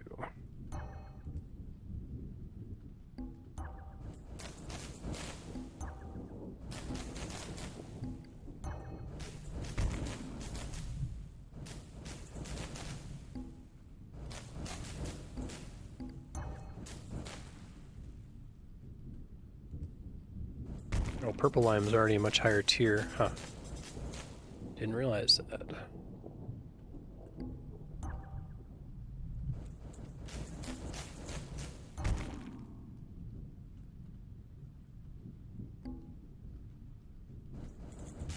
A couple green blues here, don't I?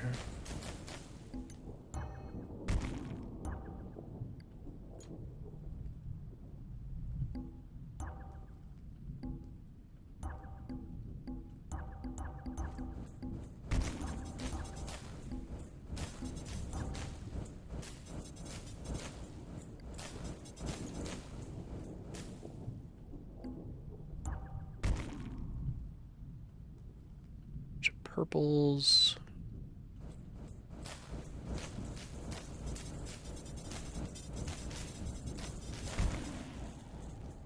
The big one's dying, making the sound effect of you getting banished is scary.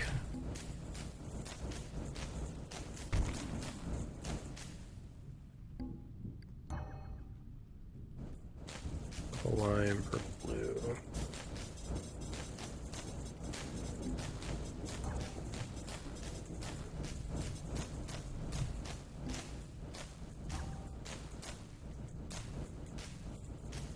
That's unfortunate.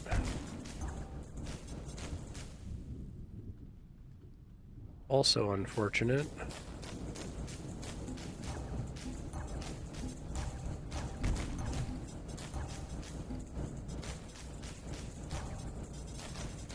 I didn't realize you could do partial combines like that. I thought they always had to be the exact same tier. I guess not.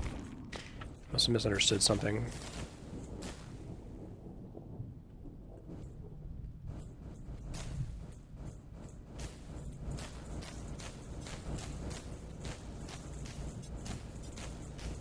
That went pretty well.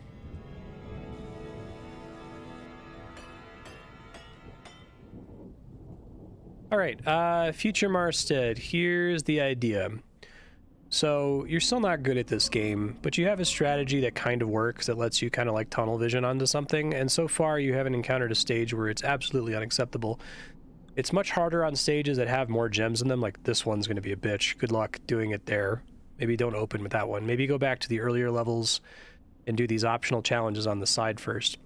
The way that it works, though, it's based around this skill, which gives you a 60% multiplier to damage, range, and firing speed on dual gems. So the objective is to make as many dual gems as you can, place them as early as possible, keep them dual for as long as you can. Current skill you're looking on putting points into is Resonance, which increases minimum damage. It looks like it's getting not so great for the money, so maybe check out the firing speed one once that becomes available. I think firing speed is going to be a pretty big deal. You're already kind of tapped out on Forge, Replenish, and Focus. You could probably take a point out of each of them and be okay. You probably don't want to take any points out of Dual Gem Mastery. I'm sorry. Don't take any points out of Dual Gem Mastery or Mana Gain Mastery. It's nice to start with a Tier 3 orange gem. That's pretty helpful. But yeah, keep focusing on your dual gems. You get a huge damage and rate of fire boost from it. Start pumping up your minimum skill. Maybe consider doing transmutation. So the way transmutation works is if you gem bomb your own gems, you'll transform the entire row into the same color that you gem bombed, as long as it's the same tier when you do it. So pretty expensive, but you could try to use that to, you know, get the colors that you need. You haven't experimented with that terribly much. Also, on the very first wave, you can throw a bunch of tier 1 gems onto the wave bars on the left side to anger the waves, which makes them a little bit more dangerous, but gives you a little bit more mana. You've done it before. It doesn't really seem like it gives an obvious increase in mana or score, but apparently it does, and it's pretty good. So give that a try a little bit if you're able to.